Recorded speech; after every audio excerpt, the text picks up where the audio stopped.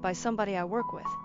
He's 18 and is about to graduate high school. He's planning to join the military after he graduates. He's not my boyfriend. We were never in a relationship like that. I mean, I wish he was, but he doesn't seem interested in that. We're friends. He flirts with me. I lost my virginity to him. He didn't force me or anything like that. I've had sex with him multiple times. I'm 15 weeks pregnant now. Everyone knows. Well, not everyone, because I'm still hiding it from a lot of people. But he knows, and my parents know. I'm embarrassed by it. I feel like an idiot, like a joke, like trash. I just wish I could hide until after the baby's born. I want to never leave my house. My parents are basically forcing me to give the baby up for adoption. I live in a state with heavy abortion restrictions. It's way too late to even get one now. My parents don't believe in abortion either. They told me this is my punishment for getting pregnant, that I deserve to have to deal with being pregnant now. They've decided that I'm giving the baby away and have already set up a meeting with an adoption agency. They say they won't let me ruin my life with a baby, and they aren't going to raise my baby either. So, this is the only other option. My mom keeps saying, "You'll thank us later." I didn't get pregnant on purpose. I don't really want to be a mom right now. I turned 17 over the summer and will only be starting my junior year next year. At the same time, going through pregnancy and giving birth just to give my baby away terrifies me. I don't know if I can live with it. It literally makes me feel like I want to throw up or pass out.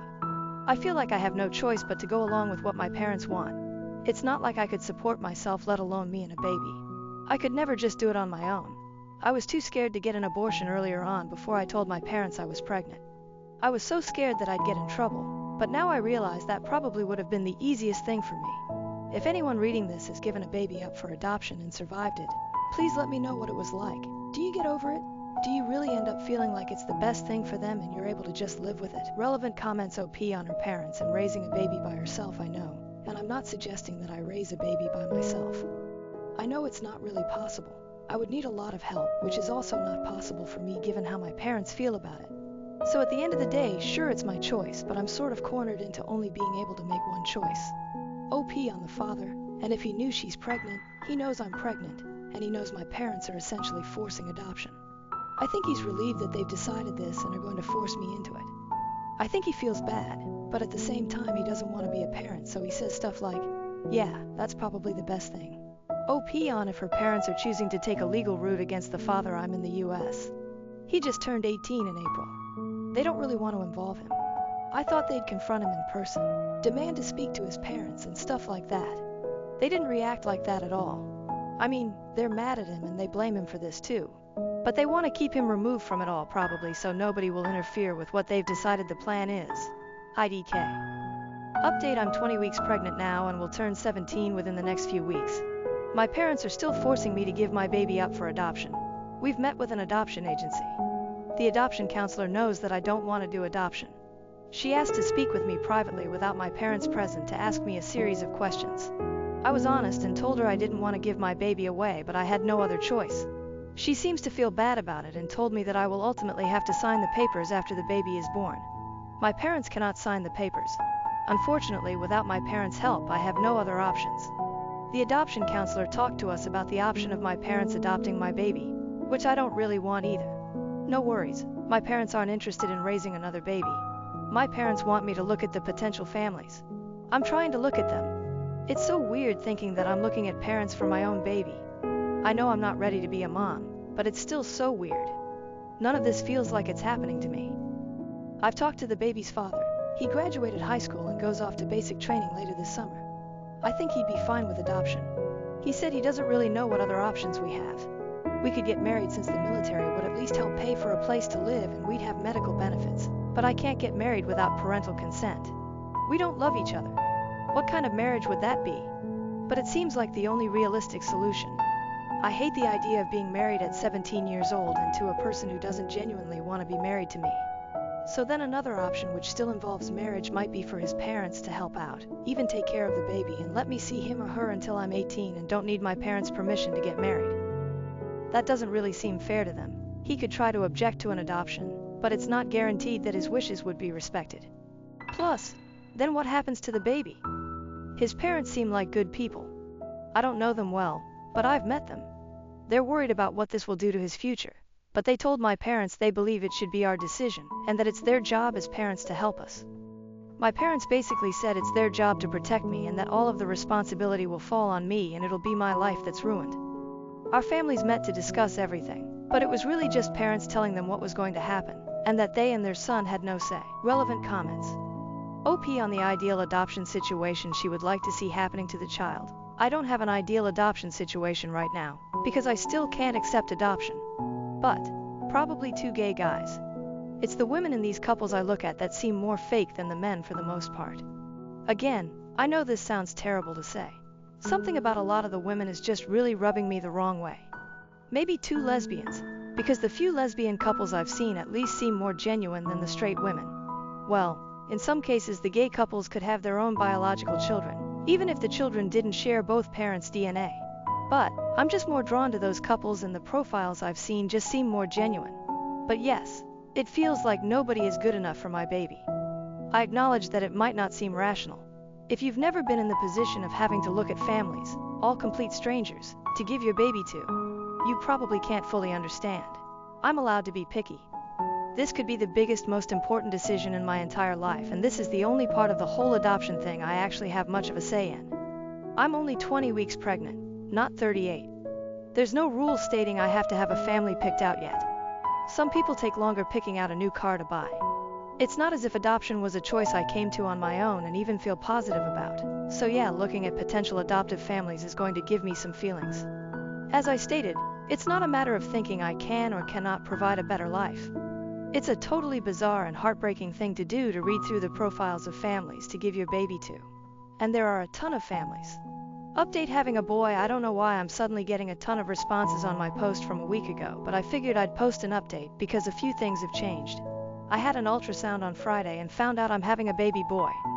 He's basically fully formed and just needs to get bigger now.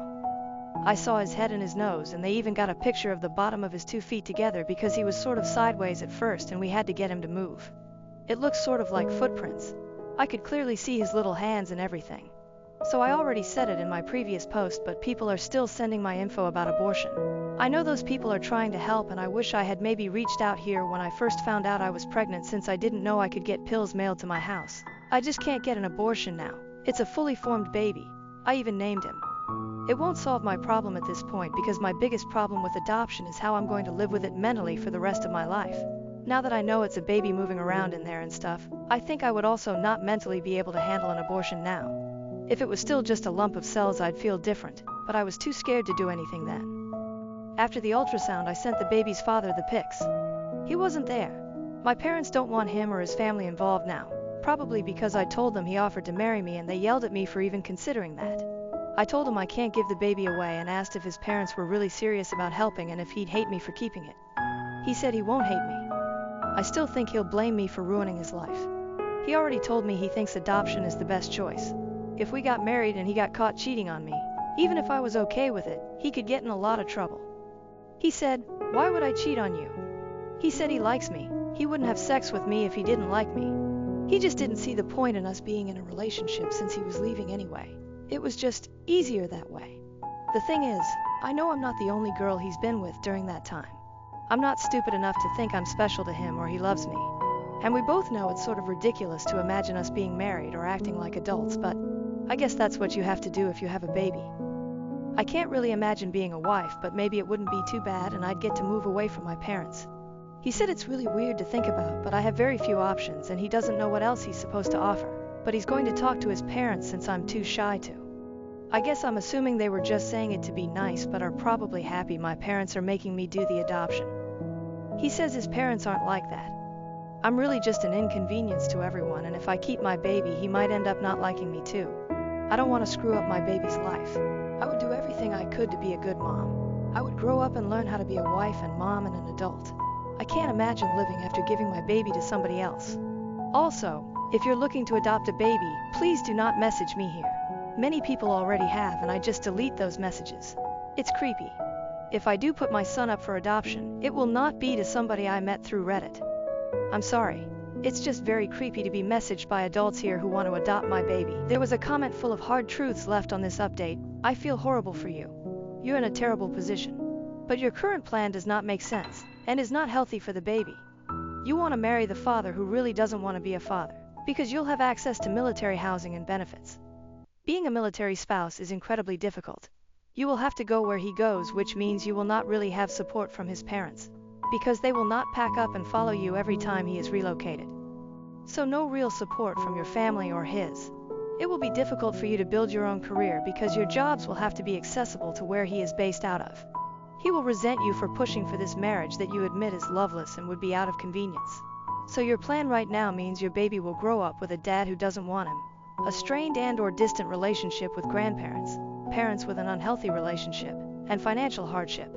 And you will be unable to leave when things inevitably implode in your marriage, because you will not be financially independent, and you will not have any support from your family. My heart breaks for you because you clearly love the little boy already, but it's a really bad idea for everyone involved. At this point, it's one of those things where love means doing what's best for him, and what's best for him is being in a stable environment. Edited to add, because I keep seeing you say you aren't sure how it works in the military, I wanted to throw out there that I do, and that I'm not saying all this because I'm just guessing. My dad was in the Army. My long-term ex was in the Army. My best friend is married to a Marine. My other best friend is married to a man in the Army. And my cousin is in the Air Force. Being a military spouse is difficult no matter what branch you are talking about, and no matter how promising the benefits sound. Most people in healthy, loving, long-term relationships struggle with the hurdles that come in military relationships. Two very young people who don't love each other with a baby and financial hardship? I don't see that working. My parents are forcing me to give my baby up for adoption. I'm getting married and moving in with strangers. I'm 24 weeks pregnant now. I just turned 17. My parents have been trying to force me to give my baby boy up for adoption. I've made several posts about it. I don't want to do it. We've met with the adoption agency and looked at families. I don't think I can survive if I do it. I can't imagine my baby being out there or forever being a nuisance to an adoptive family. They said if I keep the baby, I'll be doing it all on my own. They aren't going to help me in any way. The baby's father's family is willing to help me though. The baby's father isn't my boyfriend. I know that probably sounds bad. We were never officially in a relationship, just friends really. But his parents have been a lot nicer throughout this whole thing. I don't know them well, but I'm getting to know them better now. I'm going to have to, since they are willing to help me, or us. They aren't really happy that I'm pregnant, but they believe it should have been my decision about what to do about the pregnancy and eventual baby, and that as parents it's their job to help and support that decision. He's joining the military. His dad is retired military. Brother is military. It is what he's always wanted to do. He just started basic training. So the plan is that we're going to get married when his family and I go out there for his graduation. Unless he changes his mind between now and then, which he might. I know he might. He hasn't said that, but I'm just scared he will. There wasn't time to do it before he left. Anyway, his tech school is over a year long, so the baby and I could move out there with him if need be. Or I can stay with his family here until he goes to his permanent duty station. That would allow me to graduate high school instead of getting a general educational development. Or at least finish the next year of high school normally. I need notarized approval to take the general educational development.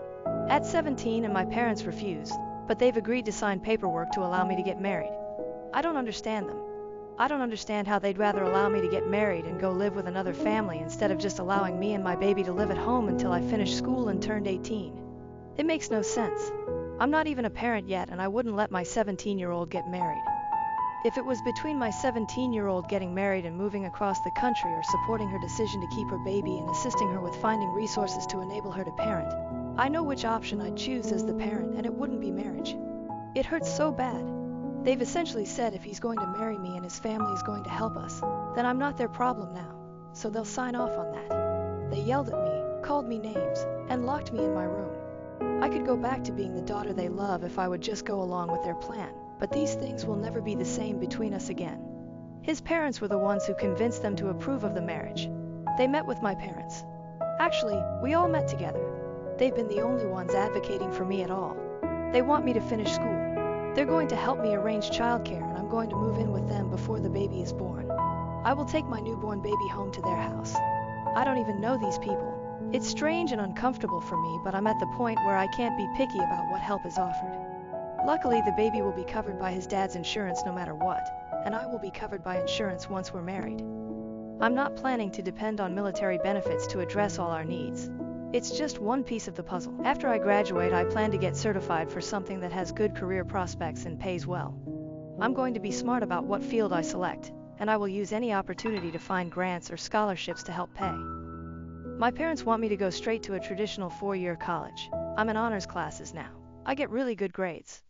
I scored very high on the PSAT.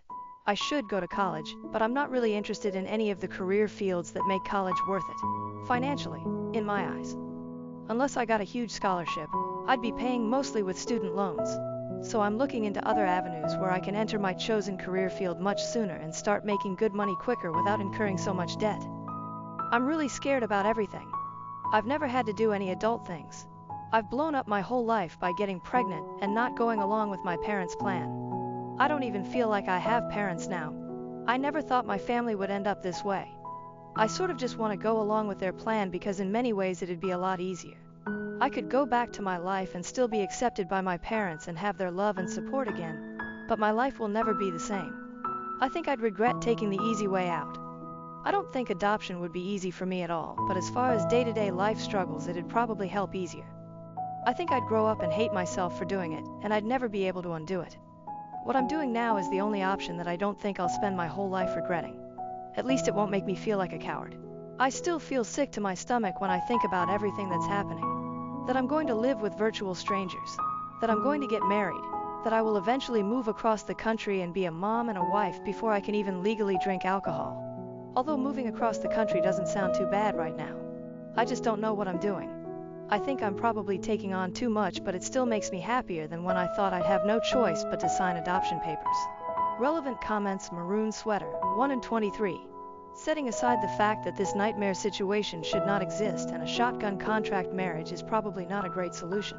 OP won't just have access to healthcare and housing. Spouses have access to some education benefits too. Or they did in 2014. God, I'm old. Jeez.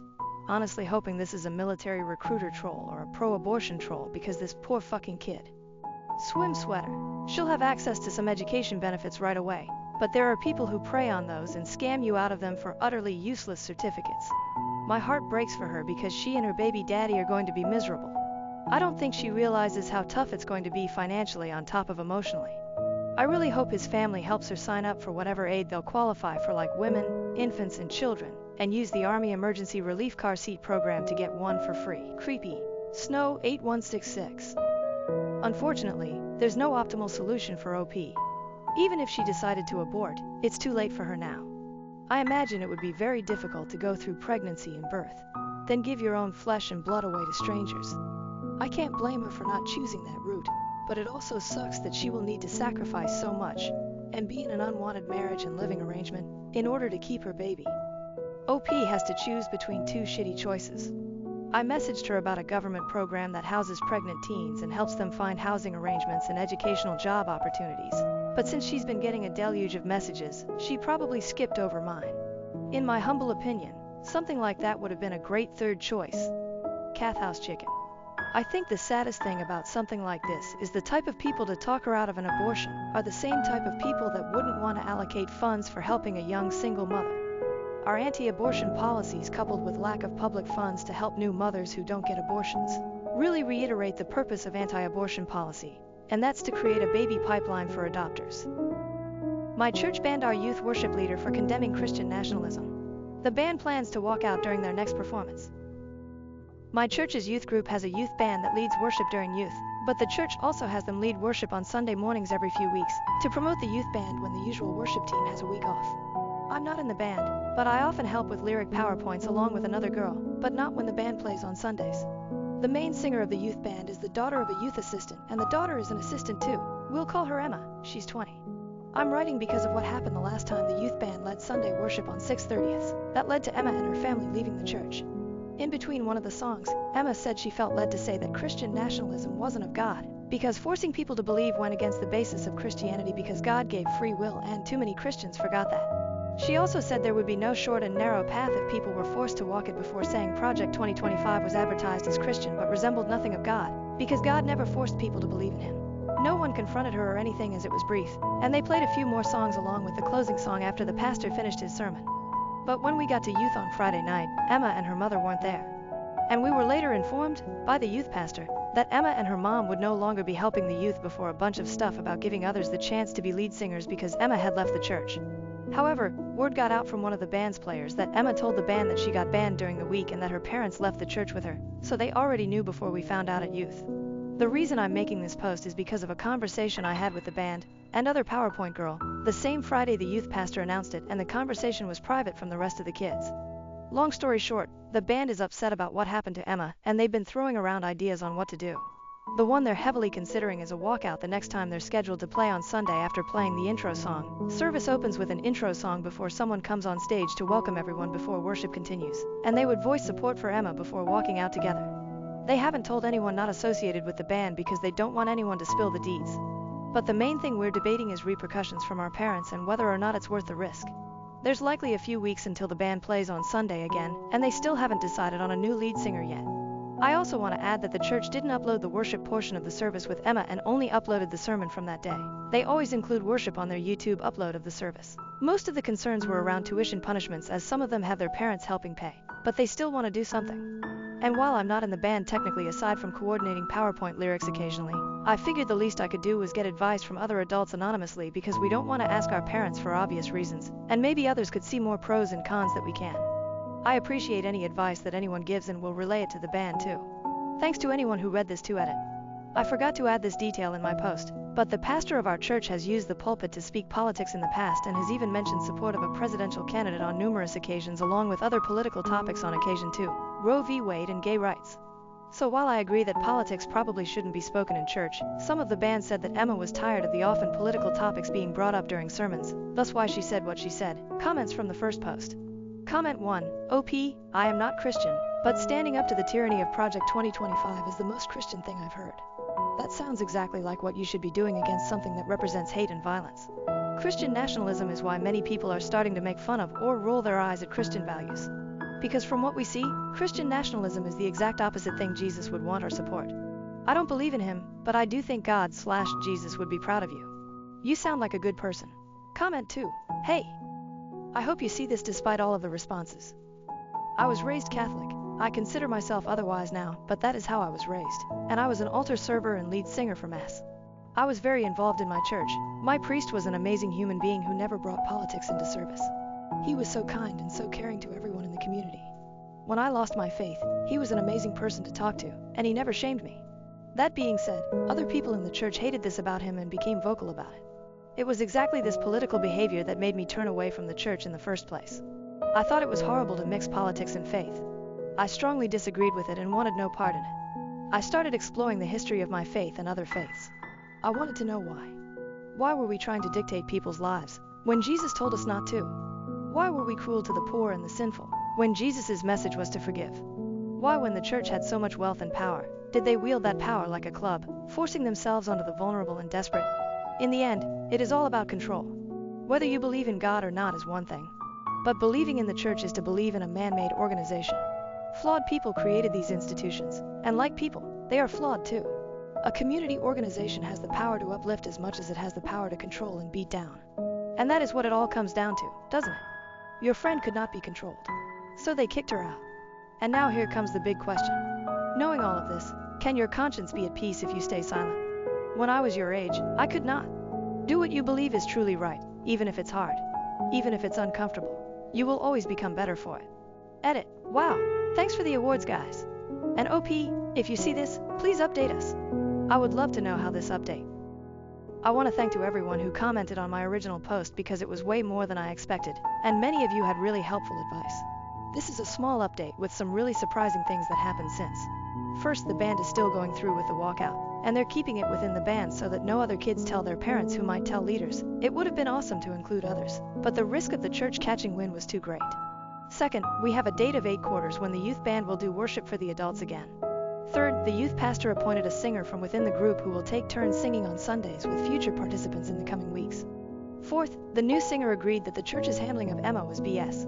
Fifth, and most exciting, 2 of the band members told non-religious relatives about the situation and fear of punishment, and they agreed to come to the service and let them head to their cars in the parking lot straight from the walkout, for safety. They won't leave the lot in case some parents try to claim kidnapping, but will be in their cars if all goes well, and the rest of us are going to ask our relatives too. Sixth, one of the band members told a teacher they knew from school who's thinking about coming and walking out too. And seventh, one of the band members wrote a little something that the lead singer will read before they walk off stage, and it would be great if anyone with editing experience could help to make it clearer or provide advice on what to add. They tried to keep it short. I will make a post about their write-up in the near future. Here's how we hope it happens. The band will play the opening song, which officially starts service, and usually lets people know it's starting. Many make their way from the foyer during the intro song. And after someone gives the welcome prayer after the opening song, the lead singer will then give the speech before the band walks off stage, and I will walk out with them from the pews along with relatives' friends. One relative said she might bring some people she knows too, which could make more of a statement to the church to see adults leaving too. One of the relatives will also record the whole thing in case any parents don't react well to it, and I will update after it happens. If anyone has any further advice, it would be appreciated and I'll bring it to the band. Most of the band, outside of 2 seniors, aren't old enough to vote this year, but this is a chance to stand up for what's right against something that is adamantly infusing itself into Christianity, Christian nationalism, and making Christianity lose all of its respect in our opinion.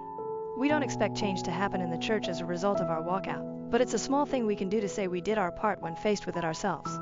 Another commenter put it best when she asked if we'd be able to live with ourselves if we did nothing, and the answer has been no for us so far. I also want to add something I forgot to clarify in my first post. Emma didn't say what she did out of the blue. She'd been vocal about the pastor talking politics for some time according to the band, and I've seen much of it too. However, a lot of people sent DMs disagreeing with the band's decision. So before I get into it, I want to give specifics of what the pastor has done.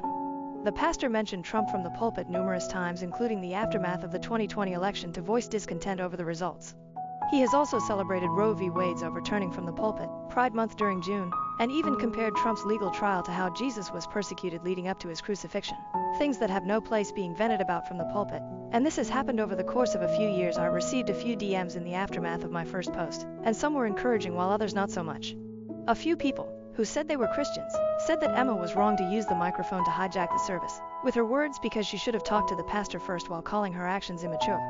However, when I showed the band the advice from my posts, I also told them about the DMs, and they said that Emma spoke to a leader about the pastor's political sermons in the past.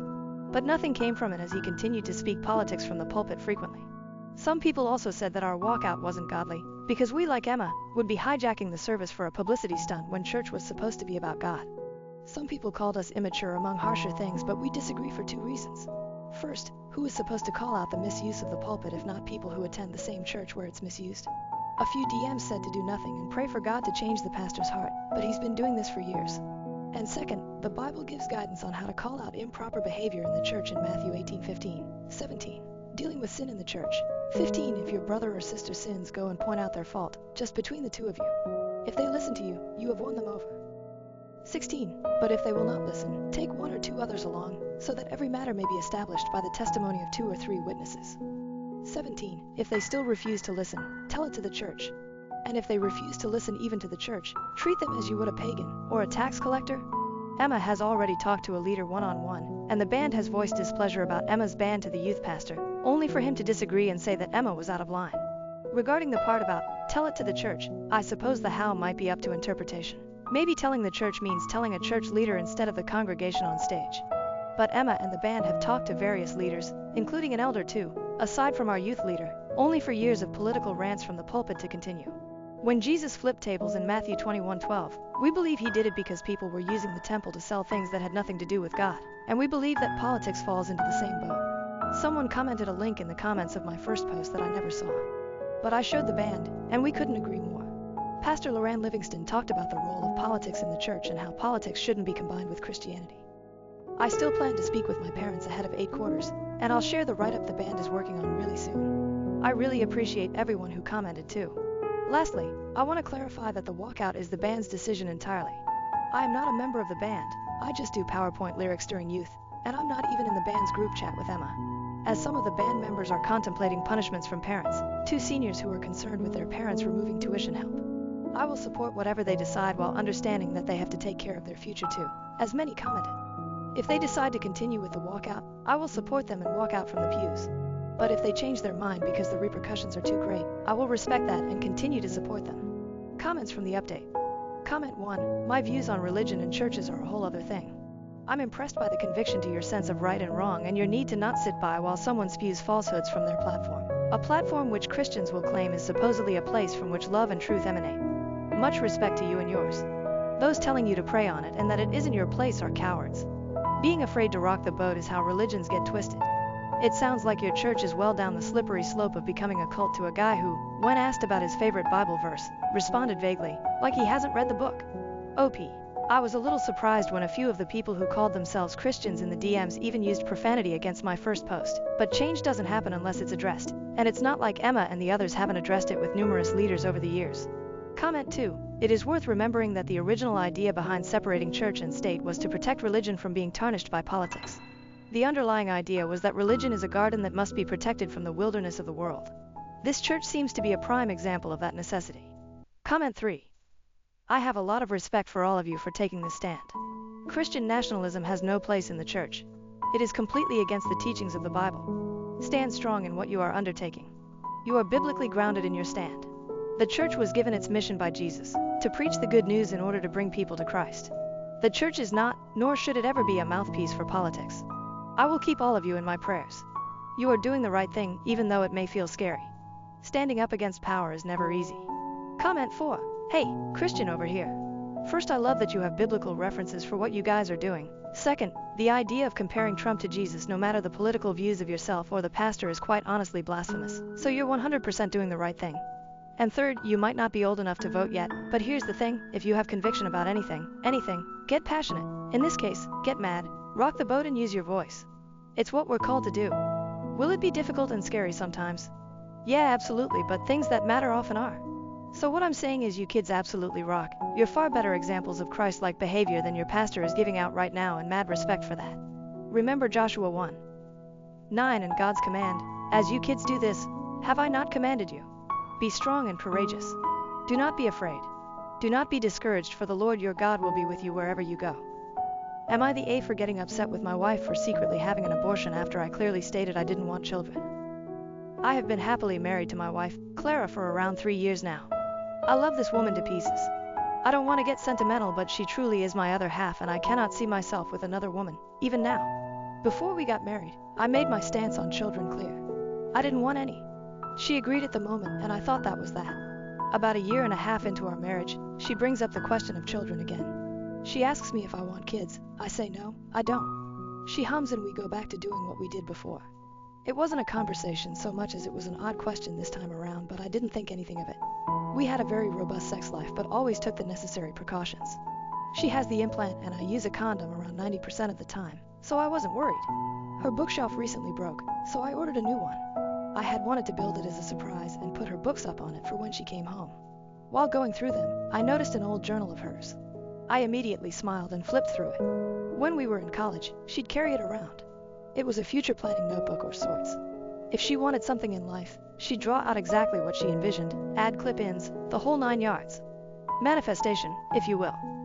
She had shown me it in college after declaring that she wanted to pursue her doctorate, and I remember being stunned at the attention to detail. I mean, we were only sophomores and she knew exactly what she wanted to do, what she wanted to study, and where she would take herself. It made me feel out of depth. I liked it. Anyway, I flipped through the journal, reminiscing about the past. I hadn't expected there to be any new entries, at least not anything recent that I hadn't experienced with her. But as I opened it up, I saw something I never thought I'd see. It was a section dedicated to pregnancy and baby prep.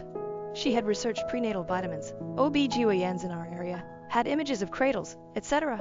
It was only 2 pages, but I remember feeling so sick. In my head, there was only one reason she'd put that in a journal like this. She wanted kids. Naturally, I was torn up. I kept telling myself I'd been upfront about what I wanted, and if she hadn't, that was her fault. But the thought that she'd secretly been suffering because of me, that she was holding herself back from the life she wanted to please me, I couldn't stand it. I confronted her about it as soon as we came home, and I found out the situation was a lot worse than I thought.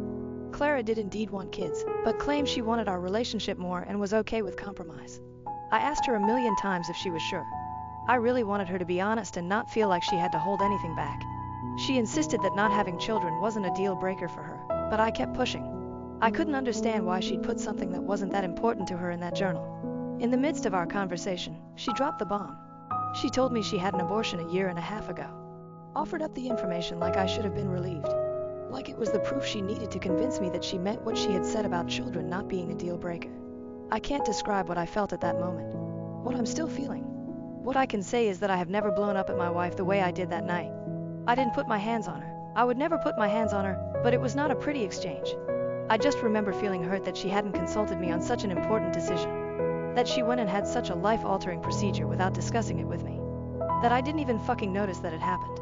I mean, those things have side effects, right? She would have been bedridden for days afterwards, in physical and emotional pain. How could I not have seen the signs? I'm still beating myself up about it. I remember her asking me if I wanted kids, but nothing about her emotional state for the rest of that week when she would have had the procedure done. How much can I really claim to care about her? I don't want children, I still don't. But I'd rather chew my left arm off than make her have an abortion, even more so now after she's told me she isn't really against having kids the way I am. I'd happily raise a kid if it meant she didn't need to go through something so drastic. I've been staying with my sister for the last week and a half. I needed space to think, so I left. I want to see her, to ask if she's okay, but I don't know what to do or say. I'm still unbelievably angry at her and at myself. I don't want to yell at her again. I think the first time around scared her pretty badly, and I don't want to repeat that. My sister thinks I'm being petty, punishing my wife for something I would have agreed with regardless.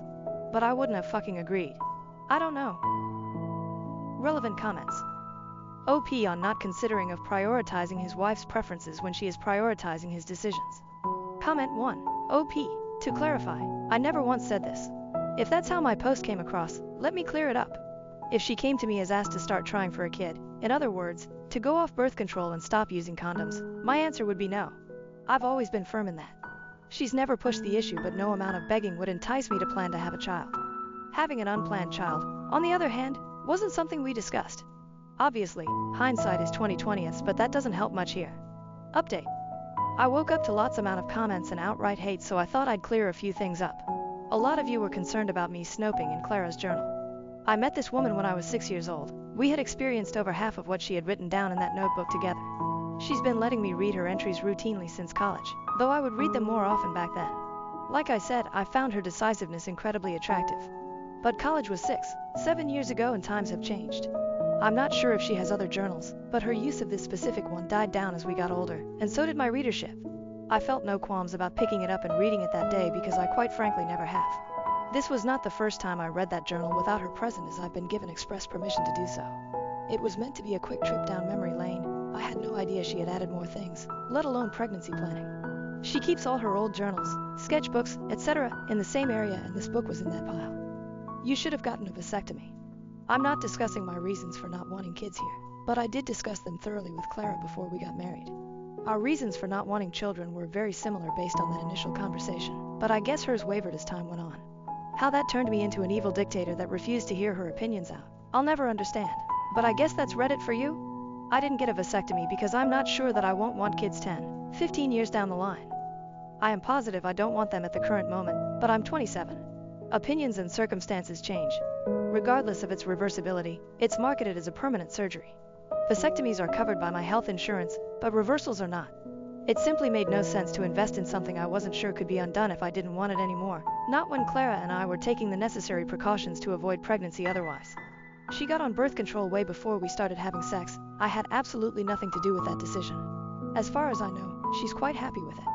The chances of pregnancy with the implant are less than 1%, even less when using condoms as well.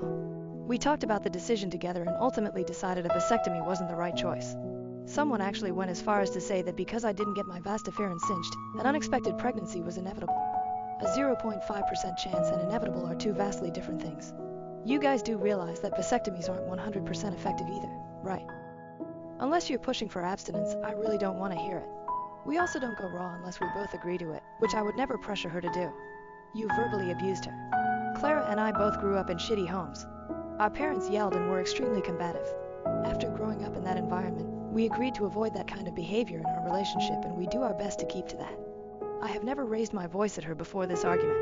I'm more on the timid side, so I imagine it was a shock for her to see me so angry.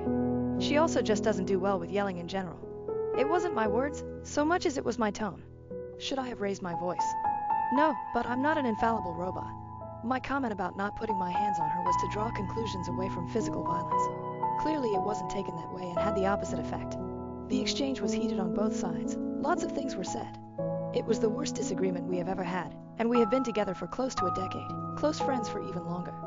That being said, I still think it was on the tamer side of the overall spectrum, relative to other people. That spectrum might be a bit skewed due to my childhood, but take that as you will. You're a dick for leaving her for a week and a half. To be fully clear, this was a mutually respected decision. I told her I needed space to think. She suggested I take it outside the house. Granted, she wasn't the happiest when she said it, but we had just finished a heated argument. We texted the entire time I was at my sister's place. Very dull and mundane conversation, mostly pleasantries, but I didn't just abandon her. We weren't speaking audibly, but we weren't in contact. I don't know how else to phrase that. Things were just tense and very different from our usual level of interaction. Everything was surface level. We would check to make sure the other ate, showered, whatever else, but that was it. There was no continuation of our discussion while we were apart. We were both taking the time to make sure we were in the right headspace to have a proper conversation, as is common for our relationship. It just took me a bit longer to get there. She wouldn't have been bedridden. Abortions aren't that deep. I'll concede to the physical aspect of this. I've often heard them described as a bad period, and a lot of the women in my life tend to tap out during their monthlies, which is what I based my assumption on. I accept that it was incorrect. Though I'm not sure if I should, because half of you agreed with my take in the post, condemning me for not noticing, and the other half told me I was overreacting. Again, I guess that's Reddit for you. More importantly, I will not agree on the general take on the emotional aspect. At the time, I still did not believe Clara genuinely wanted to have an abortion after hearing her updated stance on having kids. I imagined her feelings would be on par with someone who experienced a miscarriage rather than an abortion because of this. I still do. The only thing that would change my mind at this point is Clara herself. You should go to couples counseling and seek therapy individually. We are both in different types of talk therapy and have been for several years. I'm not sure how helpful couples therapy would be on top of that, but I'm not opposed to it. Asking if you wanted kids was enough. She doesn't owe you anything. Reading through the comments, many of you thought this, and we're simply going to have to disagree. As the father of the child, the decision to abort should not have been made without my clear and explicit knowledge that she was pregnant. We weren't separated at the time, nor did I cheat, and contrary to popular belief, I'm not abusive. I deserve to know. I won't apologize for expecting my wife to consult me on family planning decisions. I'd do the same for her 10 times over if roles were reversed. Call it controlling. I really don't care. Asking if I want kids is a completely different discussion than terminating a pregnancy. I am on my way home now and will update if the situation changes, likely sometime this week. I'd ask for well wishes, but I think it's clear none of you are rooting in my favor. Fucking hell. Edit. Took out the numbers to prevent text from looking long and blocky. Final update. Before I got into where Clara and I are now, a lot of you had some misconceptions concerning things like me reading Clara's journal, vasectomies, and other things. I made a separate post addressing those. Read it, don't, whatever. I came home the morning following my initial post and Clara and I had a very long conversation. We both apologized for letting the previous conversation get out of hand and acting out of character. I also explained why I left in the first place and apologized for raising my voice. She's especially sensitive to that kind of thing, so I addressed it first. She forgave me and said as long as we could keep things calm this time around it would be okay. She was more interested in finding out what I was so deep in thought about that I was gone for so long. Again, we do take breaks from conflicts from time to time and revisit them when we're calmer, though this was the first one where I physically removed myself from her proximity. I told her how I initially felt after reading her journal entry. I hadn't been mad then. Part of me was confused. We had agreed on no kids before getting married after all. The other half was riddled with anxiety. Contrary to what you may all think, I adore Clara. She is quite honestly one of only good things this life has given me. I didn't want to lose her, but if she wanted kids badly enough to put them in her journal, I wasn't sure what that would mean for us. She downplayed the importance of the entry. In her view, not everything she puts into the journal is something she's genuinely hoping for. Some things are just nice to fantasize about, and not every fantasy is meant to be reality. I was honest. I told her that her words were hard to believe given how meticulously she had written everything down and planned it out. The last thing I wanted was for her to harbor resentment over what her life could have been. She assured me that wasn't the case, but I'm still unsure. Talking about the abortion itself was hard on both of us. I wanted to know if she was in pain, what signs I had missed. I didn't really press for details on the procedure, but we talked a lot about how she felt afterwards, why she hid it, and how she came to her decision. I just held her in my arms and listened for the most part. It was gut-wrenching to say the least. It turns out that the second time she had asked if I wanted kids occurred a month or two after she had already had the procedure done. She had asked because she was contemplating whether or not to tell me about it. I guess she had ultimately decided not to. She told me I was actually with her the day she took the pills. I remembered the day because she had been crying and I wasn't sure why. When I asked, she cited cramps, so I got her a heating pad and laid down with her. Her periods have always been pretty hard on her, so I guess I didn't think much of it. In hindsight, I should have realized something was up because she hasn't had bad cramps in years. Still, I'm glad she didn't go through it completely alone. Much later that day, I asked her why she didn't come to me when she realized she was pregnant. In her eyes, she was protecting our relationship. She knows our circumstances, my reasons for not wanting kids, my stance on abortion. She didn't want to burden me with having to choose between the two, and so she made the choice herself. As hard as I try, I can't understand or accept her reasoning. Her decision to go through this alone, while meant to shield me, inadvertently communicated that she doesn't trust me to support her or handle the truth. All I understood is that she feels like she can't lean on me when she's in trouble. And if that's the case, I'm not sure why we're married. She's always been independent, but this is the first time I've felt completely blindsided by not being included.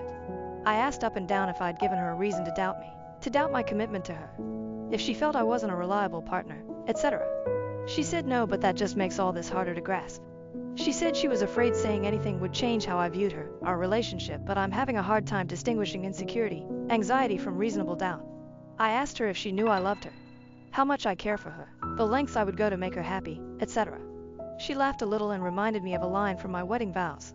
We shared private vows before our ceremony, and I had said quite a bit. I was a little shocked that she remembered that portion at all, let alone word for word. We transitioned to talking about the promises we made to one another, and just times in our relationship where we had complete trust, faith in one another. It helped put us both in better moods and ended the night on a lighter note for both of us. We're doing okay at the moment. Not quite where we were before, but getting there. Everything's still incredibly raw, including our eyes. We both broke down 5 minutes into the conversation. Clara is against couples counseling right now. I'm ambivalent, as we're still working a couple of things out on our own. I'm not sure how helpful a third party asking what steps we're willing to take to improve trust and transparency will really be, but I'm open to anything at this point. We're not leaving one another. Issues or not, we both think it's clear that there's still an abundance of love between us, and we don't want to throw that away. Some of you will be happy to know that Clara and I decided on a new rule for ourselves. Clara was a lot more upset about my leaving than she initially let on. From now on, the distance between the top and bottom floors of our home is all the space either of us are allowed to take. We need to cool our heads. If proximity really does become an issue, the max either of us are allowed to stay outside the house is 48 hours. So no more week-long stays at my sister's. I discovered my so of 3 years was texting back and forth with another person every day and was sending nude photos to each other. A little bit of backstory. SO and I have been together for 4 years, and about 2 years ago when the Rona hit, I moved in with him as we both lost our respective jobs and needed to save a bit from gas and utilities. Since then I have found a new office job and so take some odd jobs online, but he basically stays at home most of the time. So has always been on the controlling side. He wanted me to cut all my male friends from my life. Hindsight is 20/20, I know, but in his defense, he also cut all contacts with women, or at least to my knowledge. So has always been very adamant that he doesn't condone cheating, and even if someone else in his life was a cheater, he would cut them out of his life. The relationship has had its ups and downs. We have had a fair share of arguments, and a few months ago we hit a rough patch, but recently things were looking okay for a while. Or so I thought. So has become quite guarded with his phone lately, including hiding it if I look over his shoulder. He has never done this before, and it's very not like him. I am very open with my personal tech items.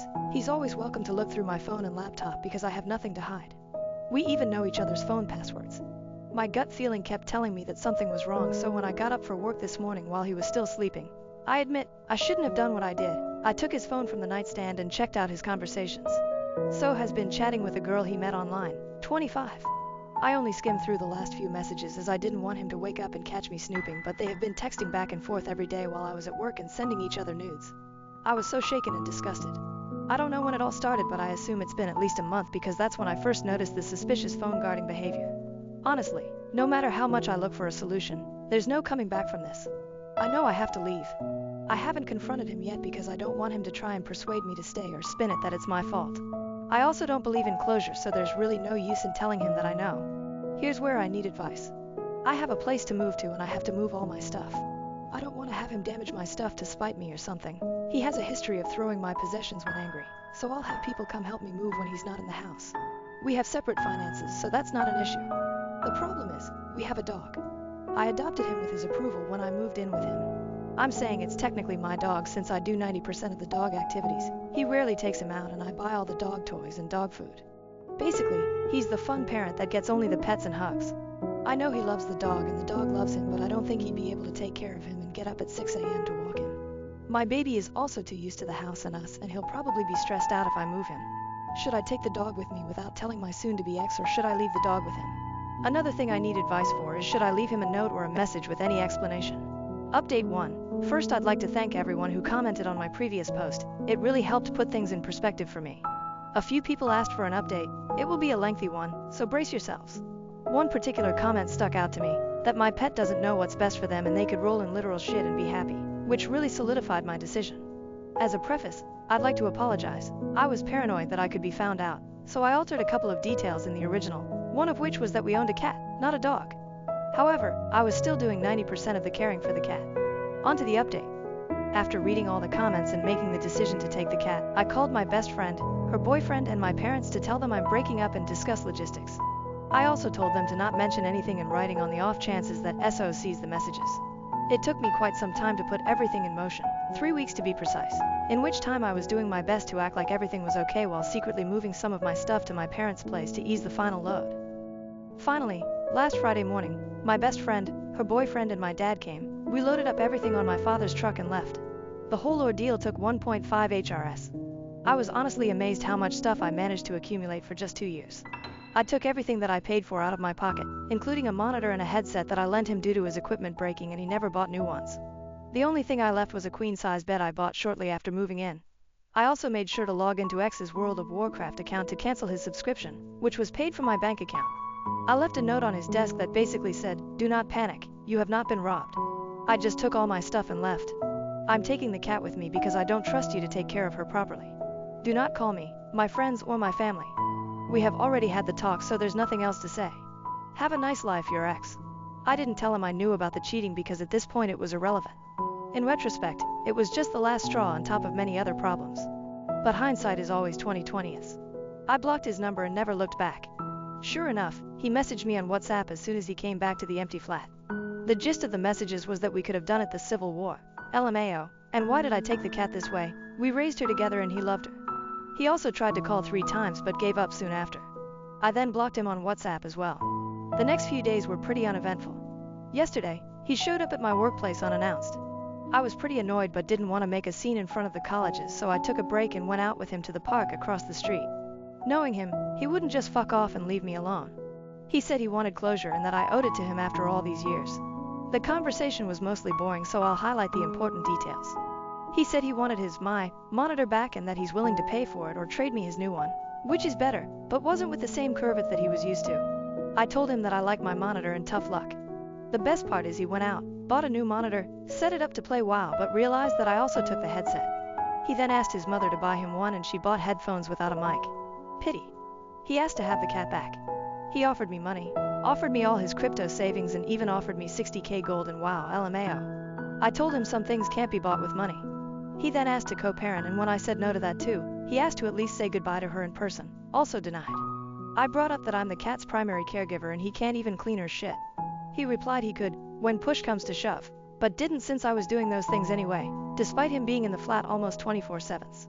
I also pointed out that if he really loved the cat that much, he'd want the best for her and to be with the one who takes care of her, instead of wanting to keep her for selfish reasons. He kind of agreed on that. The most baffling part, he offered to pay me to go grocery shopping together. We used to do that all the time when we were together. I pointed him to a couple of sites where he can buy groceries and have them delivered. He said it was too much work. I told him to adjust and evolve. He also apologized one too many times for hurting me, to which I replied every time I wasn't hurt. I was just disgusted and cringed at the conversations I read, to which he got offended and mumbled that it was private, you know. Not once did he mention the side chick. Even then he didn't have the balls to admit to the affair. In their messages there was a recurring joke that if he comes to the hotel where she works, they'd have to fuck in the janitor's room. I brought her up a couple of times, told him I wish them both the very best, and since I left him the bed, he doesn't have to worry about fucking in the janitor's room anymore. He asked to be friends multiple times. I told him, also multiple times, he betrayed me and he's a pathological liar and I don't want to be friends with a dishonest person. He legit couldn't comprehend how his dishonesty impacts a potential friendship. He said he wanted to tell me he wasn't committed to me anymore but couldn't bring himself to do that. I pointed out the hypocrisy of him blowing up at me for platonically talking to male friends online, but he cheats the moment a semi-attractive woman comes his way. He said that a woman cheating on a man is the greatest sin, but a man cheating on a woman is not so severe. What the actual fuck? The rest of the conversation was him trying to play buddy-buddy and talk to me about his life and me reminding him that I'm not interested in his life and that he's a closed chapter to me. After what seemed to be eternity, we said our, hopefully, final goodbyes and I went back to work. In conclusion, for the past week since I left, I felt like a huge load had dropped off my shoulders. I have all the time in the world, I'm working on myself, I'm reconnecting with people I haven't talked to in years. I'm trying to live my best life and I don't regret anything. There were good times, there were bad times. It was a valuable experience and a lesson learned what to look for in a partner and, more importantly, what not to overlook. Huge thanks to everyone that commented on my post. You really gave me the push I needed to make what I hope is the right decision. Update 2. I was contemplating whether to write this last update or not. A bunch of things have happened since I last posted and eventually, I figured we are all more or less people who laugh at their own farts and enjoy the occasional justice boner, so I decided y'all might appreciate how karma has caught up with X. Disclaimer and some background. I left out a lot of information in the original post and altered a lot of details to make sure X does not find the post and connect the dots. Our real ages are 28, him, 33, me, and 34, side chick. X and I were together for almost 7 years. Note 4. X had a chronic disease, nothing fatal if treated, very manageable and a lot of people with the condition can work. He was of course using it as an excuse not to work, even online work, and mooch off me. We lived with his mother who was supporting his narrative that he is too sick to work. X was abusive, first only verbally but it progressed to physical abuse. I omitted most of this information in the first post because I wanted an unbiased opinion whether to take the cat or not. Even though the cheating was the last nail in the coffin of our relationship, I was actually contemplating leaving him for almost a year before the actual fact and on occasions where he ramped up the abuse. I will withhold giving examples for the time being because the topic might be traumatic for some readers. My last update ended with my ex coming to work to offer me pixel money for my cat. This was in August 2022. I vacated his flat at the end of July. I thought everything was said and done and I would not hear from him again. Spoiler, I was wrong. Since the breakup he has messaged me about every 3 months on Discord for various bullshit, like how he lost his best friend or asking for photos of the cat. I didn't block him there in case either of us needed to exchange items we forgot at our respective places.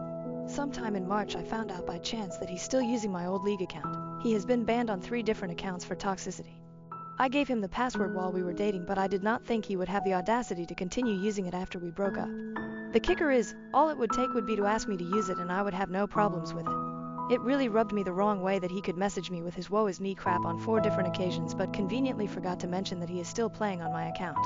I wondered for about a week whether to let it slide or to just change the password, then he contacted me again about wanting to ask me something. I shot this down and reminded him that I explicitly told him not to contact me. He said okay. This lasted for a fortnight until he messaged me again, saying that he will ask his question regardless. I pointed out how I told him not to contact me and he could not respect even that. So he has learned nothing as he still does not give a fuck about other people's boundaries. The question was, what did it feel like to be with a complete monster for 7 years? Why did you stay for so long? Apparently the lad was going through some kind of epiphany phase. There were a lot of crocodile tear-laced explanations that followed. The gist of it was that he was doing some reflections. He realized he is a complete lunatic and needs help and apologized for how he behaved. I also found out that he spent all his savings and disability money, including the crypto he offered me for the cat. So he could not take me up on the offer to buy my LOL account. Sag. Also, to nobody's surprise, his little affair did not work out. I did not ask for details but what he said was, I think I finally met a person who is more sick and broken inside than me, which is quite an achievement. Few months prior to this revelation, a WoW friend from the side chick's country messaged me. For context, we are all Europeans and play on the same servers. Friend knew my side of the story and when he found out that side chick is flying to my and ex's country, he put 2 and 2 together. He told me he does not expect much from their relationship since a year ago the chick was dating a mate of his, broke his heart and flew somewhere else for the next WoW guy that gave her attention. Knowing these facts, and after what my ex said, I mentioned to him how it was ironic that he cried cheating if I was 5 minutes late after work, but decided to involve himself with a woman who was practicing cheating as a sport. He agreed that it was quite ironic indeed and that he had to lay in the bed that he made, which was sort of mature on his part I suppose. Also, did I mention he was too dumb to wire his own debit card to his WoW account? This is why he could not play anymore. Well, yeah, but I guess also because he lost his sugar mommy that was paying for it and failed to secure another. As for me, Kitty and I are thriving. I am active. I lost 12 kilograms since the breakup and I am getting back in shape, even though I lost the excess weight the moment I dumped the ex. I have reconnected with most of my friends and apologized for not contacting them very much in the past 7 years and explained why. They were very understanding and things have gone very much to how they were before.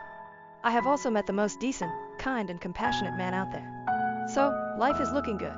Thank you for all the support, Reddit. Thank you for reading and have a great day. I left because my husband almost killed our newborn son by not paying attention. My young daughter tried to save her brother and got hurt. I'm 25 and have been with my husband, 30, since 2018. We have a 3-year-old girl and a newborn boy. But tonight, things almost took a turn for the worse. My husband has always had trouble paying attention, but I never thought it would come to this. Our neighborhood is weirdly laid out, with cars zooming by at crazy speeds at all hours of the day. I was folding clothes when I heard our toddler screaming, "Dad, help!" That tone made me drop everything and sprint outside. What I saw made my blood run cold. Our newborn in his stroller, careening towards the busy street. I screamed and ran to him, barely stopping the stroller in time. My baby girl's hands and knees were scratched up because she tripped trying to run after the stroller. I snatched up my baby, heart pounding, and scanned for my husband. He wasn't watching. He was chatting with neighbors, completely oblivious. The anger I felt was unlike anything I've ever experienced. I stormed up to him, shouting in disbelief. He looked shocked at first, then realized what almost happened. The apologies and tears came pouring out, but it was too late. I couldn't wrap my head around how he could be so careless, so blind to our toddler's screams and the stroller rolling away. I packed up the kids and left, staying with my parents. They're on my side, but my husband keeps texting, begging forgiveness, calling it an honest mistake. But I can't shake the terror of almost losing my baby because he couldn't focus for a single second. My baby girl got hurt in the process because he couldn't pay attention. I almost lost my son because he couldn't pay attention. I can't stop crying. I feel so guilty. I wish this all never happened. Sorry it's short. I just want to hold my babies, and I can't stop shaking every time I think about it. What if I was just 1 second late? Would I have been planning a funeral? And the reason I left the house instead of him was because I hate that house. I don't feel like it is safe for the kids with all the traffic, and I was right. It's my husband's workhouse. I can't be running either. I had a C-section less 6 weeks ago. A lot of people are saying, why wasn't I watching the kids? I was doing their laundry like a parent. Does he take them for walks to have bonding time with them? He literally created this by himself. This has never happened before. How was I supposed to know? And people saying, why didn't I get him checked out? I'm not his mother. He is 30 years old. I'm sick of people acting like I have to parent my own husband while I literally have a newborn, a toddler, and I'm still healing from a C-section that I teared my stitches from when I ran to get my baby. I don't care if it was his ADHD. The court wouldn't care either. If he killed my child, he would have gone to prison. Either way. Relevant comments. Comment 1. Okay, he was 100% wrong and I'd be livid just like you. However, I'm a little confused about the situation. Like, why was your baby just in a stroller unattended? Why did the stroller randomly go into the road? Since it sounds like you were at home, is this maybe something y'all normally do just to have a place for a baby to sit out front of your house when your toddler is playing outside? And maybe it was a freak accident. I'm going to be honest, as a mom, most of us have stories of near-death experiences with our kids. We can be naive and stupid and expect a little child to have more awareness, survival skills than they do. When my son was 2, we had a horrible experience with an escalator, and I still have times where I can't sleep because of it. We are all idiots when it comes to parenting, because how can you know until you live it? And seriously, like, every parent has one of these moments, unless you're one of those insanely lucky ones. I still really don't understand the whole scenario of what happened, but to me it seems he really has remorse and feels terrible. And once you go through something like that, you never forget it. So if he cares and loves your kids, he's devastated and has learned a hard lesson. I don't know that your response was the best, but get why you did it in the moment. But I think you guys have a serious talk and maybe look into moving if possible. I wouldn't go straight to divorce like Reddit loves to preach. I think there's a solution here. And so sorry you're dealing with this. It's literally the worst feeling in the world. OP. Hi love, let me just clear it up for you. So I was sitting inside in the lounge room, and there's a huge window behind the TV that was a little open so I could hear outside. That's when I heard my toddler scream for her dad to help. When I was outside, he was standing on the neighbor's driveway. I assumed that he must have had left the baby literally on the road, because there was no possible way that it would have rolled off like that. And my toddler was playing with the neighbor's cat before she noticed her brother was rolling away when I confronted him about it. He tried to explain, but he just kept stuttering. I still don't know what exactly happened. I don't know if he didn't put the brakes on the stroller. If the wind blew him away, I just don't know. My neighbor contacted me and asked if I wanted the security footage because his wife is 100% on my side, so I'll probably find out once it gets sent to me.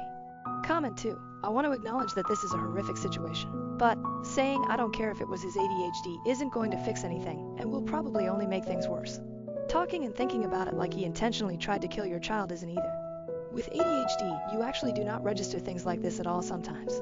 Life expectancy for those of us with ADHD is actually significantly lower because many of us end up, often accidentally, killing ourselves. It is not the same thing as carelessness, but learning about ADHD a little deeper can help you guys be safer. Understanding how my ADHD works and using different than standard precautions, like my brain needs, has actually most likely saved my life. Lie out what you want from him. That's probably because he gets his ADHD better under control, whether that be through prescription medication or more homeopathic method. That you get a different place if possible. That he does not take your kids out in your front yard without you, etc. Also, neither he or the neighbor noticed, but you heard your kid from inside? Something seems off here. Were your neighbors just watching the stroller roll towards the street? Was your husband on the other side of your house where he couldn't see the stroller? Were you already walking outside as this unfolded? I'm trying to understand better what was going on here and why your husband or the neighbor did not notice, but you did from inside. People with ADHD tend to be incredibly good and quick to act in emergency situations, so this is especially weird. I'm absolutely not accusing you of leaving anything out or anything, but asking you to think about what your husband and the neighbor were doing that neither noticed. That smells fishy. This is a horrible situation. I lost a pet due to the inattentiveness of ADHD, but I can't imagine losing or even nearly losing a child. OP, that's why I'm waiting for the footage. It doesn't make sense how this all happened. I don't know how to explain my house. There's a huge window in the lounge room. It was open a little too. I can listen out. The neighbor's house is 2 houses away. We are at the end of the street near the main road. That when you first walk into my house on your left, there is the lounge on the right. The kitchen. When I got up, I couldn't run that fast because I'm still healing. Sorry if this doesn't make sense. When I ran outside, the neighbor's wife was running for the stroller but was still far away, and the neighbor was helping my little girl off the road. That's all I seen. I'm just waiting for a response from them. My husband was just standing there, hands on his head, doing nothing. Comment 3, I fucking screamed when I read what happened. Are you okay? Like, did you get any more damage to yourself? You literally just had a baby. What the fuck was your husband doing? Like, being outside with small children, especially on a busy street, should be treated like watching babies swim because anything can happen in an instant. I hope you're okay. And also, DDK, but do you all have cameras in your house? I wonder how long your husband was talking to the neighbor. OP, I tore my stitches from the C-section and had to go to the ER while I was there. I made sure my baby girl got her knees and hands bandaged up. The crazy thing is, I didn't even realize I was bleeding until I was in my parents' car. My mom pointed it out. She panicked and took the baby boy back to their house, and my dad took me and my daughter to the hospital. Update 1. The neighbor's wife sent me the footage, and I really can't just wrap my head around it. So my husband was walking with the stroller and my toddler was in front of them when they passed the neighbor's house. My neighbor was outside, washing his car, and my toddler saw his pet cat and stopped to pet it. So my husband stopped, left my baby on the road. He didn't even bother locking the wheels and walked all the way up the driveway, not even bothering looking back at the baby. He had his back faced to him for about 5 minutes before the stroller just suddenly started moving. I think it's because the road is on a hill kinda, or it could have been the wind. My toddler never went near the stroller. It couldn't be her. The stroller went down the road and my toddler. That's when she started screaming and running for it when she saw it. The neighbor started running after my daughter when she tripped. He tried to pick her up. That's when the neighbor's wife's car comes into frame and she stops and starts running back to the way the stroller is coming after that.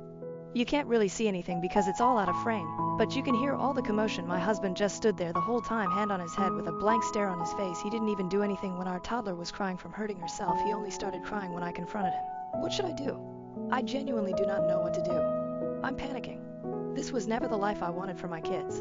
I don't understand why he was standing there. I have not even gotten a text or a call from him since I got sent the video. It's just been silent. I just can't get the sound of my daughter's screams. That's the sound that no mother wants to hear. I can't explain at the moment, but it felt like my blood went cold. And I just felt pure fear. I never want to watch the footage again. Update 2. Hey everyone, I posted here a while back about my husband nearly killing our newborn son. I wanted to give a quick update on the situation. After reading through the comments, I decided to go back to my husband. Many of you pointed out that if I left him, we'd end up with 50-50 custody of our kids, which I couldn't bear. So I made the difficult choice to stay, even though my love for him has faded. My plan now is to tough it out until our kids turn 18, and then leave.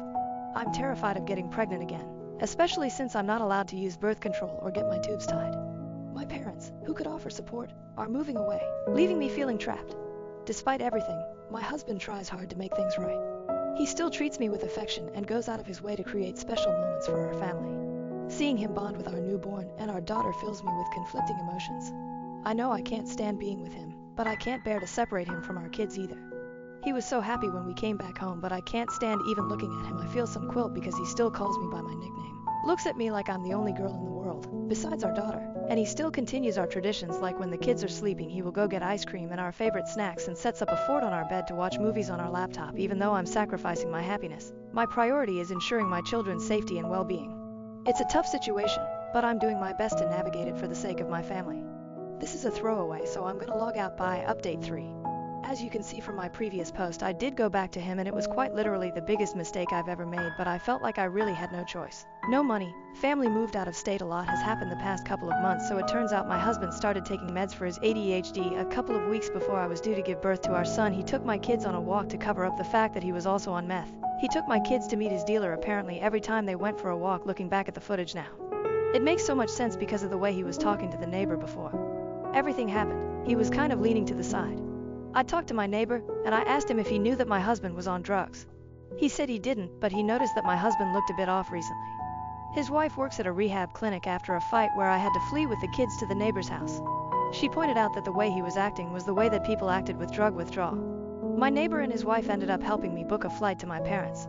I'm currently with them right now, and I have spoken to a lawyer that my parents are going to help me pay for. I thank all the people from my original post that told me to keep the footage because it is going to come in handy. My husband keeps sending me videos of him shooting up and doing other substances. He keeps saying that they are going to fix him. He sent me a video of him standing in our kids' room, and he was just screaming at me, saying that it helped him cope with his addiction. He took a knife and stabbed both of our kids' mattresses. I am not going back. He even cut up the side of my bed. There's a comment from my previous post that has been sitting in the back of my mind and has been bugging me. I think you know which one it was. It was by Relevant Comment, saying I don't care if it was his ADHD, isn't going to fix anything, and will probably only make things worse. Talking and thinking about it like he intentionally tried to kill your child isn't either. With ADHD, you actually do not register things like this at all sometimes. Life expectancy for those of us with ADHD is actually significantly lower because many of us end up, often accidentally, killing ourselves. It is not the same thing as carelessness, but learning about ADHD a little deeper can help you guys be safer. Understanding how my ADHD works and using different than standard precautions, like my brain needs, has actually most likely saved my life. Lie out what you want from him? That's probably because he gets his ADHD better under control, whether that be through prescription medication or more homeopathic methods, that you get a different place if possible, that he does not take your kids out in your front yard without you, etc. Also, neither he or the neighbor noticed, but you heard your kid from inside. Something seems off here. Were your neighbors just watching the stroller roll towards the street? Was your husband on the other side of your house where he couldn't see the stroller? Were you already walking outside as this unfolded? I'm trying to understand better what was going on here and why your husband or the neighbor did not notice, but you did from inside. People with ADHD tend to be incredibly good and quick to act in emergency situations, so this is especially weird. I'm absolutely not accusing you of leaving anything out or anything, but asking you to think about what your husband and the neighbor were doing that neither noticed. That smells fishy. This is a horrible situation. I lost a pet due to the inattentiveness of ADHD, but I can't imagine even nearly losing a child. WTF, it baffles me that you can even compare losing an animal to losing a child. You made people with ADHD sound completely unreliable for themselves and that they can't do anything. You made them sound very helpless, and saying that the life expectancy thing was completely uncalled for as well. I bet many people with ADHD reading that completely disagreed with you, judging from all the comments and YouTube videos I've seen on my post. I don't know if you're projecting that you lost a pet from your inattentiveness of ADHD. If you were letting things die in your care, you need to get stronger help. And no, I was not going to lay out what I want from him. He's the one that started mixing his meds and was high off his mind every time they went out for a walk. And no, I'm not ableist. I was in a very vulnerable state. When I first posted my original post, all I was doing was looking for help and advice, but all I got was, where was you? What were you doing? Why weren't you with the kids? Why didn't you get your husband checked out? I was healing from a fucking C-section. Get that through your heads. I genuinely hope that everybody that said something horrible about me in my original post has to get cut open and then 4 days later is forced to run down the street. I gave him another chance like you all said in my original post. You saw what happened. Stop using ADHD as an excuse. I genuinely believe that if he had killed my child, you would have defended him, and no, I did not know he was on drugs. And all the people that reached out to me, I'm going to be forever grateful for all of the parents with ADHD that didn't make me feel like it was all my fault, and all the stories that you guys have shared with me made me feel so seen because I know exactly how it feels. I hope everybody is doing well. Everybody that was defending me. I wish I could give you a big hug. I genuinely wish I could send gift baskets. I would thank you all from the bottom of my heart, and I am so sorry about that comment that person made. I know you guys are all not like that. You guys are genuinely intelligent. From all the comments that I've read, I could not thank you guys enough. And one person that sent me that horrible message, I genuinely hope I run into you one day so I can beat your ass until you see stars and say anything about my daughter or my son one more time, and I will literally track you down. Am I the A for telling my pregnant wife to stop using her condition as an excuse for not contributing to household chores and responsibilities? Original post, February 24th, 2023. I am 36 years old and my wife is 28. After trying hard for a baby, we finally got lucky, and she is now pregnant. However, it seems she is using her pregnancy to her advantage. She recently adopted a cat, despite my allergies, saying, "Think of the baby," or "The baby needs a buddy." I reluctantly agreed but kept my distance from the cat. Whenever I ask her to help with chores around the house, she always claims she can't because of the baby. I tried to communicate that I don't want the baby to be an excuse for everything, but she started yelling at me, saying I have no idea what it's like to be pregnant and that I should get over it. It hurt me, I will admit. I stayed quiet and did everything she asked. I needed a break, no doubt. I cleaned the house every day, went to work, and took care of the cat she wanted while she quit her job and stayed home doing nothing but watching TV and eating. I did her makeup as she asked, rubbed her feet and massaged her, but it never seemed to be enough. One day, I asked if I could go hang out with my friends for a bit, and she got mad and started screaming that she needed me here. What about the baby? I was so tired and fed up that I told her to stop using her pregnancy as an excuse to get away with things. I cared about the baby, but I would not stand for this. She called me an asshole, and I walked out. Am I the A? Relevant comments. OP had 183, so I narrowed down as much as possible. Important comment. Before the pregnancy, we always shared the chores equally, and our communication was great. However, after she got pregnant, things began to change gradually. At first it was understandable. She couldn't bend over to tie her shoes or reach certain things. I did everything for her without any questions. But as time went on, it got progressively worse. She couldn't do laundry, cook meals, vacuum, or even check the mail. Everything became my responsibility.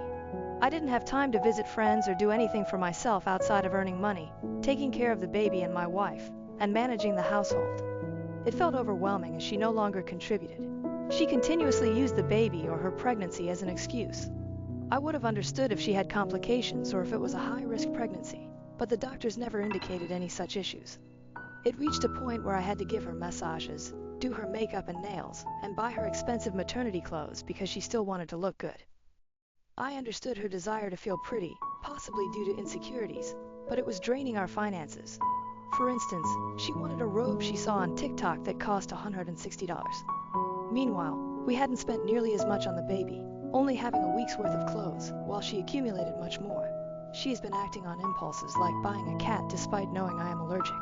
I tried to attribute it to pregnancy hormones, but it doesn't seem to be the case anymore. More about his plans for the cat. OP shared his thoughts on the situation with the cat, explaining that he wishes he could love cats the way people without allergies can, but unfortunately, he cannot. He wants to give an animal all the love and affection it deserves, but his allergies limit his ability to do so. Additionally, he barely has time for the cat and believes it would be better for someone who can love it more to adopt it. The cat is sweet, but it is simply not a good fit for him. To a different commenter, OP mentioned that he is looking for quality shelters and does not want a no-kill shelter that is poorly managed or a breeding ground. Although he has never owned or adopted an animal, he wants them to be loved and cared for. He is open to suggestions for good animal shelters. Responding to another comment, OP explained that even though his allergies are minor, he still wants to be cautious around his own house. He does not see any problem with avoiding allergens, even if they are minor. OP loves cats and finds them adorable, but the allergy and other considerations make it difficult for him to keep one, so he needs to take precautions. Commenter: Bro, she's pregnant, not disabled. Now if she was 8 to 9 months, that would be different in terms of pampering and house chores, but makeup? Get ready for a long ride, my dude. OP responded that his wife acts like her pregnancy is high risk, even though it is not. She is 6 months pregnant, and their finances have been more focused on her than the baby. Commenter: Going to her how? At 6 months, the only extra money she needs might be for maternity clothes, good prenatal vitamins, and some money for cravings or small extras. We are currently 5 months pregnant and spending a lot, but it's all going towards the nursery as it should. OP explained that his wife saw a cute maternity robe on TikTok that cost $160. They spent money on a crib and only a week's worth of clothes for the baby, while she got much more than a week's worth of maternity clothing. Commenter: That hurts my heart. I'd love fancy things, but I would never ask my husband for something outside of our budget when preparing for a baby. You are spoiling her, which might be your way of showing care, but it's having a negative impact. She needs a reality check. OP replied that he plans to discuss budgeting with her, go to couples therapy, seek personal therapy, and give the cat to a no-kill shelter. He is open to any other suggestions since this is his first time dealing with a pregnancy, and he hasn't had time to read any books on the subject because he has been so busy providing for her and the baby. Commenter: what do you mean by you walked out? OP clarified that by walked out, he meant he left the house to hang out with a friend, but the hanging out turned into him talking about all the problems he was having with his wife. Commenter: not the A. As others have said, unless she's medically at risk, there is no reason to stop all normal activities. Did you both discuss this beforehand? Did you agree it was fine for her to quit working and that you would handle everything? OP responded that his wife did not discuss quitting her job with him. She just announced it during dinner one day. It is hard to provide for a baby himself and her alone, so he had to take on multiple jobs. Commenter: makeup thing? OP explained that he thought doing her makeup was the right thing to do because she told him she was exhausted and tired. He did those things for her, thinking she needed it and would appreciate it. Commenter: is your post even real, dude? Why did she quit her job? Why would you need to do everything? I can't believe you did her makeup and all that after it too. This can't be real. OP assured that the post is real and expressed uncertainty about why she quit her job. He felt the need to do all of these things because she was pregnant.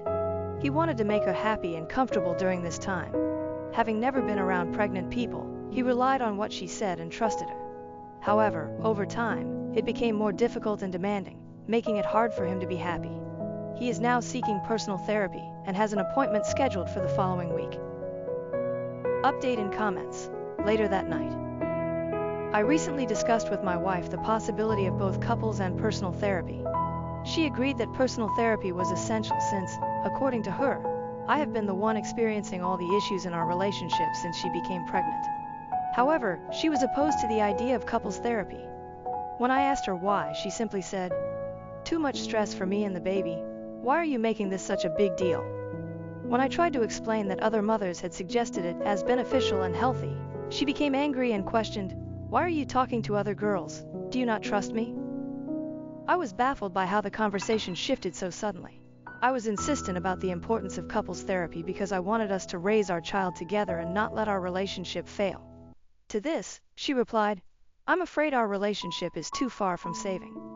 I was completely devastated by how the discussion unfolded. Not knowing what else to do, I found myself sleeping on the couch because she had barricaded the bedroom door. I ended up calling a friend to stay at his place for the night, hoping that things might improve by morning. I am sorry that this situation did not turn out the way we had all hoped. Relevant comments. Commenter: when speaking to the divorce lawyer, ask about custody arrangements in the house. Sort it out before the baby is born, or it will be impossible to get anything house-wise fairly while there is a newborn there. Take charge of this situation and speak to friends and family about how you are not allowed to do XYZ and have to handle all the chores and housework. Tell them you are being abused and ask for their support. OP: I will definitely consult an adult divorce lawyer, but honestly, I feel very guilty for what I said. I felt like I was being gaslighted. She kept trying to turn the entire subject around, basically blaming me, saying it was my fault and that I did not do enough or should behave better. I do not know what it is like to be pregnant. I have never been around pregnancy, and I hate using it as an excuse. But honestly, I have no idea what I am doing or what I could do better. This is my first time experiencing this, and I thought that since she was going through it, she would be the most helpful person. However, it turned out to be the complete opposite. Commenter: in about 3 months, you are going to learn the meaning of unconditional love. It truly blindsides you, and there is no way to prepare yourself. Just know that it will happen. Her behavior will look even worse in light of that feeling because everything will be gauged by how it affects your child and their health, happiness, and overall well-being. OP: thank you really. Everyone has been such a help. They have opened my eyes to what is really going on. I just need to take some time to grieve and definitely talk to a therapist. It seems that my relationship has sunk. All I need to focus on now is the baby and getting my mental state back in place. Update Post 1, February 25th, 2023, next day. My wife's sister visited her and reported back to me that my wife was not behaving like her usual self. She described her as being paranoid, easily upset, and speaking incoherently. She suggested that we definitely need to talk to a doctor about this. I am very worried and fear the worst. I asked if I should come over, but she advised against it and offered to take a week off work to help care for her sister if needed. She mentioned that my wife does not seem capable of taking care of herself at the moment. I agreed that this would be the best course of action for now. I am at a loss for what to do next, as I have never experienced anything like this before. Any advice would be greatly appreciated. Update Post 2, March 18, 2023, 3 weeks later. I will keep this brief and to the point. My wife went to the doctor and was diagnosed with something called postpartum psychosis. I got this information from my sister-in-law. I have been researching this condition as I know very little about it and am looking for reliable sources and advice on how to help her.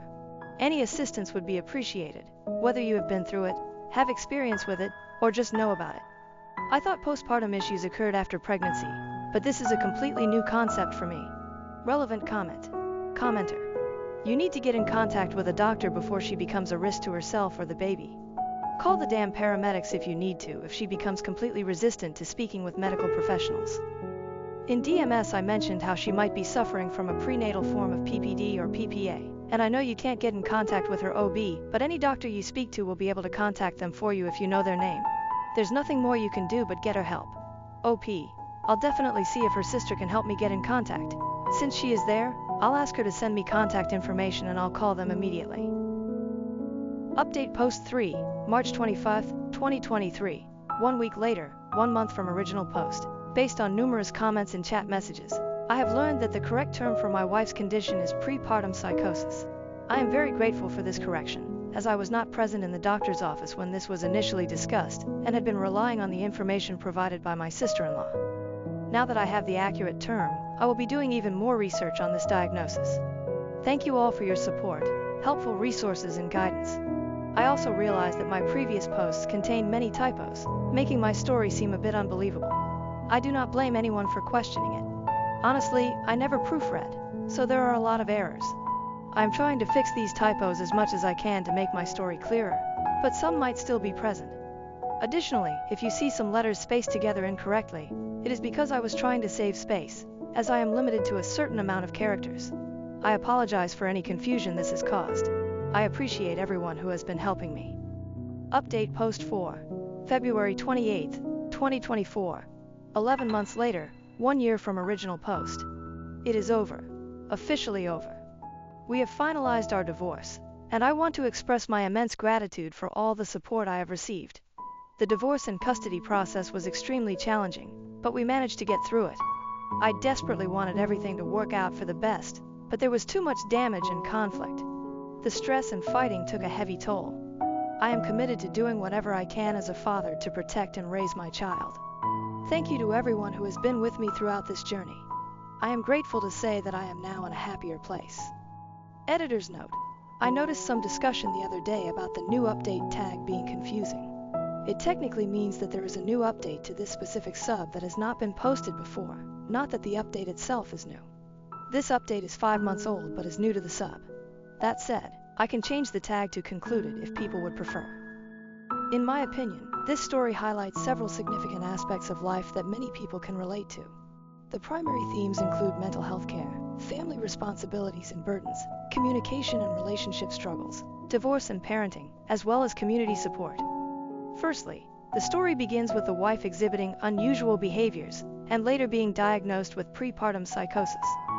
This underscores the importance of paying attention to and caring for mental health, especially during pregnancy and parenthood. Moreover, the narrator describes feeling overwhelmed by household chores and responsibilities as his wife becomes unable to contribute as she used to. This reflects the pressure many people face when taking on the majority of family duties without adequate support from their partner. Additionally, the story delves into the difficulties in communication between the couple, leading to misunderstandings and tension. This highlights the importance of effective communication and seeking external support, such as individual and couples therapy. Furthermore, the narrator faces the reality of divorce and the responsibility of raising a child alone. This addresses the challenges and emotional complexities of ending a relationship and starting a new life chapter. Finally, the story emphasizes the role of community, friends, and family in providing advice and support during tough times. Overall, this story touches on crucial life topics, from mental health and family responsibilities to relationship dynamics, divorce, parenting, and the importance of community support. My dad stole my identity and opened 3 credit cards in my name. He told me that since I'm young, I can do without for a few years. I found that my dad used my information to open 3 credit cards over the last year. When I went to get a pre-approval for a mortgage, I was told by the lender they wouldn't be able to give me a home loan because of the defaulted credit cards. They also said I probably wouldn't be able to get a loan from any lender because of it and gave me a sheet of paper explaining what I'd need to do in order to fix it. When I tried disputing the cards, one of which is already in collections, the disputes got closed out as the debts were verified. I told my divorced parents about it and their answers were pretty wildly different. My dad said that these things happen and that I should be more careful in the future with my social security number. Seeing as I've always been careful, that made me pretty mad. My mom said she thinks my dad might have something to do with it since opening credit cards in her name had a part to play in their divorce. She told me he ran up about $50,000 in credit card debt on secret credit cards. A few days ago, I ended up casually telling my dad I'm going to have to file a police report for the credit cards. He told me I probably shouldn't do that because $15,000 isn't that much in the grand scheme of things. When I told him it was keeping me from buying a house, he said I could just wait a few years until they fell off of my credit report. He said it would only take another 4.5 years. When I told him I obviously couldn't wait that long, so I had to file the police report, he straight up told me not to do it and to just be more careful in the future. Once I told him I already got the paperwork together from the credit agencies, he told me he had opened the cards to pay for living expenses over the last year. He said his work slowed down a little bit, but he'd do what he could to help pay it off. He said it would ruin his life if he went to jail. I'm leaning towards going to the police anyway, but I didn't write that minute. I have everything in front of me today to go make the report. I guess I just want to make sure turning it over to the police is the right thing to do here. Especially if I'm wanting to buy a house this year. Top comments. Comment 1, report him for fraud. OP, that's what I'm leaning towards. I'm realizing if I want to buy a house, I can't have those accounts on my credit. Comment 2, if he wasn't your dad, you'd have reported him already, right? Well, think about this. Why didn't he give you the same respect and not ruin your credit because he's your father? Update 1. I spent about half of the day reading everyone's comments and it pretty much solidified what I was going to do. The process itself was pretty easy. I went to the police department and the person at the front desk had me wait about 10 minutes before an officer came out. We talked for about 15 minutes and he made copies of all of the paperwork I gave him. He told me the case would be assigned to a detective on Tuesday and gave me a pamphlet about how to contact the credit agencies. I was given a report number and was told I could use that now to start disputing the accounts. A detective is going to follow up with me in the next couple of weeks. I asked what would end up happening to my dad and the officer said it looked pretty clear cut to him, but the charging decision is 100% with the state attorney's office. He said if they decide to pursue charges, he'll likely get a warrant put out for his arrest. He also said typically if this is his first felony, he's probably going to get some sort of pretrial diversion with court supervision or probation. He probably won't go to jail for years, but if he gets picked up on a warrant, he's going to spend at least a little bit of time behind bars. I've decided I'm okay with that because it's obvious to me he did this purposefully. He's never been arrested before, so hopefully this is a wake-up call for him. At the same time, he completely did this to himself. I'll update whenever I learn more. Top comments. Comment 1, play stupid games, win stupid prizes. Sincerely hope everything works out well for you. OP, I think it will. From what I understand, it might take a month or two for the cards to come off of my credit, but once they do, my credit score should shoot up. Comment 2, well done OP. I was so mad on your behalf reading the first post. It would take everything in me not to use his words against him. Jail time? It's just a few years. You've ruined my life. No, you did it by trying to ruin mine.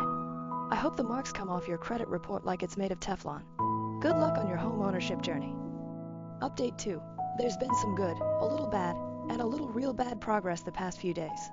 The good, I used my report number and disputed every account. When I checked my credit last, which everyone should be doing regularly, the one with the lowest balance was already off of my account. The other cards and the collection account are still showing, but I have hope they'll be falling off in the next few weeks. I also received a call from someone at the prosecutor's office who had a couple of extra questions for me and asked if I would be willing to testify if they charged him. I said yes, and they said they would be making a decision on their charges before the end of the month. The bad, obviously, someone talked to my dad about this because the last time he talked, he scolded me for going to the police and hasn't talked to me since. One of my brothers was also pretty mad at me about it and hasn't talked to me in over a week.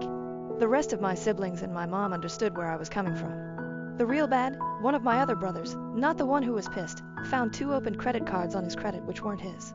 He checked his credit score for the first time in a couple of years and he said it was down about 150 points from where it used to be.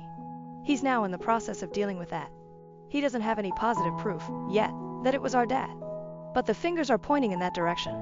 This still blows my mind that a dad could do this to his own children. I'm moving forward though. I still hope to be able to purchase a house before the end of the year. Additional information from OP. Also, I think all of my other siblings, there are 6 of us, are checking their credit too. Probably for the best. New update. This is going to be my final update, as it seems like this has gone viral and hit a few different big websites. I'm happy to say my credit has completely returned to normal. All of the disputed accounts are now gone. Obviously, I'm excited about this since it gives me a solid financial future. I also received a letter from the prosecutor's office 2 weeks ago, and they said they are going forward with a charge of what is basically identity theft. I spoke with an assistant prosecutor and they explained they'd be putting out a warrant shortly, but that as a first-time offender, they'd probably offer a misdemeanor charge and a plea. My dad was arrested last Friday after a traffic stop. He got out of jail the next day and has a new court date in late August according to the public records website. He called me and told me I'm dead to him and to never contact him again. My brother, who found credit cards opened in his name, has made a police report as well, but apparently the addresses are different on the accounts. He was told it was unlikely it would be prosecuted, but he's working on getting them off of his credit. Additional information from OP. Just wanted to give everyone who commented in my other posts a shout out. You have all given me the courage to do this. I'm going to be deleting this throwaway because I really hope to put all of this behind me between the news articles and having no contact with my dad.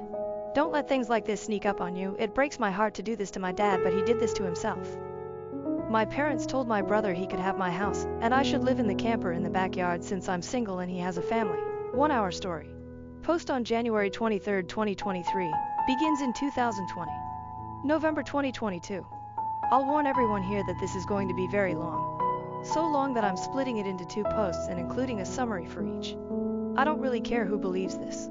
It's just so crazy that I don't blame anyone who calls it false. I won't argue about it. But this happened to me. I also don't care if anyone in my family sees this. I'm not going to sugarcoat anything.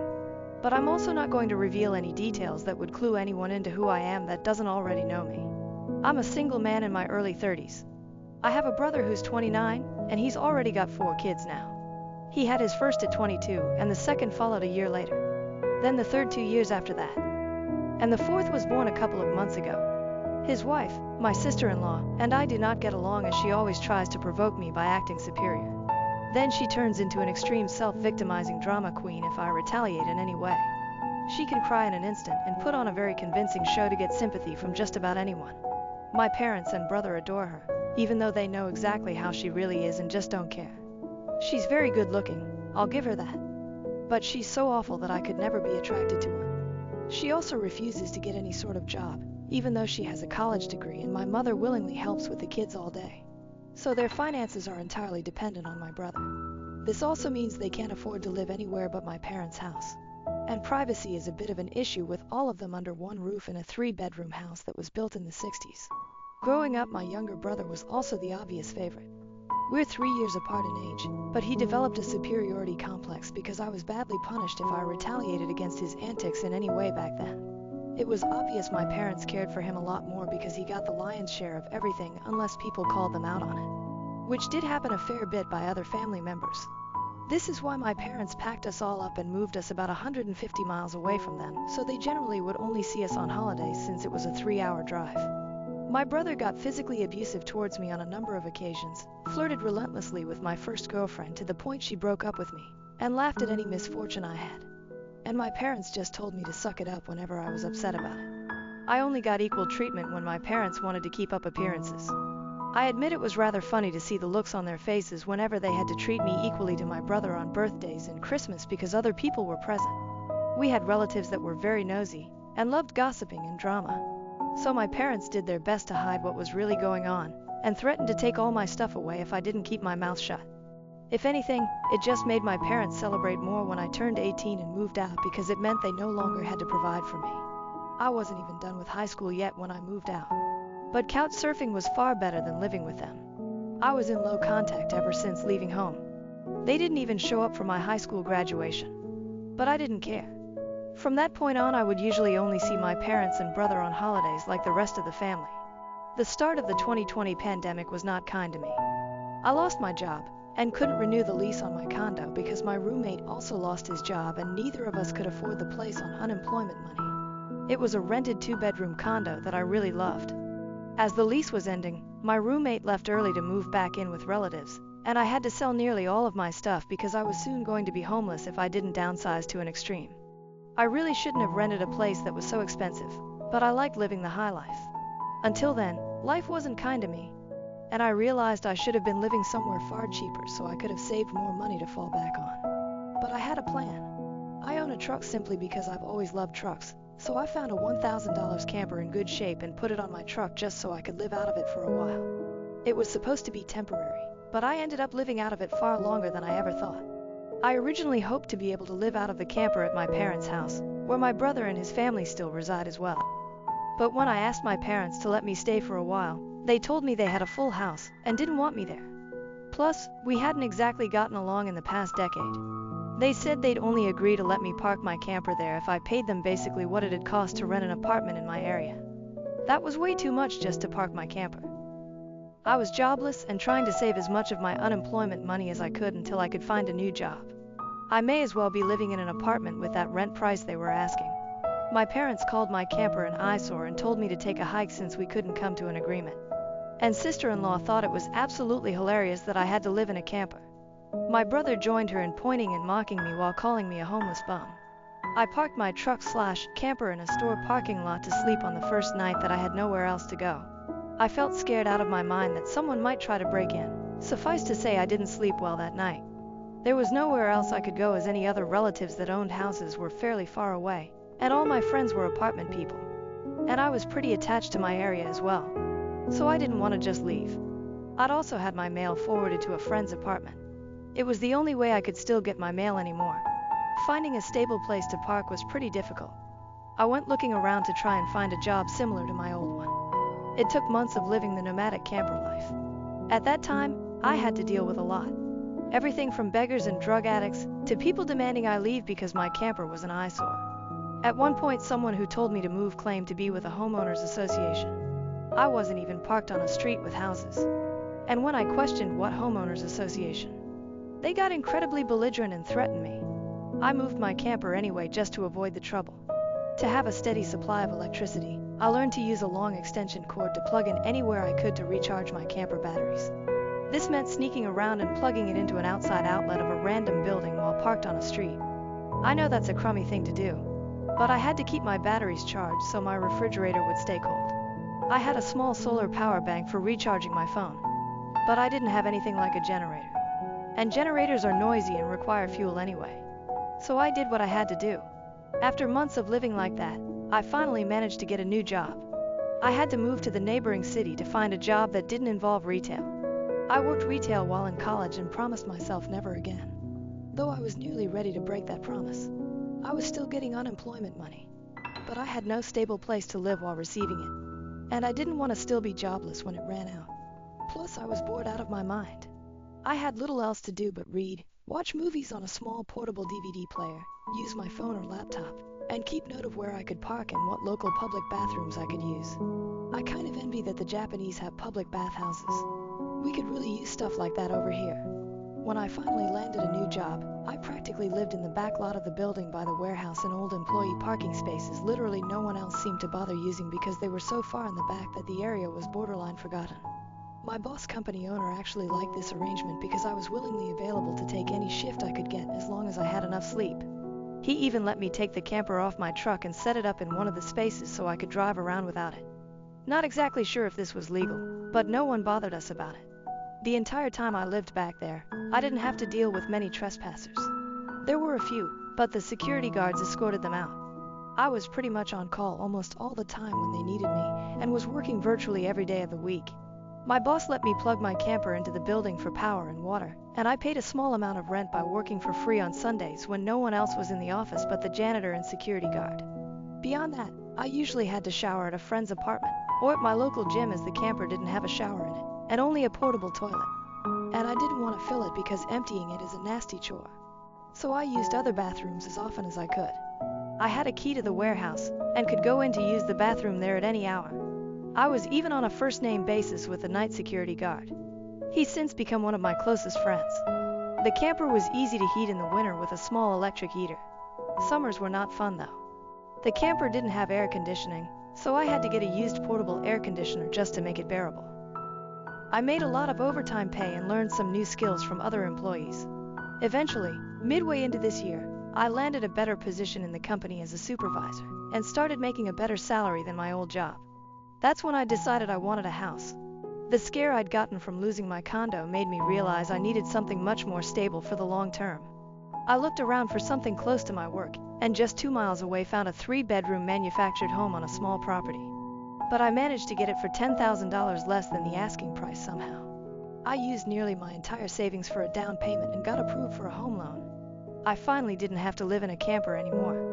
There was enough space for me to back my truck in behind the house to take the camper off to set it up in the backyard. So I put it there as its own little building just in case I want to use it again. When I was fully settled in the house, I was dumb enough to brag about it on my Facebook. My family saw the post, and that's where this mess really starts. After a few weeks, my parents and brother along with his family came to visit completely unannounced to have a tour of my home. I didn't even give them my address. So how they found out where I live I still don't know. None of my friends have fessed up, and no prior family members visited me before that. So I wonder if they stalked me at work and followed me home or something. It really wouldn't surprise me. Once I opened the door, they practically all shoved their way in like rambunctious tourists. Then they just started making themselves at home. They all kept poking around, and my sister-in-law had this creepy smirk that she was repeatedly flashing me. And it was only later that I figured out why. And it made me madder than a bull on steroids that just got stung by a hornet. My parents were constantly talking about how I've got so much extra space now. And it's too much for someone like me who has no wife or kids. Sure, not now, but maybe someday. And my brother kept remarking about how there was more space than our parents' house, and my house was closer to his job too. Red flags all around, I know. Eventually, my brother asked me to speak privately. Everyone else suddenly left the room and piled out onto the front porch. That's what finally made me realize they'd planned something.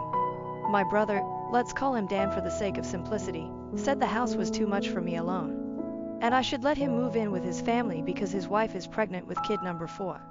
And my house is much closer to his job. He pointed out that I already have the camper, so I could just live in that outside while they live in the main house. And I'd like to point out that Dan never once spoke of offering rent. Mind you, he's got a good job. He also started talking about how there would be changes, and even curfews, and that I couldn't just walk in at any time without prior notice. If it weren't my brother, I'd think the person I was talking to had lost their mind. But Dan lost his marbles long ago thanks to our parents treating him like he was the center of the world. I tried to speak, but he kept talking over me as if I had no say in the matter. There was no way in hell I'd rent my house or parts of my house to him. Other people maybe, just so I can pay the mortgage off more easily. But certainly not him. Or his nasty wife. I've heard of this exact kind of situation in videos online many times. And never once did I think I'd actually live it because I thought it so ludicrous. But my parents, brother, and sister-in-law do all fit the bill for a bunch of narcissistic entitled crazies. So I picked up my phone and set it to start recording. Then just held on to it. Dan didn't even seem to care or notice that I'd done this, and just sat there with his arms waving around while talking about all the reasons why he needed my house. Then went from saying that to acting like it was a done deal and trying to reach out his hand to shake mine. That's when I finally showed my backbone and said, "Hell no." And I said it loud enough that Dan stumbled backward for a second. I'd rarely ever raised my voice to him on that level because I was punished by our parents whenever I did. But this was my house, not theirs. My spine can be as shiny as it wants here. I stood up and then told him that my house was not up for grabs. And acting like I'll let him move in just because they want it won't make it happen. I bought my house for me, and it's not my fault he keeps having more kids and has to keep living with our parents because he can't afford to move out. Dan got as physically close to me as he could without actually touching me and said that I didn't deserve the house, and he needed a better place for his family to live. I laughed back in his face and said that was total nonsense because I worked hard to be able to buy my house. Of course, I deserved it. Dan started yelling that I have no wife or kids, and I don't need all the space. So I may as well give it to him. I said I'm not giving him anything. And he never even offered to pay me rent. If I let him move in, I'd still be covering the entire mortgage on my own house without even being able to live in my own house. Then Dan told me that he shouldn't have to pay rent because his family comes first, and our parents said I was going to do this, and that I will. I yelled, as if their word was law or something, and told Dan that they did not have the right or power to give my house to him. Then right on cue, my parents and sister-in-law barged back in through the front door and surrounded me to try and force me to agree. There was a lot of fighting, but to sum it up from this point on, I heard the line, "Just do it for Dan," way more times than I can remember. In the fight, I told them all they don't have a say in my life or my house. and to get out before I called the cops.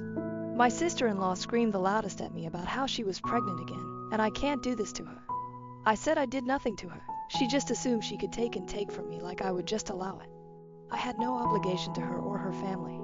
Then I called her a stuck-up person who never had any respect for me. So I don't care what she thinks or how many kids she has. I have no sympathy for her. She won't be living in my house. Well, that made her angry enough to attack me. She got in one good hit on my face and tried to do more, but my brother held her back, kicking and screaming. She kept demanding he let her go so she could scratch my eyes out. The phone I was holding recorded pretty much everything. So I held it up and said I was going to call the police if they didn't leave right away. My parents told Dan they were leaving. Then my mother said that I had a week to come to my senses. I told her I won't be, and to not come back.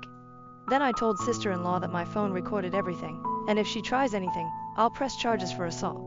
She screamed at me and then stormed out loudly, crying with her face in her hands. My mother was the last one out the door and said that I better do this for Dan and sister-in-law. I responded by telling her I won't be. Update 1, January 25th, 2023. Part 2 of parents trying to take my house from my brother. They broke my locks to move in while I wasn't home. As I stated in the first half of my post, many will find this unbelievable and long. Yes, I am aware there are similar sounding posts online already. I've seen a number of them now. But it's not like those posters have a monopoly on this sort of situation happening to them. If anything, I'm surprised this site hasn't been better weaponized against this sort of thing, since entitled people should be more afraid of getting outed here. But anyway, I do not blame anyone who calls this false. I would too if I was reading this. However, by reading this and my first post, you'll know just how messed up my parents are. As in my life, they were the root of all evil that spoiled my brother into the person he is today. They have never given me a real reason for why. And I kind of fear there isn't one. Some people can't explain why they make choices like child favoritism. So it's all they can do to try and stand by the child they backed. Which is exactly what my parents tried to do. And I've practically destroyed their lives for it. Not in the legal sense, but more an emotional one. After I kicked my parents, brother and sister-in-law out for trying to force me to hand over my new house to my brother, I immediately went to my social media and told the story to the whole family. It spread pretty fast, but you won't find it now because it all got deleted some time ago and I put my own profile in private. I posted about it because I knew that the first thing my family would do when they got home is try to twist the event to make me the villain. And I was exactly right. But I had about an hour to get started before them. And I had video evidence to back up my story about what they'd done. No, I don't plan on showing the video here, so don't ask. Being preemptive worked because I got a fair number of family members on my side right away. My parents, brother and sister-in-law must have been all set to write their own post, but it was too late. So they didn't even bother trying to lie much. My parents, Dan and sister-in-law had a few flying monkeys supporting them, but not much else. Plenty of others knew how entitled they already were. So what happened was something they all quickly understood and accepted. There was one person in particular that called me. I don't know who they were. But they ranted at me that I was a horrible brother and I needed to make way for a real family man. I just ended the call and blocked the number. This didn't repeat. The week went by and my parents showed up with Dan at my front porch just like they said they would in their prior ultimatum. They rang my doorbell like crazy and also pounded on the door until I finally answered. I opened it just a crack, and they tried to shove their way in again. But I'd installed a couple of latch chains that prevented it and even braced my body against the door for good measure. My father and brother demanded I let them in. But I said I was recording everything on camera and would call the police if they tried to force their way in again. My mother calmed them down, and then in her most sickly sweet tone asked me if I was ready to let my brother move in. I told her and the rest of them to leave and never come back. My mother put on the crocodile tears and asked me why I can't just do this for Dan because he's my beloved brother. I laughed and then bluntly said I do not love him as a brother because he treated me terribly for years, and they only encouraged him to do so. They are terrible parents, and he is a terrible brother. Then told them to leave or I'd be calling the police as soon as possible. They all left surprisingly easily, apart from my mother's loud crying and the others giving me dirty looks. One could say making them leave was suspiciously easy. I thought the whole mess was over. But I guess I should have taken them more seriously, because they had other stupid plans. I came home later that week on Friday evening to find a moving truck and my brother's minivan parked in my driveway. It was Dan and his family there moving stuff in. He just waved to me with a smug grin when I saw him. I was furious and told him and the rest of his family to stop. But sister-in-law smugly said to me that, like it or not, they were moving in. And then in the most fake way, while tilting her head and puckering her lips, she said that it was okay, because my mommy allowed it, and I should always listen to what my mommy tells me. I seethed with rage just hearing those words and looking at her smug face. So I locked myself in my truck to call the cops right away. When they realized what I was doing, sister-in-law started pounding on my window and yelling at me to stop, and that I can't do this to her because she and Dan need the house. And she cried, "Why can't you just do this for Dan?" I responded with, "Forget Dan. It's my house, not his." Then she threatened to scratch the side of my truck unless I stopped calling the police. All of which the 911 operator heard thanks to the window being slightly open. I told sister-in-law if she damaged my truck, I'd sue her. And she was smart enough to retreat. When the police arrived, Dan and sister-in-law along with their kids had locked themselves in my house. I told the cops what had happened, as well as showing them my new driver's license that had my current address on it. Then when we went to my front door, I saw that they'd changed the lock. And the old lock was laying on the porch with the center of it drilled out, and the drill they used was laying right next to it, with a complete Harbor Freight drill bit set. Could they have been any more stupid leaving evidence out like that? I pointed out the broken lock and drill, then gave the police a rundown on all the events that happened prior. Well, I guess Dan called our parents over at some point after I arrived home, because they showed up while I was talking to the cops. My parents immediately lied and started saying that I'd agreed to rent my house to my brother and his family. I said that was an easily provable lie one way or another. So Dan and my sister-in-law finally came out of my house with some papers in hand. They both looked super smug, like they'd somehow outsmarted me. They'd actually drawn up and printed out a fake rental agreement. But my signature was not on it. There was one, but it looked nothing like my handwriting. I don't think any of them have ever actually seen my signature. So that was incredibly stupid on their part. I told my parents and Dan that it was blatant fraud. And if the cops investigated, they'd easily figure that out. And I don't think going to jail and court would do them any good. It could even make Dan lose his job, which is his only means of providing for his family. I also said I would get a lawyer and sue for damages if anything of mine was lost, stolen, or broken. And I'd call Child Protective Services too for good measure. Dan went white and looked really scared when I said all that, but my mother got between us and doubled down about how I should just do this for Dan, and live in the camper so they can finally have a family home to themselves. I yelled at her that if she thought it was such a good idea, she could do it for Dan herself and let Dan have her house to himself instead. The cops separated my mother from me and I said I wanted them all out right now or I'll press charges. I stated in a shout about how they drilled out my front door lock to break in. The lease papers were obvious fakes, they badly forged my signature, and I have recorded video of my sister-in-law attacking me. Those are felonies I could ruin their lives with if I wanted. And if they didn't leave, that's exactly what I'd do. The only reason I hadn't already was for the sake of Dan's kids. So they have one chance to get out. The moment my parents heard that, I think it finally clicked that they could not force me to do it for Dan. My mother surrendered and said she'd put an end to this. Then she went over to my sister-in-law and spoke with her quietly for a minute while my father spoke to Dan. My sister-in-law instantly started loudly crying and ripping up the fake rental papers into tiny bits and tossing them like confetti, only to have an officer tell them to pick up the bits of paper or he'd cite them for littering. Both of the cops at this point had the "I don't get paid enough for this" looks on their faces. Dan had to start telling his kids to load their stuff back into the moving truck. The kids were all crying, and the eldest was sobbing that he won't get his own room now. My sister-in-law and Dan gathered their kids up to try and make one last pathetic attempt to guilt me with the sad family routine. You know, where they all gather together in a sort of group hug while all facing one direction. I swear, I think they'd practiced it beforehand. All of the kids had the same pleading look with quivering mouths. My sister-in-law kept rubbing her pregnant belly and tilting her head to look like a sad puppy, and my brother just made the saddest face he possibly could and said, "Please don't do this. We need to be able to live here." But I didn't falter and told them to keep packing.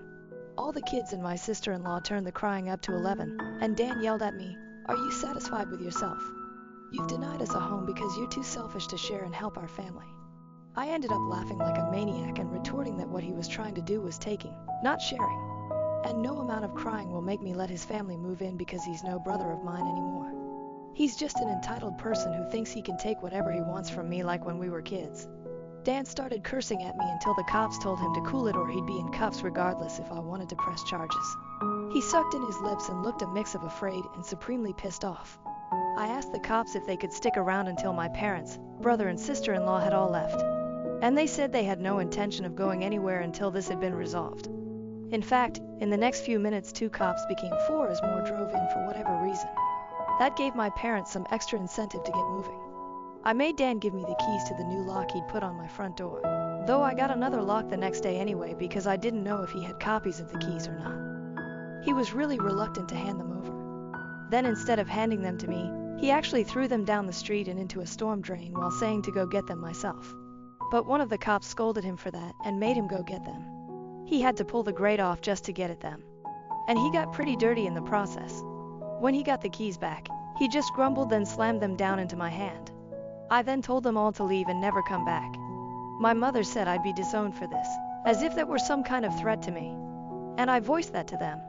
Then in an overly sarcastic way I said something along the lines of, "Oh no, that means I won't get to come to any holidays with you guys where I always get treated terribly by you all anyway. Because Dan has always been your obvious favorite. You treated me so badly when I was growing up that if Dan ever needs an organ donor, I wouldn't give him anything. So do like you always told me to do when I was mistreated by all of you and suck it up." My parents were floored after I said all of that. And the quartet of cops were looking pretty judgmental at them as well. I tell you, if you want to put nasty parents like mine on the spot, confront them in front of cops. Because they'll likely not try anything really stupid then. My mother just started crying and walking away. My father just stood there looking like he wanted to hit me. And Dan just held his kids in defeat. Oh, and my sister-in-law was off having a tantrum in my front lawn. Soon enough they all formed a line handing out boxes and got their stuff out of my house. Nothing had been unpacked yet, so it all was taken out pretty quickly. But while doing it, my mother kept saying it wasn't too late, and I could still do it for Dan several times. Each time trying to bargain more and more to try to make me change my mind. She said that Dan could pay me rent if I let them stay. And when that didn't work, she said I could move back in with them to let Dan rent my house so I wouldn't have to share the building. I told her to shut up and keep packing boxes because I don't want Dan or his family around. I don't want his money, and I certainly don't want to live with him or my parents ever again after the way they treated me when I was a kid. Making a deal with my parents would be like making a deal with the devil to me. My sister-in-law ended up having another tantrum after hearing that and threw a box down, then sat on the ground to have a pity party because she didn't want to go back to sharing a house with my parents. And she just sat looking angry and sad there until everyone else was finished. She didn't even want to get up when it was time to leave. They finally got everything out of the house and into the truck. So before they left, I laid into my parents one last time about all of the stuff they put me through growing up. And with 4 cops being right there, they couldn't do much other than stand there and take it for once. I called them out on so many things that happened. And even pointed out how they couldn't just do something nice for me. Like letting me stay over with my camper when I was homeless and trying to get back on my feet. How they let Dan and my sister-in-law ridicule me and call me a bum. Well, who's the bum now? They wanted to kick me out of my own house so Dan could stay in it free of charge. Yet when I needed a place to go, they wanted to gouge me for more than I could afford just to park my camper when they knew I was out of the job. There were more extremely judgmental stares from the cops when I said all of that. So I put my parents on the spot one more time and asked them what I ever did other than being born to deserve being treated so badly. Because when I finally have a bit of success in life, they want to snatch it away from me for their favorite child since they'd rather I give everything to Dan and have nothing for myself. I bought my house using the money that I earned. I owed them nothing, and I won't be asking anything from them ever again. Because clearly I will never be anything more than a doormat or a cash cow in their eyes. I got no answers from them. They just stood there looking like fish out of water.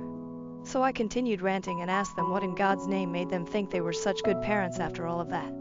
My father was beet red, but more from embarrassment than anger this time. And my mother was crying that she was a horrible person. I bluntly agreed that she is a horrible person. They all are, and I bet they'll go to hell for it too. They were awful people, and they all knew it. But if I'd called them out on all this stuff in private instead of in public, they'd just get mad at me and still act like I'm in the wrong. They just kept up the denial for so long that it became a part of who they are. My mother buried her face in my father's jacket to cry. And my father looked more defeated than I've ever seen him. Dan and his family avoided me entirely as they finished putting everything back in the moving truck. I made sure nothing of mine was stolen. Not that I'd had a chance to get much furniture yet. I was lucky to even have a couch at that time. They all got back in their vehicles, and my sister-in-law just stood staring at me with malice until my brother finally got her to drive the minivan home. And as soon as they were all gone, I got back online again and spilled the beans about what happened. My parents were too embarrassed to even try and defend their actions this time. And while the family was somewhat split before this incident, it was now a landslide in my favor. Nearly all of the family has sided with me after this incident. And those who haven't simply aren't siding with anybody. No matter how much my parents previously tried the "we did it for Dan" line, no one listened anymore. So any remaining familial support they had is now gone. Many in the family who I expected wouldn't side with me, did. That includes the former flying monkeys. So I guess they finally had enough. Around that time I offered to host half the family next Christmas Eve in my new house. My parents were not invited. Surprisingly, I wasn't blocked on my brother and sister-in-law's profiles. And I saw my sister-in-law had her fourth baby in early November. They are still living with my parents. I'm pretty sure they knew I was watching, because my sister-in-law kept making passive-aggressive posts every couple of weeks or so about not having enough space while living with my parents. Probably to see if she can still guilt me. And I'm sure it's driving my mother and father up the wall because they aren't getting any peace and quiet in their old age with 3 rowdy, obnoxious kids, a mentally unstable sister-in-law, my golden child brother, and a newborn baby in the house all at once. Perhaps they could move into a camper in their own backyard and let Dan take over their house completely. They might get some peace then. Yeah, they could do that for Dan. There was supposed to be more. But this post got way too long. So I'll be posting part 3 later. Update 2, January 30th, 2023. November 2022, just after Christmas 2022. My parents, brother, and sister-in-law showed up to Christmas at my house when they knew they were unwelcome. I was trying to keep things to 2 posts. But I realized while compiling everything that part 2 was just too long. So I've divided it into part 3. For those who commented en masse to get cameras, I will when I can afford it. I am still in financial recovery from buying a house last year. And as far as I know, good cameras need a decent computer to record to. And I do not have anything more than a 3-year-old laptop that runs Windows 10. Yes, I am aware of doorbell cameras. That will be the first kind I get. For those who kept saying that I should have just gotten my brother and sister-in-law arrested, the only reason I did not was because they are parents. Their kids need them. And if Dan was arrested, he would likely lose his job. And without that, his family has no money. And my sister-in-law has a baby who is only months old right now. Neither of them need to end up in jail, but you do not need jail for revenge. Police can help, yes. But I got payback without filing a police report. Would I be this merciful again? More than likely not. And they know it. I decided to wait on making an account and posting until after the new year, just in case more stuff happened. And it did. As previous readers know, my sister-in-law was making passive-aggressive posts on social media that were obviously directed at me. Especially after my sister-in-law had her 4th baby in November. She was posting the same repetitive nonsense over and over again. She just found semi-clever ways of rewarding it. But she pretty much kept regurgitating that she was tired of living with my parents, that there is not enough space, she needs her own house, blah blah blah. I know I sound dismissive, but live through what I have with these people and you would be ready to sarcastically play tiny violins in front of them too. They are just that bad. And since I waited until January to make an account, more happened just like I thought. I stated before that I had invited half the family for a Christmas Eve party at my house. And everyone I invited all came, even though it was a fairly long drive of around 3 to 4 hours for them. But they wanted to come and show me their support. I was praised by them a lot for how hard I had worked to get a house on my own, and that they were sorry for everything I had gone through. I was asked why I did not just take my camper and drive the 3 hours back to them, instead of living pretty much homeless for so long. And I had to sheepishly admit that I was very attached to living around here, and I had my best employment opportunities in this area. My hometown does not have a lot of great job opportunities in my field, if any at all.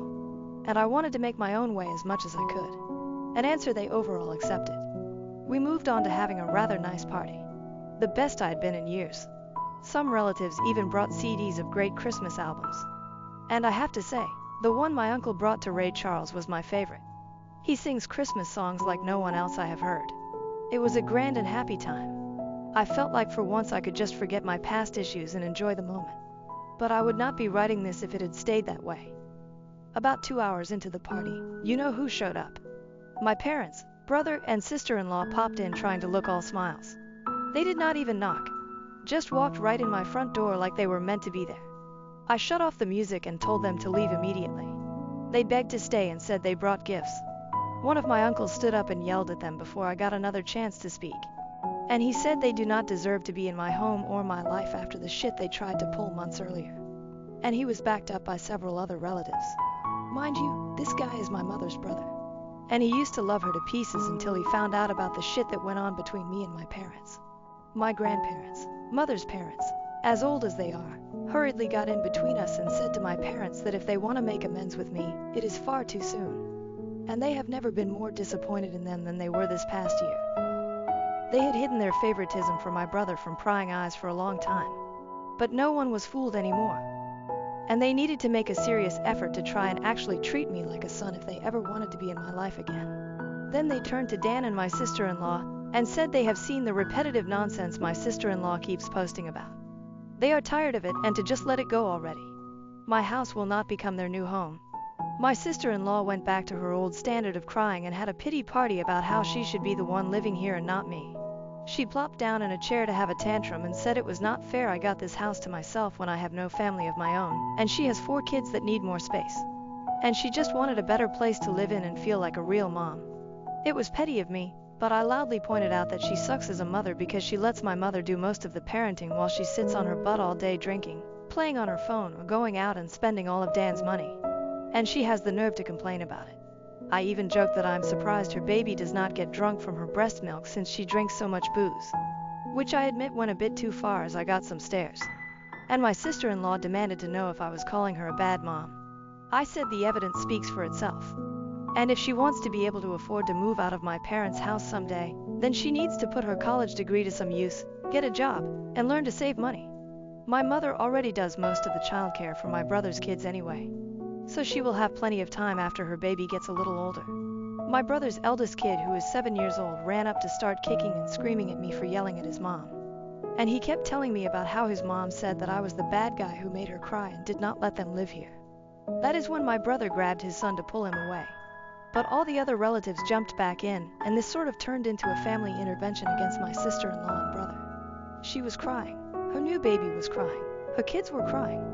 Hell, even Dan was very nearly in tears from the verbal lashing he was being assaulted with.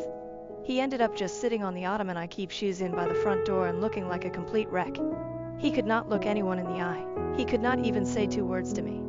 Not with a whole house filled with angry people ready to judge him if he tried to let out his inner golden child again. If they were not there to get in his way, I would bet this would have ended up a repeat of when he tried to order me around to try and take my house months earlier. By this point, though, he had been so thoroughly humiliated that his and my parents' reputation in the family was completely destroyed because the masks were all off now. Soon after, my parents, brother, and sister-in-law all left in defeat. The party resumed and we all avoided speaking of what just happened for the rest of the evening.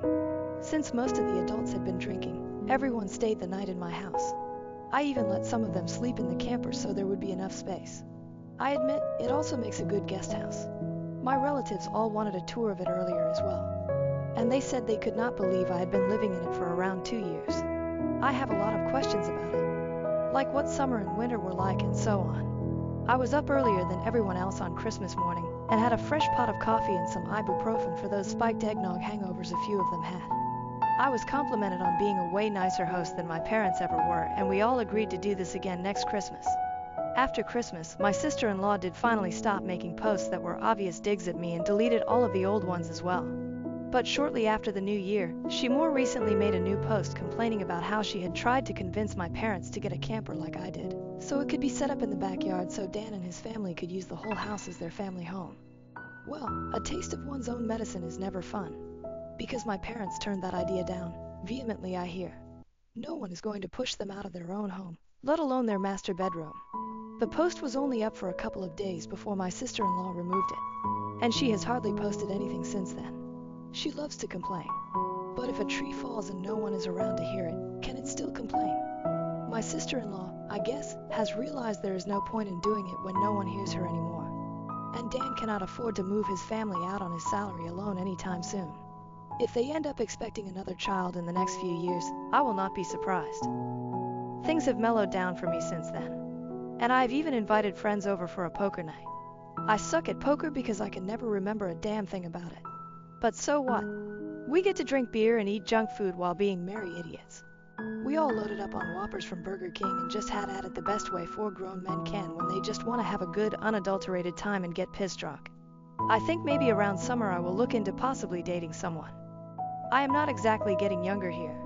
Fingers crossed that goes well. My camper just sits idle in my yard now. And I admit, there were some days I went out there just to spend time in it. I did live in it for 2 years. It is like my second home. And maybe one day I will actually get to use it for camping, like it was meant to be. I have never been camping. My parents considered it a waste of time, so it would be a completely new experience for me. This pretty much marks the end of what happened. My parents, brother, and sister-in-law have all been staying very clear of me. In fact, they seem to have gone back to acting like I do not exist, like they did before I bought a house. Not like that bothers me at all. It is better that way. But they will inevitably come back in some way. I know they will. I just wonder what kind of stupid thing they will do next. If anything notable like all this ever happens again, I will make another post if this account is still active. Update 3, February 20th, 2023, Winter 2023. Sometime later in 2023. My parents and Dan were back sooner than I thought. And they wanted money this time. This will not surprise some people who commented on my previous posts because my parents did some of the exact things they said they would. They wanted either my money or my signature. I did expect the classic lines of narcissists saying that I owed them or giving me some kind of socialist nonsense about sharing the wealth. But that was just my imagination running wild. The ensuing situation was somewhat similar to that but much more tame, I guess you could say. They seemed to know not to push me too far now and were mostly aiming for pity.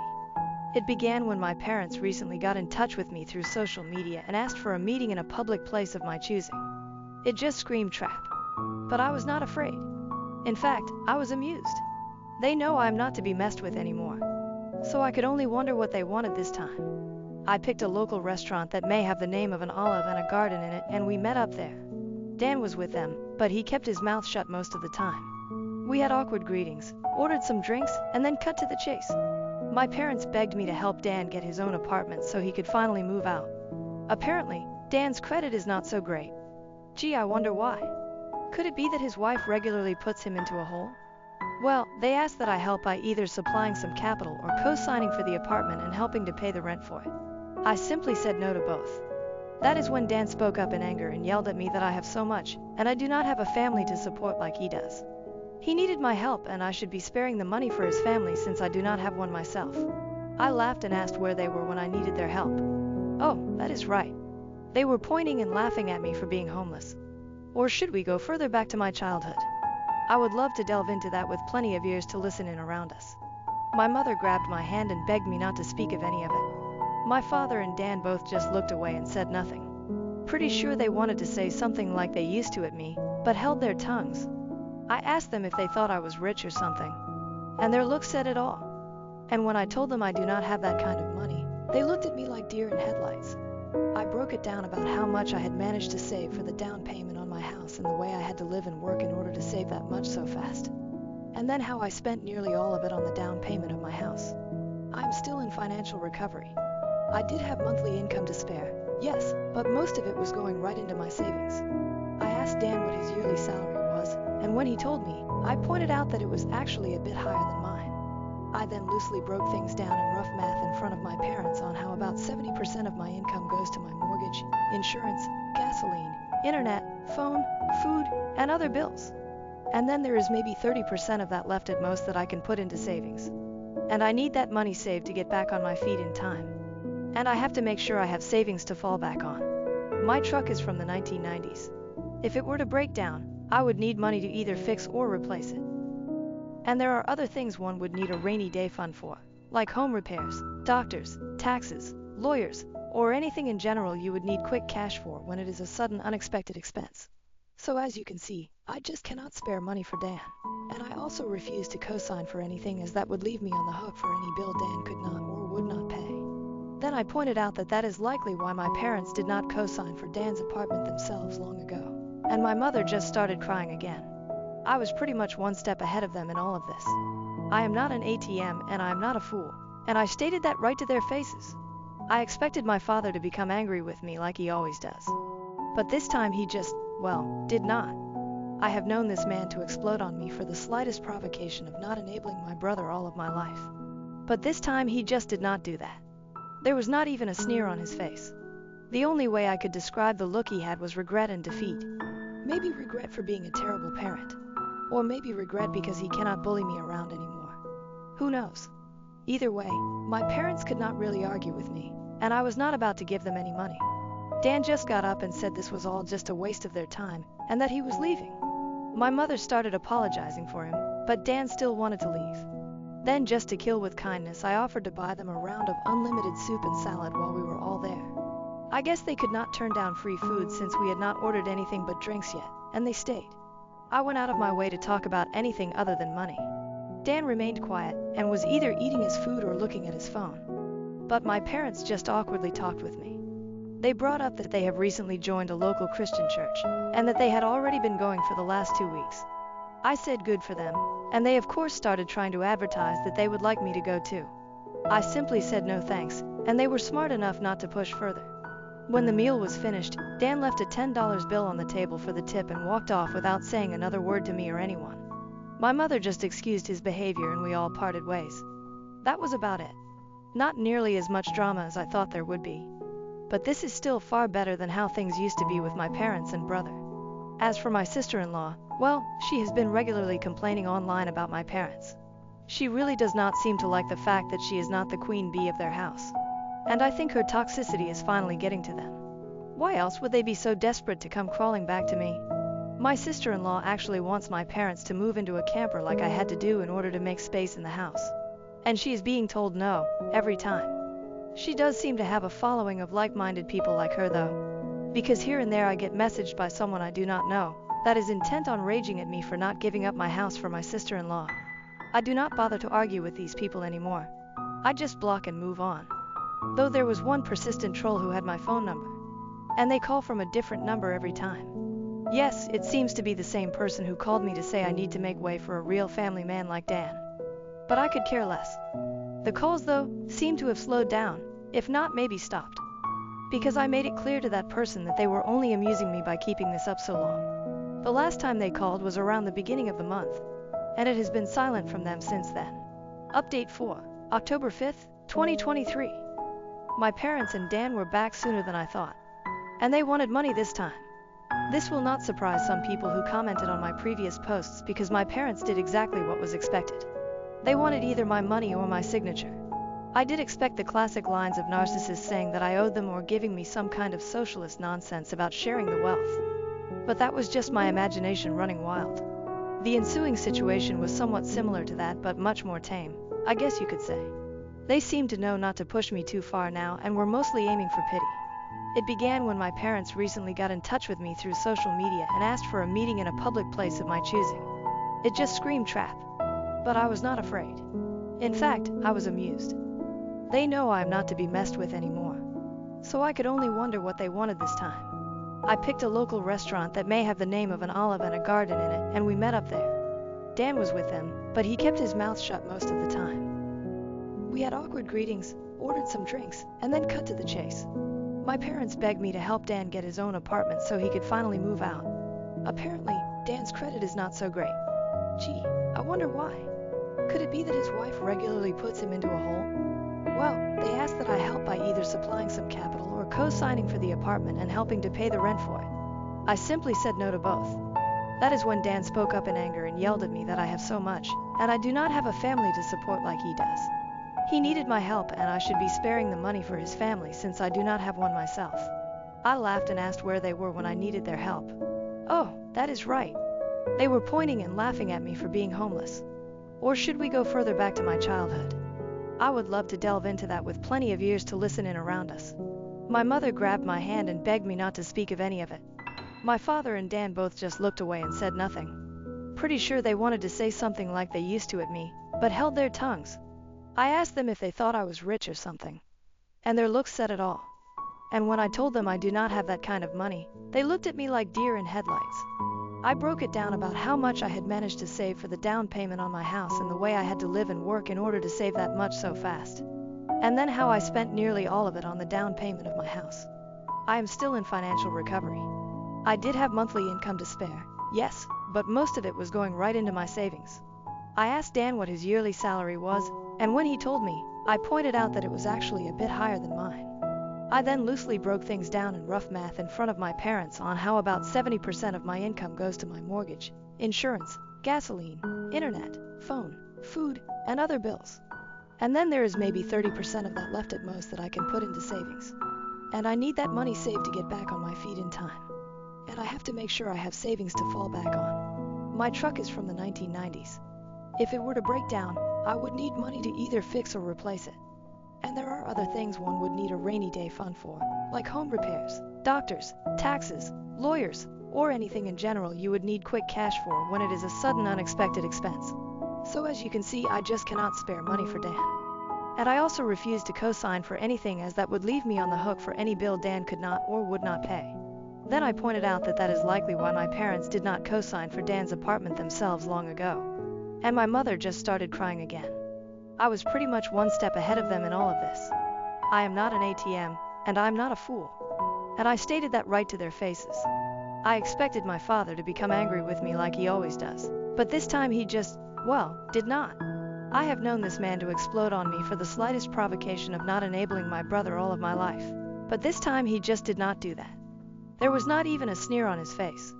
The only way I could describe the look he had was regret and defeat. Maybe regret for being a terrible parent. Or maybe regret because he cannot bully me around anymore. Who knows? Either way, my parents could not really argue with me, and I was not about to give them any money. Dan just got up and said this was all just a waste of their time, and that he was leaving. My mother started apologizing for him, but Dan still wanted to leave. Then, just to kill with kindness, I offered to buy them a round of unlimited soup and salad while we were all there. I guess they could not turn down free food since we had not ordered anything but drinks yet, and they stayed. I went out of my way to talk about anything other than money. Dan remained quiet and was either eating his food or looking at his phone. But my parents just awkwardly talked with me. They brought up that they have recently joined a local Christian church, and that they had already been going for the last 2 weeks. I said good for them, and they of course started trying to advertise that they would like me to go too. I simply said no thanks, and they were smart enough not to push further.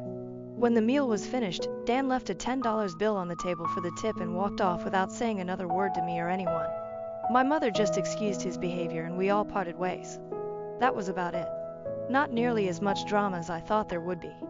But this is still far better than how things used to be with my parents and brother. As for my sister-in-law, well, she has been regularly complaining online about my parents. She really does not seem to like the fact that she is not the queen bee of their house. And I think her toxicity is finally getting to them. Why else would they be so desperate to come crawling back to me? My sister-in-law actually wants my parents to move into a camper like I had to do in order to make space in the house. And she's being told no, every time. She does seem to have a following of like-minded people like her though. Because here and there I get messaged by someone I do not know that is intent on raging at me for not giving up my house for my sister-in-law. I do not bother to argue with these people anymore. I just block and move on. Though there was one persistent troll who had my phone number. And they call from a different number every time. Yes, it seems to be the same person who called me to say I need to make way for a real family man like Dan. But I could care less. The calls, though, seem to have slowed down, if not maybe stopped. Because I made it clear to that person that they were only amusing me by keeping this up so long. The last time they called was around the beginning of the month, and it has been silent since then. Well, I figured I'd wait half a year or so after the original post to update everyone, but it ended up being longer than that. Yes, things did go bad again, but not really for me for the most part. I'm pretty much fine, if not almost unscathed since last Christmas, apart from the time my parents and Dan came to me for money, as my last post told, and a more recent confrontation between me and sister-in-law you will read about here. I did get a few cameras for my house, including a Ring doorbell in front. I did not tell my family about the cameras just in case, but thus far no one has attempted a break-in. I think the way I outed them all before scared them into leaving me alone, for the most part anyway. I've taken to renting out 2 of the rooms in my house. One to a close friend, the other to a friend of said close friend. Both have been fantastic tenants. They know to keep quiet and leave me alone most of the time, and even have small refrigerators they keep in their rooms so they do not need to keep any of their drinks in the main fridge. The deal I gave them on rent was too good for them to pass up. It increased my monthly income well. And even after taxes, I'm still monthly putting away some decent amounts in the bank since the rent money pays a good chunk of my monthly mortgage. You're all probably wondering how my parents, brother and sister-in-law took to me renting out those rooms to friends. Well, the answer is, not well. My father and Dan stayed out of it. But my sister-in-law freaked out, which made my mother come crying to me over how I could have rented those rooms to Dan and his family instead. We had a bit of an argument in which I pointed out, for one thing, they fucking broke into my house before to try and steal it. She would not want to let someone who did that move in with her. Also, there was not enough room for me, Dan, and his entire family in my house. Not that I would ever share a roof with them anyway. It's a 3-bedroom, and a manufactured home no less. I have the master bedroom and its adjoining bathroom. That would have left only 2 small rooms for Dan, sister-in-law, and 4 kids. Not to mention they would be annoying to me all the time. Also, she knows very well I can't be around my sister-in-law because she intentionally antagonizes me. And they all mocked me when I was homeless before. Besides, my current tenants are both single guys in their 30s I get along with. My mother had some sobbing excuses for a while, but she finally let it go and admitted she was just desperate. Edit, parents found out I was renting rooms out because my sister-in-law basically stalked me in some way. Then she told my parents, and then my parents contacted me. And then my mother came over to cry about it. Since then my parents have not bothered me once about the house. So things are good for me. My parents and Dan, not so much. It turns out my sister-in-law is a far worse person than even I thought. I already knew she was a gaslighting, self-victimizing drama queen. But she sank even lower. Because Dan's youngest child turned out not to be his. Yeah, you all read that correctly. Sister-in-law had an affair. Which in retrospect is not all that surprising. And something a few people here totally called months ago. After being caught, the sister-in-law was ousted from the family. Dan just recently finished with his divorce. Which actually went in his favor since we thankfully live in an at-fault state. Dan also sued to get his name taken off the birth certificate of the youngest child and won. Basically, after the incident where my parents tried to force me to hand over my house, things got pretty tumultuous over at their house. Sister-in-law blamed me, a lot. She was convinced somehow that I had tons of money, like I had won the lottery or something, and that I should share the wealth. Apparently, it was her idea that they come to my Christmas party because she hoped they could all try to get on my good side. It was also her idea to make my parents and Dan try to get money from me for an apartment. So it really burst her bubble when Dan and my parents informed her of how my finances actually were. For the longest time, she had Dan and my parents fully engulfed in her toxic mindset and only fed their narcissism with her own. So her blaming me made the rest of them blame me. That is until what happened in front of the police when they tried to steal my house. That is when the downfall for my sister-in-law really started. My parents and Dan were apprehensive about coming to my Christmas party after the way I had outed them. But my sister-in-law convinced them to just throw together a few cheap gifts from what they could get at the last minute and just show up because he'd never throw us out once we're already there. Boy, was she wrong. She gambled on that plan, and with the complete blessings of everyone I had invited threw her and the rest of them out. Her plan she no doubt thought was the most clever thing ever backfired in her face spectacularly. I guess being chewed out by family at my party not only wrecked my parents' reputation even more, it actually started a wake-up call for them to eventually not listen to my sister-in-law anymore. And as I said in my last post, my parents decided on going back to church. Perhaps because last year I had said they would probably go to hell for their actions. I cannot say that's the real reason. But you gotta admit, it would feel kinda satisfying if that was the case. Though my parents hadn't been to church in 2 decades before going back. While I don't think it's a bad idea that they're going to church, they need to understand that going doesn't just give them a do-over for all the shit they've done in the past. But I have a little faith they're at least trying, because my parents came to my house without Dan to personally apologize to me after they had seen an animated video of my first 3 posts. That's right, they have known about this Reddit account for a long time now. They also know everything I'm saying. Yes, they're unhappy about it. But I feel everyone here deserves an update since it's anonymous. For my parents and Dan though, watching an animated video of themselves and their own actions was a great way to make them see what kind of people they really are. And they came over to apologize to me later. I had never seen my father apologize like that to anyone. And the man is not a good actor. So this felt genuine. They fully acknowledged what they did to me, and how there's no excuse for any of it. They even described themselves as narcissists, and admitted the truth that they had wronged me very badly. Then they went on to blame my sister-in-law for a lot of things. Yeah, they kinda threw her under the bus. But it's not like she wasn't guilty of everything they said. My parents have been getting counseling for a while now too, and did offer group family counseling, but I declined as I'm not ready for that anytime soon. Dan himself didn't apologize to me for some time, but he looked extremely remorseful any time the past was brought up. Meanwhile, Dan and sister-in-law's marriage absolutely fell apart. It wasn't a crumble, it was a cascade. Without me as the scapegoat / black sheep / ATM that they couldn't mock or try to get money from anymore, and after the public humiliation of social media, my Reddit posts, and the animated online video, sister-in-law finally let out enough of her toxic on Dan and my parents for them to realize she's not the person they thought she was. Their denial had been strong, but my sister-in-law's entitlement was stronger. I've had many thoughts of lightsabers clashing over this drama. Sister-in-law clad like a bimbo Sith with a lightsaber that looks like a giant lipstick, or something like that. I imagine there's a wealth of puns and jokes to be had there. But I really didn't bother to think much more detail about it. But as you can imagine, things only got worse because my sister-in-law kept looking for other ways to get what she wanted. She kept bringing up ads for used campers and RVs to try and get my parents to buy one to live out of, so they could have the main house. And she kept doing this no matter how many times they told her to stop. She even tried to say my parents should just buy an RV and have a life on the road, like normal old people do. That was stupid, even for my sister-in-law. The opposite was suggested by my parents, that Dan and sister-in-law buy a camper themselves to live out of it instead. Sister-in-law basically said she shouldn't have to do that since she's the mom. She pretty much lorded the fact that she thought she had total parental authority over everyone's heads because the kids in the house were all hers. And when my sister-in-law didn't get her way, she actually took her baby and left the house to disappear for several days. They knew she was fine because her phone was still working, and she was responding to texts with short but passive-aggressive answers. And when she came back, she was only more embittered because nobody caved to her demands while she was away. Sister-in-law also refused to go to church. But Dan went with our parents and took his kids along as well, save for the youngest since my sister-in-law refused to let him take the baby anywhere. Personally, I don't go to church. I believe in God and all that stuff. But I just don't like church. Besides, it never did me any good growing up. Update 5. October 7th, 2023.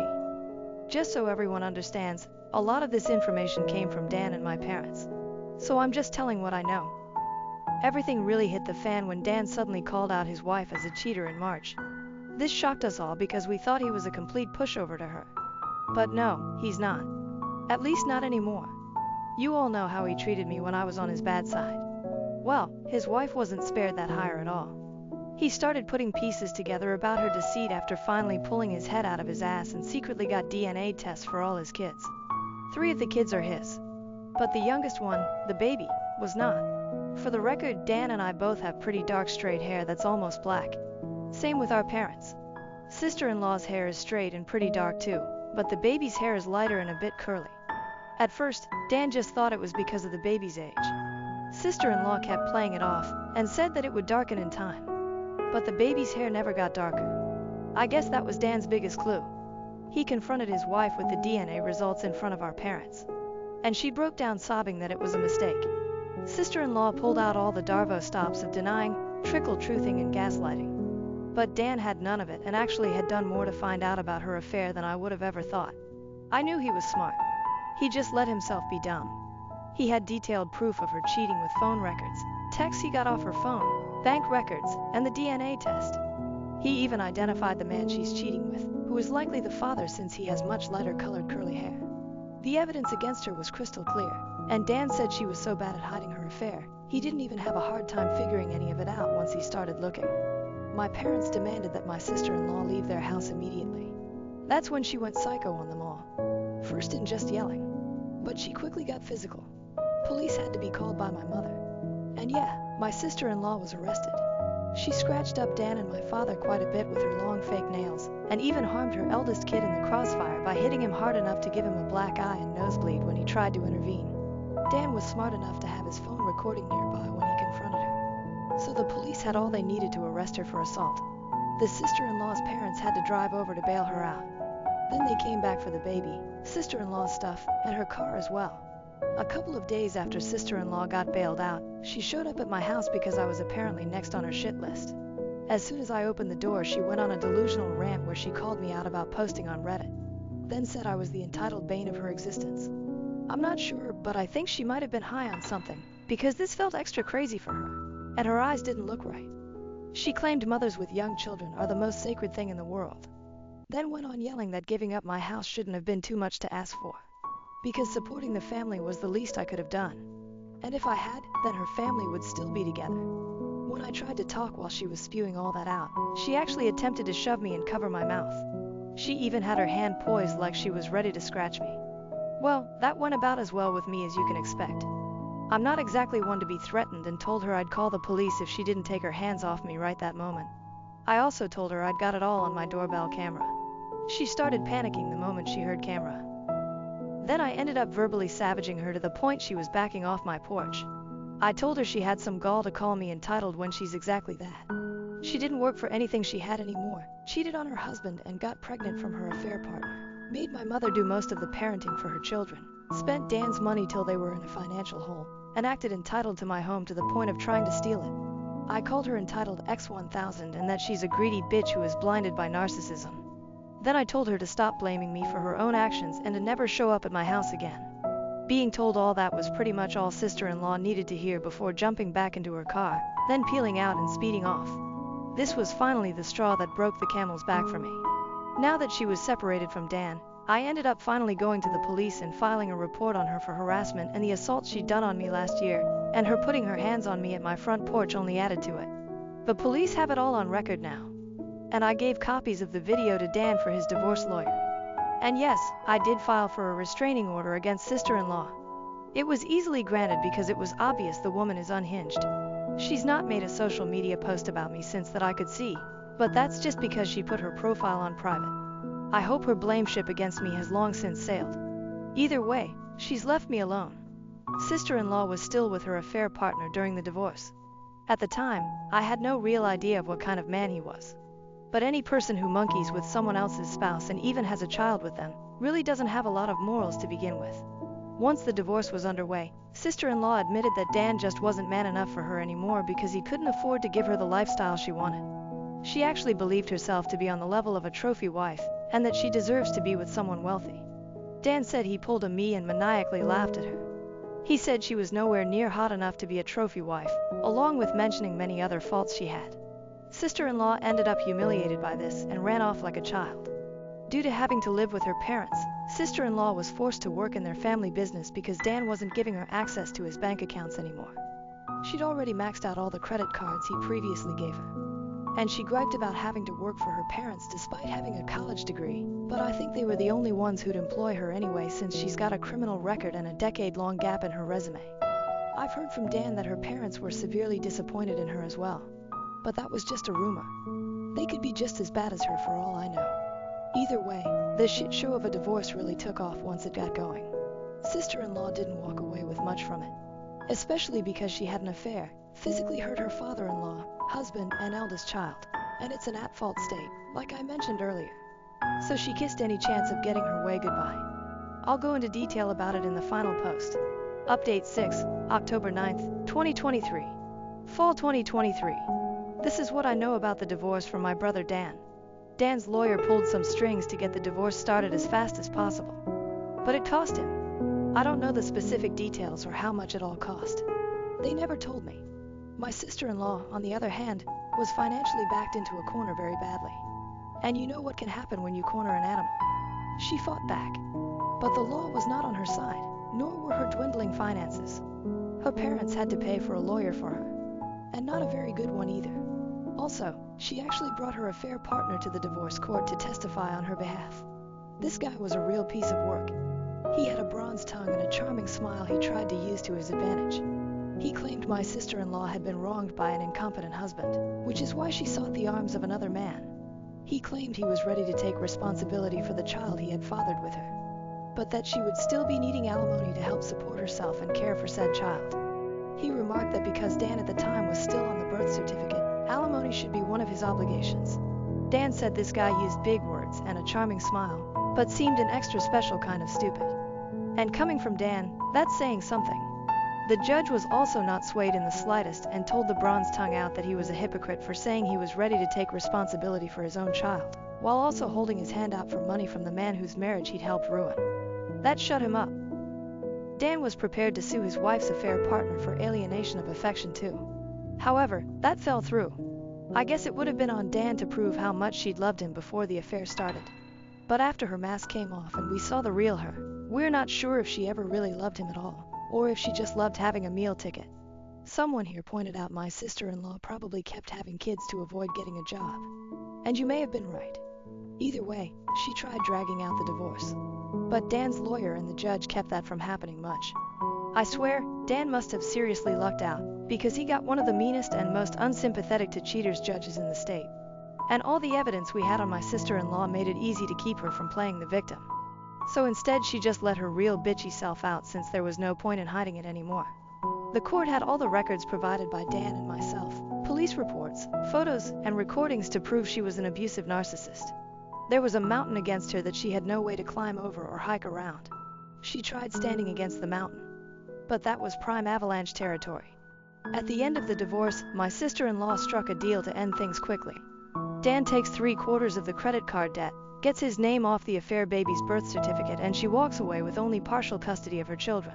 No alimony, but also without most of the credit debts she racked up. Her being legally employed by her parents meant she had an income of her own to fall back on to start paying off her debts. She can see her other kids almost whenever she wants and can take them on weekends. But for whatever reason, she has made very few attempts to even see them. She took them out to eat fast food a few times, but she never took them home with her. The kids are back in school now, so that gives her even fewer opportunities to see them. You'd think her parents would want to see their grandchildren, but they haven't contacted Dan about it. They barely saw Dan's children before that too. Now they may not even bother to see them at all. Do they hate kids or something? Even Dan doesn't know, but he tells me his in-laws were always indifferent to him. As for Dan, well, he really did love his wife a lot. So the betrayal of her cheating made him hit the bottle hard. Rewind back to the night of his confrontation with his wife. He came to me in a stupor with a whiskey bottle in hand, and his face all scratched up and covered in bandages. I wouldn't say he was drunk yet, but I freaked out seeing him looking like that at first, then berated him for driving under the influence. But that didn't really mean much to him compared to the betrayal of his cheating harlot of a soon-to-be ex-wife. We spent a few hours hanging out in my camper so as not to disturb my tenants. All the while Dan was drinking whiskey straight from the bottle and crying that he's a fool, and how he regretted ever marrying my sister-in-law. Pretty much any time he mentions her now, he just refers to her as that bitch. So that's ex-sister-in-law's nickname now. Ironically, this time together was the most bonding Dan and I have done in 15 years. While he didn't exactly apologize to me, he called himself a shitty human being with terrible taste in women, then said I at least didn't make his mistakes. Despite all he previously did to me, he's still my younger brother, and I couldn't risk letting him try to drive home. So I told him to stay the night and managed to take his keys, then set up the bunk in my camper for him to use. I rented out my spare rooms after all. He was in no shape to drive home, and if he'd taken an Uber, he'd have to pay for it, and then have to come back for his car later. He was still a depressed, crying mess and didn't want our parents or his kids to see him like that. And frankly, I was worried he'd do something insanely stupid if I let him leave. I didn't want him to sleep in the house, so putting him in the camper was the best option. Just because that bitch screwed him over, doesn't mean I suddenly trusted him. So better for him to sleep it off in the camper. We both spent time in the camper playing games and watching movies on my portable DVD player. Poker was no fun with just two people, and Old Maid was just boring. Thankfully I had an UNO, Deck 2, and an old-school battleship game. He really liked those. It was enough to keep him distracted until he was finally willing to lay down after running out of whiskey. He threw up a lot of it in a bucket anyway, but he was not opposed to sleeping in my camper. In fact, he found the idea kinda cool. Dan had a lot of questions for me about how I'd lived in the camper for as long as I did, and I answered them all, if not just to keep him busy. But I needed to go to bed myself since I had to be up early. So I left him with my portable DVD player and a couple of movies. That way he could amuse himself alone for a while if he even managed to stay awake. Before leaving for work in the morning, I popped in while Dan was passed out in the bunk and left a bottle of ibuprofen and an energy drink on the counter of the camper's kitchenette, along with his car keys and a letter explaining to leave through the backyard gate. He saw himself out without trouble around 1:30 p.m. About a month after ex-sister-in-law, aka that bitch, was kicked out. Dan came to me asking to borrow my camper. I guess he found it more comfortable than I'd thought when he slept in it, and he fully admitted he didn't ask sooner out of pride. But with his soon-to-be ex-wife out of the house, he decided to give up his room for his eldest kid. He's got 2 girls and a boy, with the boy being the eldest, and now 8 years old. The kids were all forced to share a room until that point. They just had curtains up for the boy's half of the room, but the boy often slept on the couch to avoid his sisters. I know the poor kid was really desperate for his own room, So I guess Dan decided to finally make a better decision as a dad, and came to see me in order to beg to borrow my camper so his son could have his room. If he could have afforded it, he'd have bought his own camper instead of relying on me. And even said as much. I hadn't even gotten the chance to use the camper for actual camping yet. But I caved and let him use it since it was actually for a good cause. And he promised to buy his own in time anyway. No, I didn't ask for rent money for the camper. Dan is in enough of a financial hole as it is right now. Ex-sister-in-law and the divorce drained him. And I've learned that I get far better results with family lately by not being spiteful. I loaded my camper up and put it down in my parents' backyard.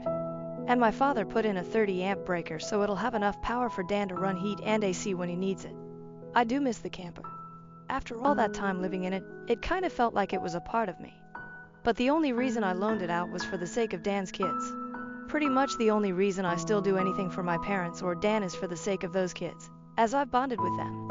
And yes, I know I may not get the camper back for quite some time. And likely not in the kind of condition I lent it out in. But I've warned Dan and my parents that they will be financially responsible for any damage they do to the camper, as well as its upkeep for as long as they have it. I also took many time-stamped pictures and videos of the camper inside and outside before lending it out, so I can prove its condition before it leaves. Dan even recorded a video with me agreeing to my terms. So that's as good as a contract. With the financial drain of the divorce, Dan's not going to be able to get a place of his own for years, I'll bet. Though he seems to have no complaints about living in the camper at least. But I don't know if he actually likes it or if he's just putting up a front. But I can guess it reminds him of the backyard forts we had as kids, since that's how it felt with me sometimes. Either way, he's living in it now. I did get some major props from the extended family for letting him borrow it too. I'm now referred to by a lot of them as the good brother Dan doesn't deserve. Either way, I think getting rid of sister-in-law was a great first step in mending the family as a whole. I still have little care for my brother and parents after the way they treated me all my life, but I'm not gonna let Dan's kids suffer for it. Those kids have actually really warmed up to me. They're actually happy to see me when I come over, or when they visit me. I've even babysat a few times. Now that they don't have their mother's toxic influence around, they've become much nicer kids. Especially to me. I'm actually getting to enjoy being an uncle now. My mother is still doing the bulk of the parenting for my nieces and nephews, and she's been acting as nice as possible to stay on my good side. My father often looks very defeated in my presence, but otherwise, he's been either stoically quiet or just generally nice to me. But he won't talk to me much. Though that's leagues better than how he was before at least. I'm not letting my guard down either way. My parents do seem happier that my ex-sister-in-law is gone. And they often say they don't know what they ever saw in her. My mother especially, because the two of them butted heads over who was the mom in the house for a long time. Now for the last part. At the same time as the divorce, Dan sued to have his name removed from the birth certificate of the baby that wasn't his. That bitch didn't really want to change it because it meant no more child support from Dan if she did. However, there was a court-ordered paternity test for the man identified as the baby's father. I was prepared to laugh in case it turned out he wasn't the father either. But he was. Dan's lawyer had a long talk with ex-sister-in-law's lawyer. She had no leg to stand on, and Dan was ready to go to bat to make her situation even worse. She didn't have the finances to fight him any longer and agreed to change the birth certificate. The bronze-tongued lout who'd knocked her up did man up to take financial responsibility as a parent, but he ended up not staying with her. He contacted Dan through his lawyer to tell him he'd broken up with that bitch and that he wouldn't bother him again. I checked the social media of that guy after Dan linked me to it, and the lout was upset that now he's financially responsible for a child he never planned to have. And that he's too young for this. Guys, from what Dan's lawyer was able to find out, that man is just over 40. He looks younger than he is, but he's by no means a young man. Shortly after that, he put his online profile private. Ex-sister-in-law did the same with hers a long time prior. So I've no more information left to give. This may be the end. Ex-sister-in-law is out of our hair. My parents and brother have finally made a real effort to be better people. I'm surprisingly happy as an uncle, and my house is still my house. Update 7, October 24th, 2023. Ex-sister-in-law saw my posts and is mad she can't do anything about them. No surprise my ex-sister-in-law saw my Reddit posts. She can't contact me about them in any way but with a lawyer thanks to my restraining order against her. And she likely can't afford to get a lawyer right now anyway since the divorce financially drained her too. So she complained to Dan about it and demanded he tell me to delete my Reddit account. But not only has Dan read my recent posts, he no longer cares. He said they serve as a reminder of the person he used to be. And he's not losing sleep about it. Besides, I've still helped him out despite all he's done to me. So he's not gonna be upset about it. My parents have also made sure to try and treat Dan and me more equally when I'm around too. My father is still a man of few words around me though. Someone pointed out that changing now after so long of treating me as the opposite of Dan means he doesn't know how to connect with me anymore. And I think they're right.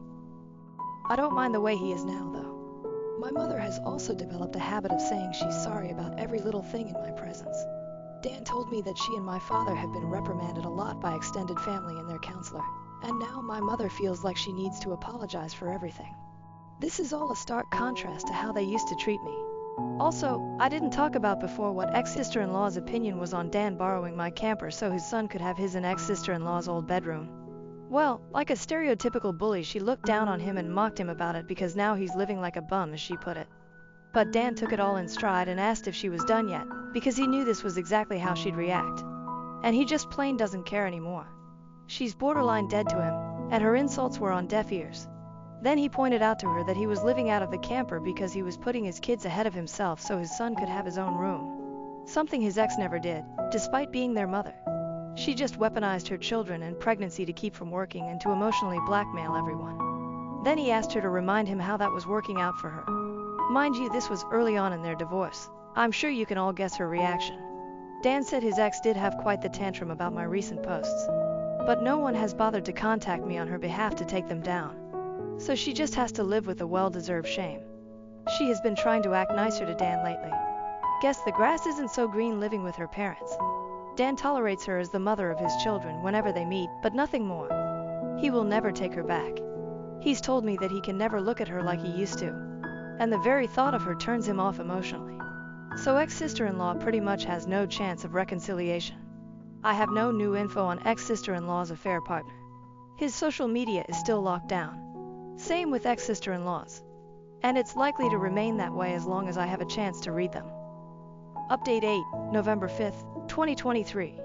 My truck got egged on Halloween. Happened in the middle of the night, very early morning on the 1st. I suspect it was my ex-sister-in-law. But the person my cameras recorded was wearing layers of heavy sweats and had their face wrapped up along with big glasses covering the eyes. You could not really tell if they were a man or woman. They came on foot too, so no identifying a car. They did look at the ex-sister-in-law's height though. But that is not much in the way of evidence on its own. If it was ex-sister-in-law, she knew about my cameras. So covering her face and body for petty eggy revenge was probably the smartest thing she's done in years. Way to finally put her college degree to use. By egging a beat-up old pickup truck.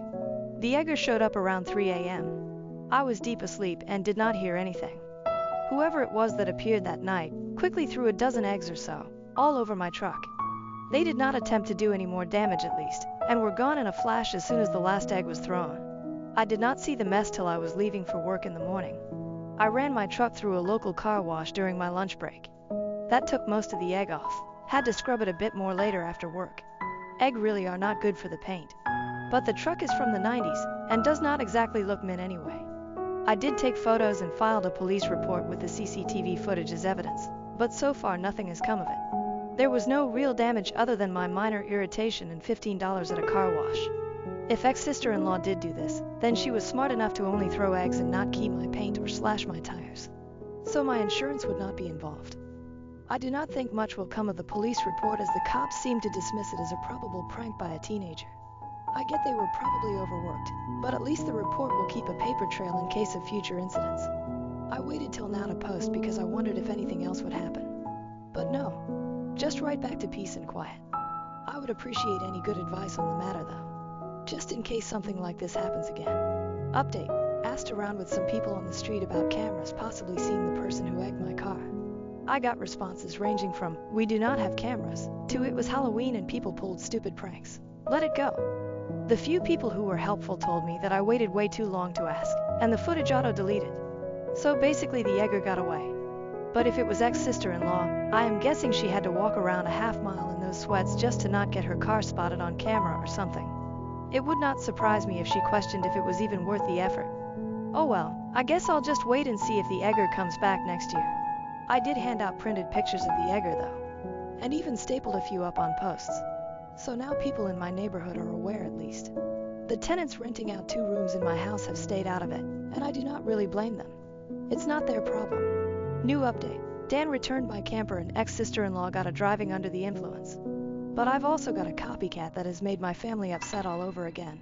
June 25th, 2024. To start this off, I came back after all this time to find 500 messages in my inbox and 130 unanswered PMs. Please don't PM me anymore. There's just too many to answer. So if you PM'd me and I clicked ignore, I'm sorry. Just know that's why. It was not personal. I just felt too overwhelmed to reply to so many. But that's not what brought me back to Reddit. I decided to stay away at least a year because my posts were not exactly boosting family morale. So I didn't log in for quite some time. But then the other day my brother Dan spotted a video with an unbelievably similar to mine in far too many ways. Only it was about an OP with a twin sister instead of a sister-in-law. But it had so much of the same. Entitled Narcissistic Parents, Guy treated like shit all his life and then rendered homeless, golden child sibling, keeping the favoritism a closely guarded secret from family while the OP was growing up. Sister still in her 20s has 3 kids and was pregnant with a 4th. Sister's eldest son attacks OP, and above all them trying to steal the OP's house by breaking in while he wasn't home. So many parts were nearly identical. Even 2 lines like, "Suck it up" and "My house is not up for grabs" were in the video. My parents and brother are frankly pissed, and I wasn't happy seeing the video either. We've all been trying hard to get past our previous family dynamic and what ex-sister-in-law put us all through. You can imagine it took a lot for me to let go of my grudges. But in a year my parents and Dan have improved more than I'd seen in my entire life before that. And I love me nibblings to pieces. So whoever wrote that copycat story, congratulations, you just sent my entire family right back into needing therapy. And yes, my family is aware I'm making this post. Now with that rant over, here's what I hope to be my final update. Now for what was stated in the title. I had a few naysayers before, but Dan kept his word. My camper was returned to me a few months ago and in good condition. Dan took good care of it and thoroughly cleaned it before giving it back. He and our father also resealed the roof on it once while it was in their care. Inside it's no worse for wear than it was when I was living in it. Only I got it back smelling like pine cleaner. There was some minor drama while Dan was living in my camper from a neighbor right behind them. Not quite sure she qualifies as a Karen, but she was close enough. She started yelling at them from over the fence about the camper and started threatening the police. My brother and father went off on her and then explained Dan was living in the camper so his son could have his bedroom. Well, the neighbor still wasn't happy, but stopped with the threats. My father talked to her husband later though, and he was bull mad at her. Then he apologized on her behalf and said Dan was doing a good thing by giving up his room to his son. The neighbor husband also congratulated Dan on kicking out ex-sister-in-law and said he was always afraid to mention it before, but she was just a horrid woman. We can all agree on that now. So yeah, the neighbors aren't a problem anymore. Dan and our father managed to get some money together on the side and bought a slightly bigger camper to set up in our parents' backyard. We needed my truck just to move it, but we got it in there. It's basically the best Dan can do right now till the credit debts his ex piled up are paid off. And even then, he's got the future of his kids to plan for. He may be living in that camper for the next 10 years. But it's preferable to how it was when he was married. His ex-wife certainly can't and won't be contributing to college funds for the kids. Except maybe for her affair baby. Dan's camper is admittedly better than mine, and it's newer, bigger, and has its own bathroom. Mine does not. Although Dan never really uses said bathroom. It's basically become a closet since the toilet and shower are so tiny. If he needs to take a leak or something, he just goes in the house. Dan and I had a joking laugh about me being jealous he's got the better hobo house. And we bantered like sarcastic gentlemen about it. He's kitted out his camper with some better amenities. Like a flat-screen TV complete with streaming, video games, and DVD. He said it feels like he really has his own place now, even though he's just in the backyard. And he's much happier now that he's divorced. Dan tells me one day he'll get a truck too, just so he can move the camper on his own someday. But for now he's sticking with his minivan for the sake of his kids. So his camper is sitting pretty where it is, and mine is back in my backyard where it belongs. Though it's not gone unused. I temporarily rented it to a cousin who moved into the area for work. And they were only in the camper for about a month before finding their own apartment. Other than that, it serves as a guest house when needed. Relatives come by to use it when in town so as to not need a motel. My nephew has come over to stay in it a few times for fun as well. His sisters don't really have an interest.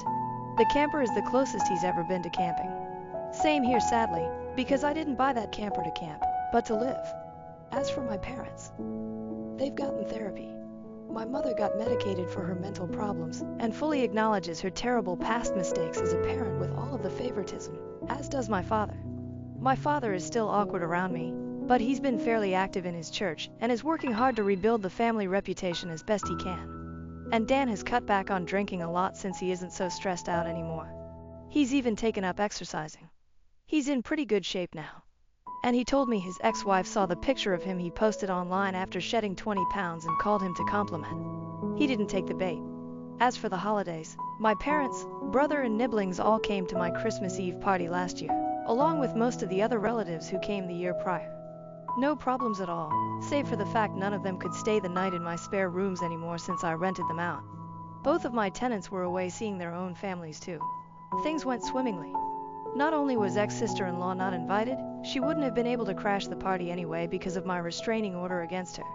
But she also barely made any attempt to spend time with her other kids either. She only bothered to see them twice a month at best. She didn't even send them any gifts for Christmas or birthdays since being outed as a cheater.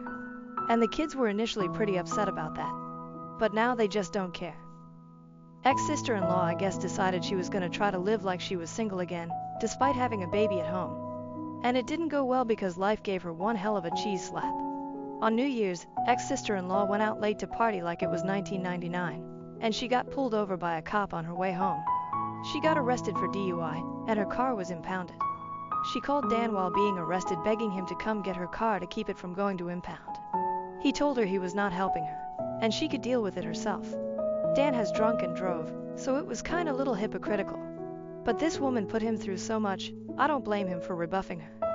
Some flying monkeys of ex-sister-in-laws called Dan to berate him for being a terrible person. Pretty sure this was the same woman who called me a while back. Dan had none of her shit and went off on her with a long tirade about his ex's cheating, what happened in the divorce, and that he has no sympathy for his ex since she left him with mounds of credit card debt and she does nothing for their kids anymore. The flying monkey didn't call back. We still don't know who she was. But Dan said she sounded like a religious nut. Ex-sister-in-law went to court, and she pleaded guilty for the DUI. Dan found this out because she called him claiming that because of the DUI, she wouldn't be seeing her other kids anytime soon. She told him she was sentenced to take a 6-month DUI class, in which time her license is suspended until completion. And she won't be allowed to drink at all. Which is the part she was most upset about. I've heard of these classes before. They make you take regular and at times random urine tests, and when you finally get your license back, you have to have a camera and breathalyzer installed in your car for a year. Also increased insurance rates for the DUI on record. Ex-sister-in-law has not been having a fun time. But I have no pity for her. I don't drink and drive. Sadly, that's all the info I have on ex-sister-in-law, as she's kept minimal contact with Dan for some time now. And eventually, she'll probably stop contacting him altogether unless absolutely necessary. I don't know anything else about sister-in-law's parents, or her affair baby. Even Dan doesn't know. But I do still have a bit of info on someone else. Remember ex-sister-in-law's affair partner, the bronze-tongued lout? Well, he made his social media public again. And he doesn't seem to acknowledge the existence of ex-sister-in-law or his child at all. Dan tried to message him, and promptly got an immediate block. So the guy is just being an ass and acting like his shit doesn't stink. Whatever. His knocking up ex-sister-in-law got her out of the family anyway. So in a way, we're all thankful to that AP bastard. That's everything I have. And hopefully won't need to come back again. Unless my truck gets egged again next Halloween. Relevant comments. Commenter 1. I've silently followed your stories from the start. I'm happy to see how things have progressed since. While I know it's a long road until things are fully repaired, if ever, I am glad your parents have acknowledged what they did and are actively trying to fix it. Dan has stepped up and now you two can even banter, and the fact that kids enjoy you is wonderful. Honestly, I'm happiest to hear about your bond with the nibblings. The fact that your nephew wants to come over to their uncle's house to camp is just wonderful. I hope Exil either wakes the hell up and shapes up for the kids, or she stays the hell away. Anyways, hopefully, the future is less drama and more happy times. Hopefully, I will not see a post from you again. And I mean that with the best of intentions. Commenter 2. This is as wholesome an ending as it can get. It's good to see a family dynamic being repaired. Kudos to your parents for doing the necessary work work to realize how much damage they caused into your brother for getting his life back on track. Commenter 3. I'm sorry your drama saga ended up being copied for entertainment.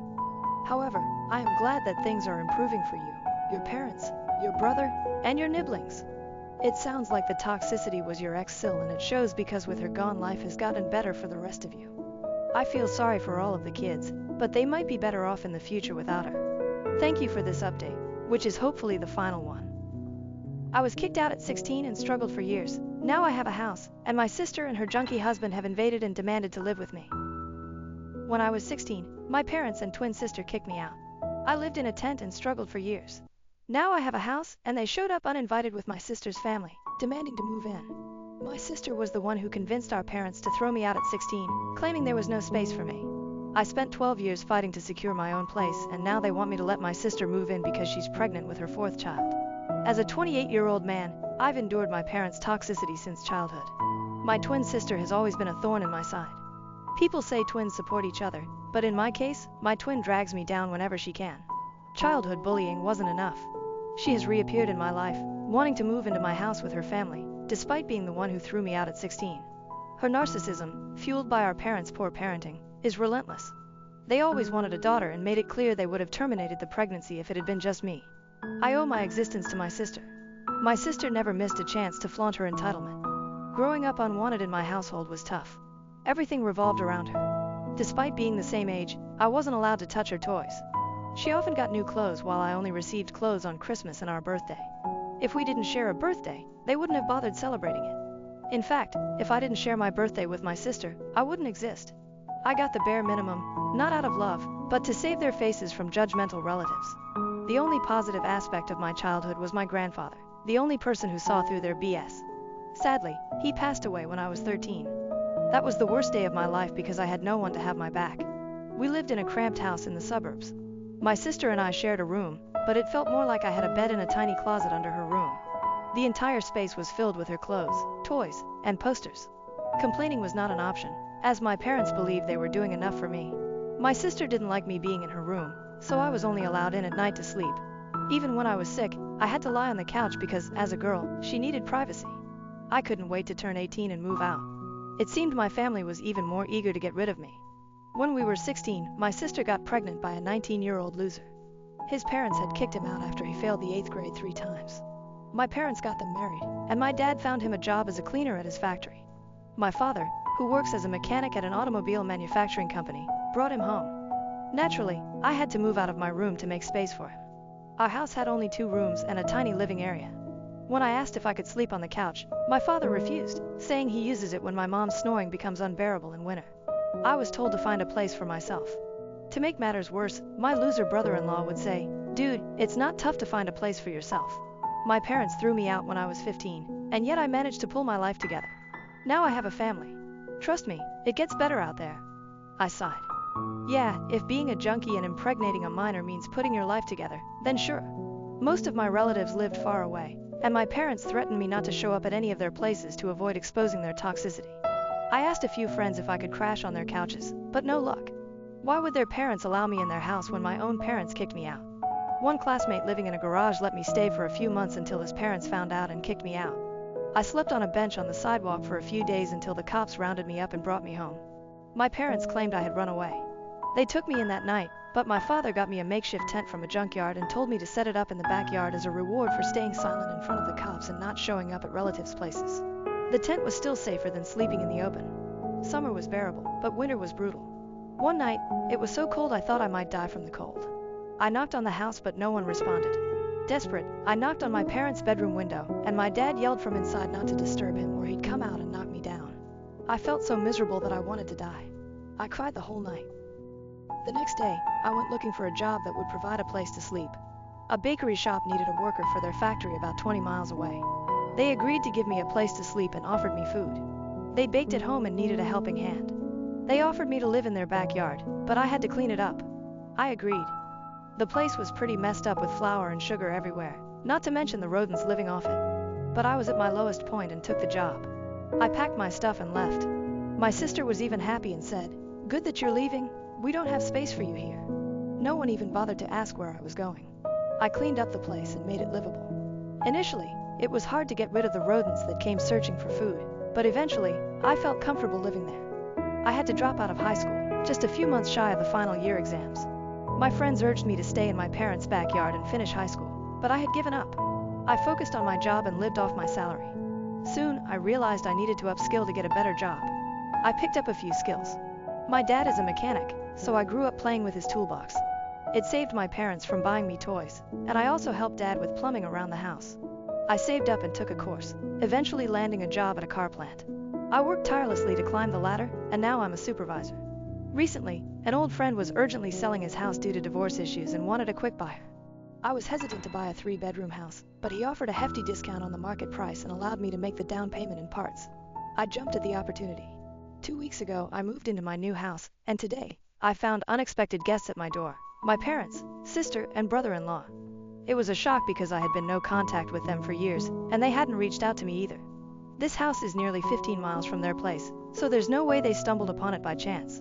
I'm not in touch with any relatives, either in person or on social media, but I suspect a neighbor might have informed them. I still keep in touch with one of my old neighbors, and he might have seen pictures of my house on Facebook and told my parents. I have no idea how they figured out the exact address, but my dad knew where I worked, so maybe he got it from there. As soon as I opened the door, they barged into my house. Mom and Dad congratulated me and said they were proud of me. I smiled and offered them a chair. I'm still in the process of furnishing the place, so I only have a bed, a few chairs, and a table. My parents sat down and started asking about the house deal. They found it unbelievable that I could buy a house at 35 while they were still renting. Meanwhile, my sister and her deadbeat husband were casually strolling through my house as if planning to move in. I asked them why they suddenly showed up in my life. They said, "Nothing, just checking on you." Funny, huh? They checked up on me when I needed them the least. They started updating me about their lives.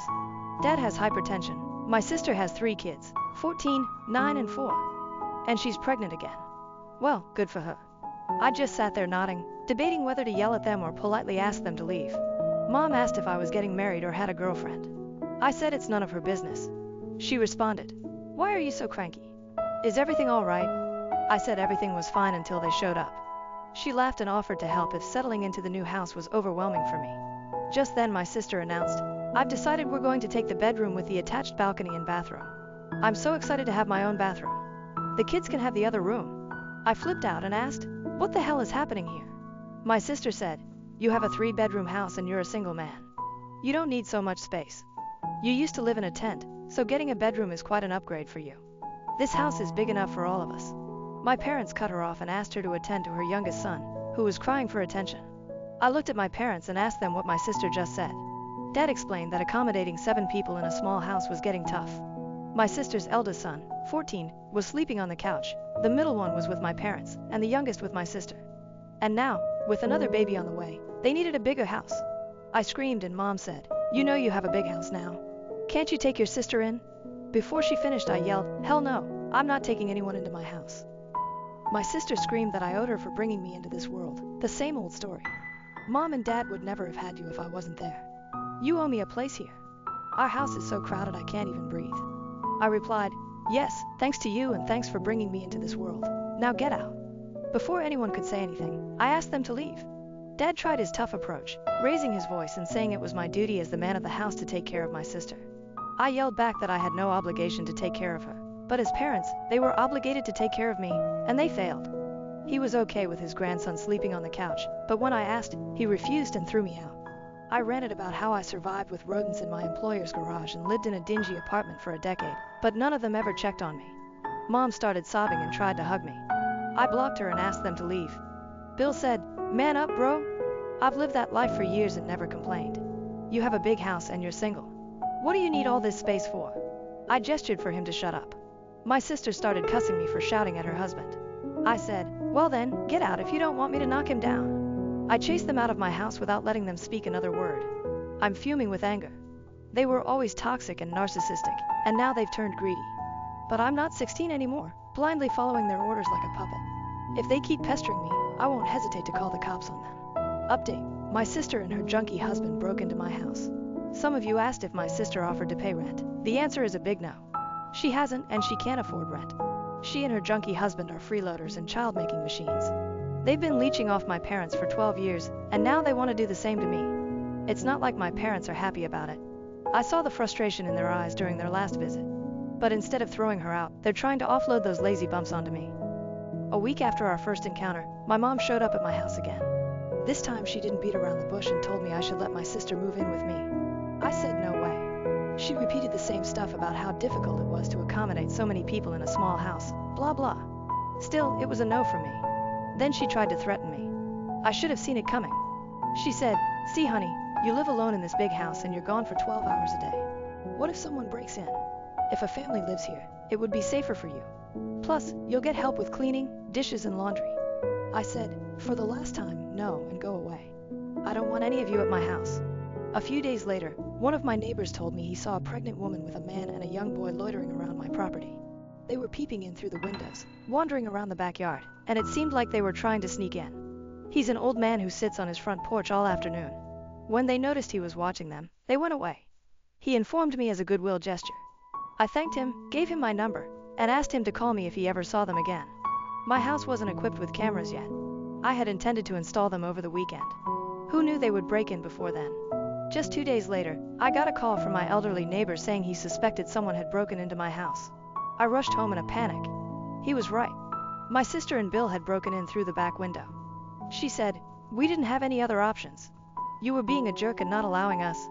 Now we live here, and you suck it up." I was in shock. How far she went to flaunt her entitlement. Bill came out of the room they had turned into their bedroom and said, "It was pretty smooth, huh?" Without thinking twice, I charged at Bill. My sister stepped in between, and I dragged her aside. I punched him in the face. Their 14-year-old son attacked me with a bottle, and my head started bleeding. The blow wasn't severe, and I was on the verge of blackout, but my rage kept me conscious. They all panicked at the sight of blood. My sister called my parents and told them what happened. Bill and his son started cleaning up the mess. My neighbor called the cops. My sister and Bill started apologizing and begged me to spare their son from being arrested. I said, "All of you are going down with him." The cops arrived and took my statement. My sister denied all allegations of breaking in and assaulting me. She claimed they were visiting my house, her son played a prank on me, and I accidentally slipped and hurt my head. She said I was mad at them and falsely framing them. What a liar. Meanwhile, my parents arrived and forced me to drop the charges. They all ganged up to make me look like a liar, claiming I was using the cops to settle a grudge against my sister. Thank God my neighbor stepped in and gave his statement, and based on that, the cops arrested them. They had to spend the night behind bars because my parents couldn't afford bail. The next day, they were presented for trial. I went to the hospital to get my wounds dressed. The doctor scanned it for internal injuries. I had to take a couple of days off to nurse my wounds. I pressed assault charges against them and also claimed compensation for my losses, and the court agreed that they should bear it. Meanwhile, my parents tried everything to make me drop the charges, but I threatened to sue them for planning the assault. Her son, being a minor, was dealt with according to juvenile law. He got a week in a juvenile facility, and his parents had to pay for restitution, lost wages, and medical bills. My sister and Bill were heavily fined but pleaded to trade part of it for community service. It's been a week since then, and it's been silent. I hope they've learned their lesson and stay away from me. Update 2. It looks like my parents aren't off my back yet. Yesterday, they showed up at my house again. I slammed the door in their face. They stood outside for almost an hour, requesting me to hear them out. Finally, I had to let them in. I wish I could just yell from the window and threaten them like Dad did to me 12 years ago. Anyway, I asked them why they were at my door again. They both started sobbing and said they needed my help. I said if this had anything to do with my sister, then count me out. They said it was about them. Dad said, "You see, I'm growing old and fragile. I cannot work as before. Our house hasn't been repaired in many years. Everything is falling apart." I cut him off and said, "Come to the point." He and Mom wanted to move in with me. As a responsible son, I should take them in. I should have if they were responsible parents, but they were not. I asked what would happen to their house and if they were going to terminate the lease. They said they were going to give that house to my sister. I was like, "Oh cool, you guys have taken an alternate route to exploit me. Earlier you tried to dump my sister on me, that plan failed. Now you want to pile on for one last time. My house is not up for grabs, not for anyone." They said my sister was offering to pay me rent for living in my house, which I could use to pay the mortgage. I said, I don't need her rent. She doesn't need to worry about my mortgage. She should look out for herself instead. Mom started crying that it was becoming very difficult for my sister to make ends meet. She doesn't even get proper sleep because her children sleep in the same room. I said, it's not my problem if she is mindlessly expanding her family without financial planning. They said, what can we say? You're not agreeing to anything. You don't want to take in your sister, and you won't agree to take us in either. You should at least let us move in with you. The house is too big for one person. I replied, I don't plan to remain single forever. They tried to emotionally manipulate me, insisting that I should take care of my aging parents. I screamed, karma is real. Remember how you threw me out of the house? This is what you get in return. I opened the door for them, and they left with bitter faces. I don't care what they call me, but I'm not going to be a doormat and give in to their demands. Am I the A for refusing to help my wife's friend after she misinterpreted my intentions and accused me of having ulterior motives for offering assistance? Posted May 24th, 2023. Using fake names. My wife, Emily, has a longtime friend, Leslie, who has recently become a single mother. Leslie does not have a working vehicle at the moment and is working 2 jobs, so Emily took it upon herself to help Leslie out as much as she can. Emily started asking me to help as well by driving Leslie and her kids around, taking them to school and appointments, taking Leslie to the grocery store, etc., whenever Emily or someone else couldn't. I agreed since it made my wife happy and I understand the kind of situation Leslie is in. Helping has turned into Emily inviting Leslie and her kids over often or organizing trips that they would like, such as camping or fishing. A few times, my wife was unable to attend these get-togethers she organized due to work and insisted they still take place, leaving me to entertain Leslie and her kids on my own. Since I've known Leslie my entire relationship with my wife, I didn't think too much about this. The times that it has been me left with her or sent in Emily's stead to shuttle Leslie around, I've made normal small talk with her and her kids. Recently, Leslie's kids were going to be away for a weekend, so Emily wanted to have Leslie over for dinner and some movies. She asked me to text Leslie to ask her over, and when I did, Leslie replied with, "Just as friends, right? I'm not interested in being anyone's girlfriend." I thought that response was out of left field, so I asked her why she'd even say that, and her response was pretty much, "No guy would be asking me and my kids how we're doing or helping me out unless he wanted something in return." I told Leslie it wasn't anything like that and then showed my wife the conversation and informed her I would be stepping back from helping her with anything involving Leslie and to leave me out of any future plans. I also offered to show her the rest of my phone and anything else. Emily believed me, but she still talked to Leslie about it to see what had given her that impression, and accordingly, she gave Emily the same answer. A few days later, Leslie apologized to Emily and told her that her emotions and mine were just all over because of a down day. That's fine, but I'm still not willing to help her or my wife out anymore as I had been because I don't want any repeats or accusations hurled at me when I was helping, as my wife asked. Emily thinks I'm overreacting and should just brush it off because it was just a silly miscommunication she had on a bad day. Am I the A? Additional info. The text I sent Leslie about the night was, "Emily wants to know if you'd like to come over for dinner and some movies on Saturday." That's why her response was so out of left field. I sent the text because Emily was busy on her phone and wanted to know as soon as possible so we could make our weekend plans. Edit. Thanks for all the comments and different perspectives. I'll talk to Emily tonight when we get home about the overhelping and what to do going forward. We are not swingers. Leslie knows my wife is completely monogamous, and while I will be bringing up concerns she's helping too much, this level of help between the two of them has been present for as long as I've known my wife. Relevant comments. Commenter 1, not the A, but why is your wife suddenly so attached to this woman? If I were Leslie, I would be wondering if your wife wants a girlfriend more than you. OP, they have always been attached at the hip. When my wife had surgery for carpal tunnel, Leslie kept showing up even when I was home to take care of Emily in the house. Adding in that my own sister is similar with some of her close friends, I never found their friendship strange. Commenter 2, info. How long have you and your wife been acting as Leslie's chauffeurs and doing everything for her? What is Leslie's plan to get her own life back together? OP, it has been about 4 months. Leslie is trying to save up to get a new used car or fix her current one, as well as looking for a cheaper place to live. Commenter 3, info. Does she have trauma in her background? This sounds more like someone who has learned people give nothing for free and has been betrayed or hurt in the past. OP, no idea. Commenter 4, not the A, but only because Leslie did not apologize. I do not think you are in the wrong for not helping her anymore. Commenter 5, this is kind of a weird situation. If my friend asks me to go fishing with my kids, then sends her boyfriend or fiancé or husband in her place, that is pretty weird. If it was just an errand, that is one thing, but a whole fun trip is super weird. I would just cancel the plans at that point. Also, was this fishing and camping trip just you, Leslie, and her kids, or were others involved? OP, my wife made the camping trip. One of the fishing trips when my wife could not make it and we knew ahead of time, we discussed canceling. She discussed it with Leslie and they both decided to go ahead with it. The other time, my wife organized us all to do something together. She was with us for about an hour before she had to leave. Commenter 6. So I can actually kind of get Leslie's side because this time, you directly texted her from your phone, right? When your wife sets up these errands or play dates, I am guessing she initially says it will be her. Then something comes up, and maybe half the time she tells Leslie that you are coming instead. So a direct text to Leslie from you asking her to come over for movies kind of feels pretty off. Also, you paraphrased here, no guy would be asking me and my kids how we are doing or helping me out unless he wanted something in return. But I am curious what exactly the text messages say. OP, I did directly text her from my phone, which I have had to do before. My text read, Emily wants to know if you would like to come over for dinner and watch some movies on Saturday. I do not know about 100% of the time, but I have heard my wife tell Leslie she would be sending me in her stead on several occasions, so it is not as if Leslie did not have a heads up. Commenter 7. Not the A. Did she apologize to you in addition to Emily? That is what kind of sets it off.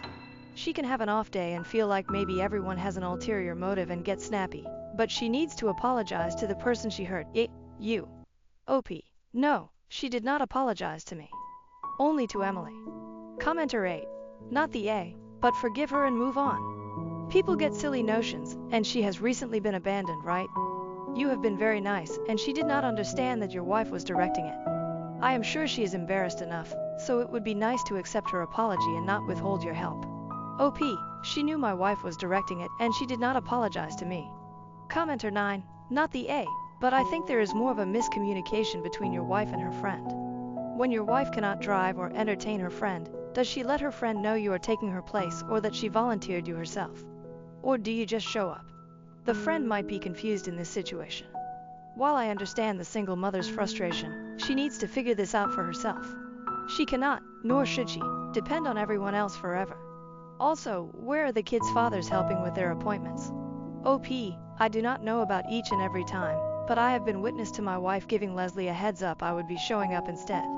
For one outing Emily planned, I suggested canceling when Emily's schedule changed, but after Emily and Leslie discussed it, they decided to go on ahead without Emily because Leslie's kids were looking forward to it. Commenter 10. Not the A. I am a Mormon, and in certain parts of my religious society, this behavior would be seen as a clear attempt by Emily to groom Leslie to become a sister wife. Actual attempts to do so have been done with more tact and subtlety, and yes, they do happen. Despite the fact that polygamy is literally illegal and banned by the church, she is going way too far too fast, and I'm not surprised Leslie is panicking a little when Emily is coming on like a wrecking ball and dragging her husband along with her. Leslie is the one who said the words, but she said them in reaction to Emily's energy and actions. Emily is the one who has been shoving Leslie and her husband together, alone at night, and then being conspicuous by her absence. That would get any honest person's hackles up, and I simply fail to believe Emily when she pretends not to be aware of this. Bottom line, I cannot help but feel that Emily is up to no good here, and somewhere in the back of her mind may be an idea to share her husband with her childhood friend like just another possession. Question: is there any possibility that Emily may have learned she cannot have children? That would certainly put a magnifying glass on a possible motive for Emily's behavior.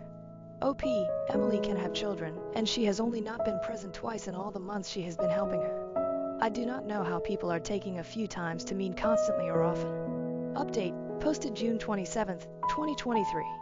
Thank you all for your input. There have been some good and not so good outcomes to this issue. My wife and I had a long conversation after I made my original post. I brought up points from both my perspective and possible points from Leslie's perspective that commentators made to explain the situation and why it had made me uneasy enough to step back. I showed her the post, and she eventually relented.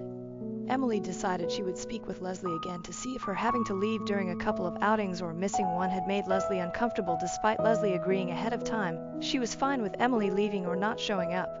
We also discussed the matter of overhelping. In that regard, Emily wanted to keep helping Leslie as she had been because that level of help is normal for them, but she would stop asking me to help when she couldn't. Instead, she said she would talk to Leslie about getting the kid's father to help out more now that her ex-fiancé was gone. She wound up agreeing that I should have received the apology, but since I'm just hands-off now, I didn't see the point in pursuing it. I am happy to say I have not volunteered to help or drive since our talk. Emily continued to help Leslie as she was able for a couple of weeks until things took a negative turn. There were a couple of times neither my wife nor Leslie's other friends were able to give her a ride or help her, and she asked Emily where I was that I couldn't do it. Emily said she told her it was best I didn't to avoid any future misunderstandings. After the fourth time Leslie asked my wife to have me drive her or pick stuff up for her when no one else could, Emily told me that Leslie started saying that if what she said wasn't true, then I wouldn't be avoiding her, but I am acting as if I got rejected. According to Emily, Leslie started to draw parallels about how I went out of my way to do things for Emily right before we got together and started helping Leslie. So that was all the proof Emily should need about me having ulterior motives. After that, Leslie devolved into telling Emily she will wind up being left too. We have minimized contact with Leslie, and Emily told her she needs to do so until and unless Leslie seeks counseling for her breakup and stops having a negative outlook on the relationships around her. Only then can they rebuild their friendship. That has been hard on Emily, so whenever I'm not working, I am doing what I can to help her get through this. Thank you again, Reddit, for the fresh set of eyes. Spot on some comments. The sad thing here is that your wife still is not taking this behavior against you, her husband, as something serious. If the problem of communication had been hers, she finding out and believing you had an affair with her friend, then you would have been in deep trouble. Be true to yourself, she would have gone mental on you, and your marriage would have suffered. However, since nothing happened, she is okay with this, and your feelings do not seem to matter. Her friend's problems come before yours. She fails to understand that these kinds of allegations can destroy marriages and affect you in other environments. Job, friends, family. Man, if my wife were as loose on these matters and put friendship over our marriage and kids, I wouldn't be just hurt but really pissed. There are times when men have to put their foot down and stop simping, no matter how much you love your significant other. When you do not check your spouse from time to time when they are messing things up, they tend to believe they can get away with anything and start to lose respect for you. I really fail to see how losing a friend who is clearly trying to mess with her marriage is a cause for a breakdown for this man's wife. Such a big deal, so much so that she needs his complete support and, who knows, probably a therapist, just because this Leslie girl is indiscriminately throwing serious accusations against her husband and she cannot take the necessary step to cut her from their life. Mr. OP, always check who your wife is hanging with. And second, remember, misery loves company. This Leslie girl is dangerous, and you have to be walking on eggshells with her because your wife is not going to take the necessary steps to get her away from your lives. When she returns, she will do it with a vengeance. Mark my words. According to Emily, Leslie started to draw parallels about how I went out of my way to do things for Emily right before we got together and started helping Leslie. So that was all the proof Emily should need about me having ulterior motives, and after that, she says Leslie devolved into telling Emily she'll wind up being left too. It's nice to see him immediately taking the steps to make sure his own marriage stays strong as well and having that long conversation with his wife. Because of it all, it seems like their relationship made it out of the situation intact. This brought back memories of my senior year in high school when my English teacher had a bitter divorce, and our syllabus revolved around the theme "Men are pigs." It was fair enough to read A Doll's House and several other books, but we drew the line and argued back about Lady Macbeth being an innocent victim whose life was ruined by her husband. Leslie sounds like a toxic and manipulative friend. Yes, and watching how that friend acts when a guy does not actually seem to want them is pretty amazing. As someone who has been used as a decoy by a pickup artist going for my friend, I didn't get what was going on and was amazed that a guy was into me and surprised how angry she was given that every guy we met asked me about her. She really made a point of getting him and telling me all about how great it was, etc. I can see why it's used as a tactic. It was super hurtful though, as I had no idea what happened when he completely switched to his target. Am I the asshole for telling my husband that I will divorce him tomorrow because he doesn't clean anymore? I'm at my wit's end. Everything changed after marriage and I couldn't tell you why. Our biggest problem is cleaning. My husband used to clean up after himself, but after marriage he just completely stopped with no warning. We were dating for 3 years, engaged for 1, and now freshly married. We're 28 and 29. After we got married my husband stopped cleaning. He wouldn't pick up after himself, wouldn't do his agreed upon chores, and suddenly became a slob. It was like he's been intentionally dirtying things up. I stopped doing all of my housework out of protest a month into our marriage, and I now live in complete and utter filth. I'm rarely home due to the mess. I live part-time with my sister at this point and he doesn't even care. I come home only to sleep at night, and sometimes I don't even come home at all. It's like we aren't even married anymore, and it's draining my mental health to the point where I've had multiple breakdowns this month. I'm completely over it. I wanted to get married, but this is not the man I married. I would much rather be home where I belong, but I'm not a maid. The mess is as follows. Wet food in the sink from him throwing his plate, finished or not, in there. Bugs, garbage littered everywhere. Puddles Puddles of mystery substances. The trash is never taken out. All of his laundry is dirty. Clothes unfolded. Crumbs galore. Takeout everywhere since he won't cook. Dishes piled to the skies. I can guarantee you there's more, but I can't describe it right. It's like he's a toddler. It's exactly like mommy isn't cleaning up, so he's tornadoing through our house and not caring. Before he would scrape his plate, rinse it, then leave it. He would take the trash outside and take the cans to the curb. He'd sweep, vacuum, occasionally do laundry, and he would never eat in the bed. Now he does it all. A few hours ago I told him that if he doesn't clean up tonight, then I'm divorcing him tomorrow. I said if I don't see some progress on the house, then we're over. He told me that I'm being an asshole for no reason and that cleaning is no longer his job. I nearly popped a fucking blood vessel. We did not decide on that. He's telling me that I'm throwing everything away over pride and that all new marriages go through this transition. Bull fucking shit. He told his mom and she called me not too long ago and told me that I need to calm down and reconcile. I really love my MIL and she's one of the most level-headed people I know, hence the reason I'm writing this post. She's making me wonder if divorce is too far because it's only a mess, but it's a mess. She told me that we can reach a compromise and that we need to take a breather and talk about it all, but I truthfully do not want to. She reminded me of our good times and that life won't always be the way it is now, but I'm feeling incredibly skeptical. I cannot stand filth and I can't live like this even if it's for him. Am I the asshole? Edit. After writing a long comment, I'm done. I know I just posted, but I truly am done. My mill made me second guess myself, but all I needed was to think about it all and hear an outside opinion, even if it's just one. He fooled me for 4 years and marriage is not trapping me. He used to clean up after himself and be the most wonderful partner.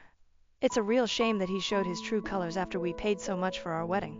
I'm not a maid and he's not a toddler. Even toddlers are more responsible and respectful than him. Am I the asshole for demanding my husband block his female friend who warned him against marrying me? I, 26, want my husband, 27, to immediately block one of his friends, Kyla, 27. He thinks I'm overreacting and wants opinions from some cool-headed people on if I'm just acting crazy, or this is something that would cross the line for you. My husband has a group of 8 friends he has been close with since his college days. Kyla is one of his friends. When my husband and I started dating, he introduced me to all of them, and everyone was very friendly. I used to hang out with them frequently. I am an introvert, and so is my husband. I would always ask him to spend time alone as being in social settings just saps all my energy away. His friends, and especially Kyla, always made it a point to tell me how he hangs out with them less after he started dating me. Kyla also had a weird energy around me. If I was with my husband, she would be the friendliest with me. However, as soon as he walked away, she acted like I did not exist. My husband hates to be touched by others, we both are ND, but Kyla would always tease him by trying to hug him, mess his hair, etc. I never felt she was flirting with him, but just teasing him to make him annoyed. Overall, she just feels like a person who has a severe social boundary issue. We got married 2 years ago, and things have been great between us. Last week, we had our 2nd marriage anniversary and invited a bunch of people. His friends stayed back after all the guests left, and we were all drinking and chatting. One of his friends, Jen, became a bit tipsy and started complimenting me on how beautiful our house is, how I care for my husband, and how he has changed for the better since marriage. Everyone was laughing at my husband and how much of a slob he was when he was single. Jen then pointed at Kyla and said, "You better pay up because you had bet that their marriage would not even last for 2 years." Everyone became silent and started changing the topic. I also did not want to spoil the mood and let it go, but it stuck in my head. After everyone left, I asked my husband what Jen was talking about. He also had noticed Jen saying that and was ready with a full explanation. He told me the story of what happened when we got engaged. When he proposed to me, he had not told his friends that he was going to do that. We went on a trip to Puerto Rico, and he surprised me there.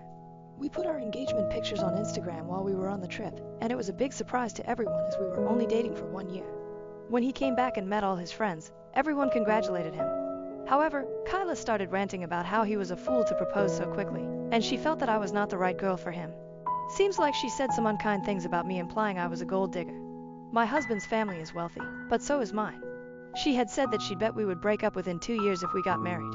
That is why Jen was taunting her about how happy my husband was with me. I was very furious at this point, as I feel this is something he should have told me. I asked him to tell me truthfully if he had ever dated Kyla or had any history with her, as he has always told me that he has never dated anyone from his friend group. He said that he has of course not dated or hooked up with Kyla. However, Kyla had asked him out a few times when they were in college, and he always politely declined. I asked why I said no to her, and he said he just does not have any romantic feelings for her. I can see that because my husband does have a type, based on me or the other people he has dated in the past, and Kyla is the opposite of that. I am just mad at her for saying bad things about me. especially after knowing that we were already engaged and betting against my marriage. I told my husband that he needs to minimize contact with Kyla and she is not invited to parties at our house anymore. He feels I'm being too harsh for something she said almost 3 years ago. He also pointed out that she has been very supportive to both of us, and also helped a lot during our wedding arrangements. He feels she is just blunt and forthright when she speaks, but does not mean those things. He told me to take some time and calm down, and we would revisit this topic in a week. He is worried this will completely change the dynamics within his friend group. Am I the asshole for wanting him to block her and stop inviting her to our house? Do you think I'm overreacting? I think betting against our marriage and bad-mouthing me behind my back seems like a huge betrayal. I am also mad at my husband that he kept this fact from me, and also never told me that Kyla asked him out during college days. Am I just being crazy and reactive? How would you react in this situation? I don't want to distance my husband from his friends, but I also do not want to see that bitch Kyla's face again. Update. I had posted almost 6 months ago regarding my husband's friend Kyla betting that our marriage would not last for more than 2 years. I was upset and had asked my husband to stop talking to her, because she disrespected our marriage. Since then, Kyla has pulled some really pathetic shit to stir up issues between my husband and I. After I wrote the post, my husband was trying to convince me that Kyla was just joking when she made those comments, and it happened so long ago. Kyla messaged me the next day apologizing for her comments and also not making more efforts to connect with me. I accepted her apology and started warming up to her. She started inviting me for brunches and girls' night out with them, and I felt included in their friend group. One day during brunch, I brought up why Kyla really thought our marriage would not work out. Kyla told me that my husband broke up with his long-term ex-girlfriend Joanna 2 months before he started dating me. I knew that part, but Kyla told me that my husband was really heartbroken after the breakup and swore to her that he would stay away from dating anyone. When he met me, my mom set us up on a blind date. She was surprised how quickly we hit it off. Kyla thought that I was his rebound relationship, but when he proposed to me within a year, she was worried that he was making a very rash decision. My husband's family is rich, and she thought it was unwise for him to marry so quickly without knowing me well. She did not know enough about me and that my family is also very well off. That is why she was concerned that I was taking advantage of his vulnerable state. She apologized to me and said that it was wrong for her to assume that, and over the years, she has seen how happy we are together.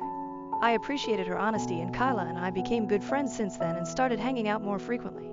Around 2 months ago, my husband went to a conference in Seattle for 3 nights. After he came back, I got a "Hey girly" message on Instagram from Joanna, his ex. She told me that my husband contacted her a few months ago and they met in Seattle during the conference, and she could give me more proof if I wanted. I went through my husband's Instagram, but he seems to have blocked her. I made a mistake of mentioning it to Kyla, as she was the only person honest to me about Joanna, and she went into detective mode to help me. She was still friends with Joanna on Instagram, as they all went to college together, and opened her profile. The message sent to me was from a different profile, with no followers. We checked her photos, and we saw that she attended the same conference as my husband did in Seattle. Kyla suggested I should ask Joanna for more proof and also ask my husband about the same before assuming the worst. I asked my husband if he met Joanna, and he said yes. He told me he just met her in the expo hall and chatted with her for a few minutes. I asked him why he did not mention it to me, and he told me it was just a quick conversation, and he did not think too much of it. He asked me how I knew it, and I told him that Kyla mentioned that she saw her pictures at the conference, and I thought he might have seen her. I messaged Joanna again to share more proof, as she told me that they have been chatting for the past 2 months and planned to attend the conference together. She shared a log of their messages, where my husband was actively flirting with her. The screenshots did look legit, but I did not see any of those messages in my husband's Instagram profile. I talked to Kyla about it, as I did not know what to believe. I messaged Joanna to tell us what happened between them, and she told me that he invited her to the room at nights and they hooked up, but she does not have any photos as he insisted. They do not take any pictures together. I immediately realized it was fake and messaged Joanna to fuck off. She kept on insisting they were telling the truth, and she spent the nights with my husband in his room on all 3 nights. I told her that my husband and I were playing video games, Sea of Thieves, for almost 2-3 hours each night after his dinner, as that is what we do to catch up when he is away. Unless Joanna was sitting behind him watching us play until he fell asleep, she was full of shit. I also told my husband about the whole incident, and he told me I should have come to him sooner. He told me that he has gone no contact with Joanna ever since they broke up, and he just ran into her at the conference. He told me I could check his phone and everything to verify that he has blocked her everywhere. I told him I do not need to, and Joanna might have run into him and just decided to fuck his life by making up stuff. When all the friends met that weekend, my husband and I told everyone about how Joanna sent messages to me and faked everything. Kyla was also telling what happened, as she had told her about it. Kyla accidentally let it slip out that it's luckily, we are nerds and played video games at nights before sleeping. Else, props go to Joanna for making up a convincing story. I never told Kyla about the video game stuff. I just told her Joanna is full of shit, and I blocked her. It took me until I came home to connect the dots. I told my husband about it, and he confronted Kyla. She denied it and told him that I told her about the video game stuff on a phone call, but I don't remember doing it. We have since decided to keep our distance from Kyla. Kyla has called me multiple times to meet up, but I just make up reasons that I am busy. I do not know why she did it, but at this point I am not interested in it, and we have decided to just see her on social occasions and avoid hanging out with her as much as possible. I feel stupid that she played me for a fool, and I should have not gone to her when Joanna started messaging me. In hindsight, it seems suspicious that Kyla started telling me about Joanna, and at the same time, Joanna claimed to have an affair with my husband. I do not know what her intentions are, but I am mad enough that I will avoid her as much as possible. I wish I had some real proof that she was the one messaging me, so that I could expose her. I also feel bad for suspecting my husband, but I am glad my husband and I are on the same page now.